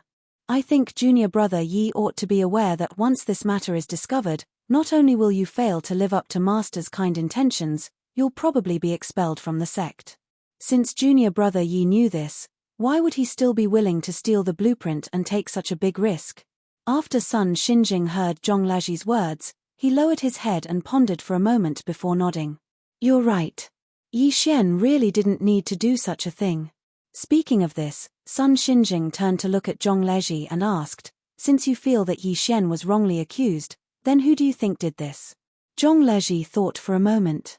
Although he guessed that Bai Jianmu was the culprit, he still didn't dare to speak carelessly in front of Master. If he guessed wrong, not only would he offend Bai Jianmu, but Master would also be unhappy. At that time, Master would definitely suspect him and think that he was wrongly accusing Bai Jianmu. As for his motive, everyone knew. Zhong Laji didn't want Master to have such thoughts, so he hesitated whether he should speak of his guess. Seeing Zhong Laji hesitate, Sun Xinjing only pondered for a moment before understanding his thoughts. After thinking for a moment, Sun Xinjing said slowly, since you don't want to say it, why don't we gather everyone and discuss it? Let's see if we can find out who did this. After hearing Sun Xinjing's words, Zhong Laji nodded. Since he couldn't say it himself, it was better to let everyone say it together. Seeing that Zhong Laji agreed with his idea, Sun Xinjing stood up and said to Zhong Laji with a smile, let's go together. An hour later, Sun Xinjing and his eldest disciples had already gathered in the main hall of the South County branch. Of course, Yi Xian didn't come because he was still locked up in the Repentance Pavilion. After everyone bowed to Sun Xinjing, they sat on the chairs on both sides and looked at Sun Xinjing, who was sitting on the main seat. They were all a little puzzled. Sun Xinjing was an easygoing person and liked to study mechanisms. Therefore, everyone usually didn't gather together. Unless there was something, Sun Xinjing would summon someone alone. Today, everyone was here. It was very formal, which made everyone very puzzled. After everyone sat down, the eldest disciple, LV Wenkang, stood up again and bowed to Sun Xinjing. Master, why did you call us here? Is there something important to discuss? Sun Xinjing nodded and said slowly, that's right. Speaking up to this point, Sun Xinjing swept his gaze over all the disciples before continuing. I've been thinking about the loss of our sect's treasure these 2 days, trying to figure out who stole the blueprint. Just as Sun Xinjing said this, Bai Jianmu stood up and said loudly, Master, didn't senior brother Yi take the blueprint? Is there anything wrong with that? After Sun Xinjing heard Bai Jianmu's words, he shook his head. It's hard to say whether Yi Xian did this or not. I gathered everyone here today to discuss a countermeasure and see if anyone has any other ideas. When everyone heard this, they immediately understood Sun Xinjing's thoughts. They couldn't help but look at each other. Then, they lowered their heads and began to think about Sun Xinjing's words. After a while, Liu Huarong stood up and clasped his fists at Sun Xinjing. He said loudly, Master, since only you and senior brother Yi know where you hid the treasure, then other than senior brother Yi stealing the blueprint, there seems to be no other possibility. Therefore, I think that senior brother Yi stole the blueprint. There should be no mistake about it. After Sun Xinjing heard Liu Huarong's words, he nodded non-committally and looked at the other disciples to see if they had any other suggestions. When the disciples saw Sun Xinjing looking at them, they were even more puzzled. Chapter 134. After listening to Liu Huarong's words, Zhong Leji glanced at him with some doubts in his heart. Liu Huarong was a man of few words and usually didn't speak much. What was going on today? Why was he the first to speak? Moreover, he was criticizing Yi Xian. Zhong Leji was really puzzled. Why was Liu Huarong criticizing Yi Xian? After Liu Huarong finished speaking, he sat back down in his seat, lowered his head, and didn't speak anymore. At this time, Zhong Leji secretly glanced at Bai Jianmu and saw a trace of pride flash in Bai Jianmu's eyes. Zhong Leji's heart skipped a beat. It seemed that Liu Huarong and Bai Jianmu had become partners. After listening to Liu Huarong's words, Sun Xinjing's expression didn't change. He turned to look at the rest of the disciples and asked with a smile, Everyone, tell me what you think about this matter. Say it all.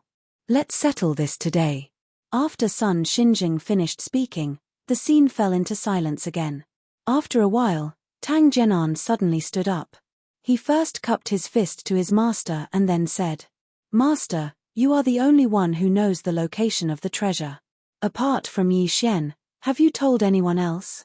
After listening to Tang Zhenan's words, Sun Xinjing pondered for a moment and shook his head. No, other than Yi Xian, I don't think anyone else knows. After listening to Sun Xinjing's words, Tang Zhenan smiled and nodded. He cupped his fist again and said, Then it's settled. Since no one knows the location of the treasure, why would they steal it? At this point, Tang Zhenan's tone paused before he continued, In my opinion, since only Yi Xian knows the location of the treasure, then the only person who stole the blueprint is Yi Xian. After saying this, Tang Zhenan cupped his fist to his master again and sat back down in his seat, no longer speaking. After listening to Tang Zhenan's words, Zhong Leji became even more confused. Tang Zhenan had a good relationship with him, and he understood Tang Zhenan's character. It could be said that Tang Zhenan was an easygoing person, and he didn't fight for the position of branch leader. Moreover, Tang Zhenan had a good relationship with Zhong Leji, and the two of them usually drank and played chess together. However, Zhong Leji did not expect Tang Zhenan to be the second person to jump out and criticize Yi Xian. What was going on? Zhong Yu was very confused. Could it be that Tang Zhenan would gain something from criticizing Yi Xian?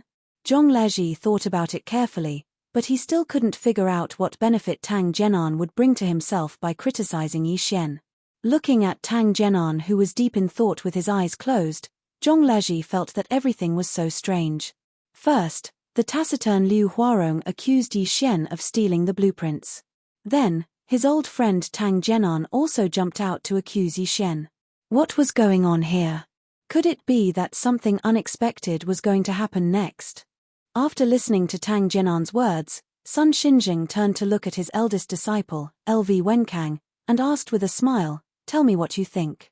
After hearing his master's words, LV Wenkang hurriedly stood up, cupped his fists, and said solemnly, Master, this disciple doesn't know what's going on, so I don't dare to say anything. After hearing LV Wenkang's words, Sun Xinjing nodded. This eldest disciple of his was like him. They both liked mechanism techniques and were obsessed with mechanism techniques. LV when Kang being able to say such words was also within Sun Xinjing's expectations. Looking at the remaining disciples, Zhong Laji pondered. Who would be the next to speak? While Zhong Laji was still in doubt, 7th junior brother Mai Guangji stood up and bowed to Zhong Laji's master before speaking. Master, this disciple thinks that senior brother Yi didn't take the blueprints. Hearing someone raise an objection, Sun Xinjing was a little puzzled. He asked doubtfully, why do you say that? After hearing his master's question, Mai Guangji replied, Master, even if senior brother Yi knows the location of the treasure, he might not be able to steal the blueprints. Speaking up to this point, Mai Guangji paused for a moment before continuing, I've known senior brother Yi for many years. I more or less understand his character. I feel that even if the blueprints were placed in front of senior brother Yi, without your permission, I'm afraid senior brother Yi wouldn't take a peek. Furthermore, he stole the treasure map without your permission. After Sun Xinjing heard Mai Guangji's words, he just nodded his head. His expression didn't change in the slightest. After Mai Guangji sat down, he continued to look at the other disciples and asked, you all should also speak. Now, basically everyone had spoken. The only ones who didn't speak were Zhong Laji, Bai Jianmu, and the youngest female disciple, Li Xueyan. Zhong Laji glanced at Li Xueyan and knew that she probably wouldn't be able to make any suggestions. He stood up and cupped his fists at Sun Xinjing before speaking slowly. Master, this disciple thinks that Yi Xian shouldn't be the one who stole the blueprints. Hearing that, Sun Xinjing nodded. Go on. After hearing Sun Xinjing's words, Zhong Laji turned to look at his fellow disciples and said, Don't tell me that we can conclude that junior brother Yi stole the blueprints just because he knows the location of the treasure map.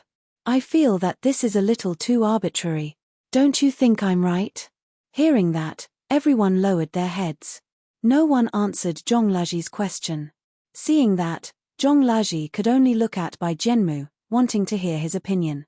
Unexpectedly, before Bai Jianmu could speak, Liu Huarong had already stood up and cupped his fists at Zhong Laji.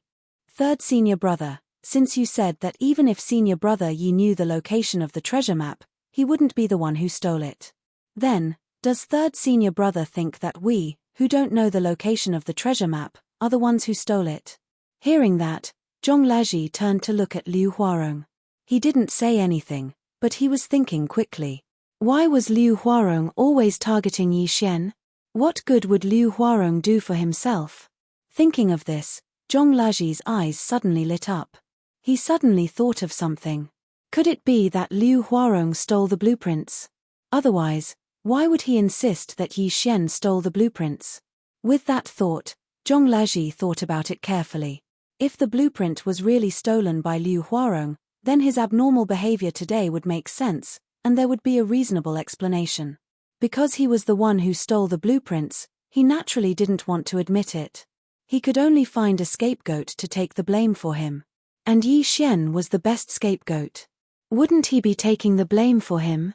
You're tuning in to the Celestial War YouTube channel. Don't forget to subscribe and join us on this journey to catch the most captivating stories.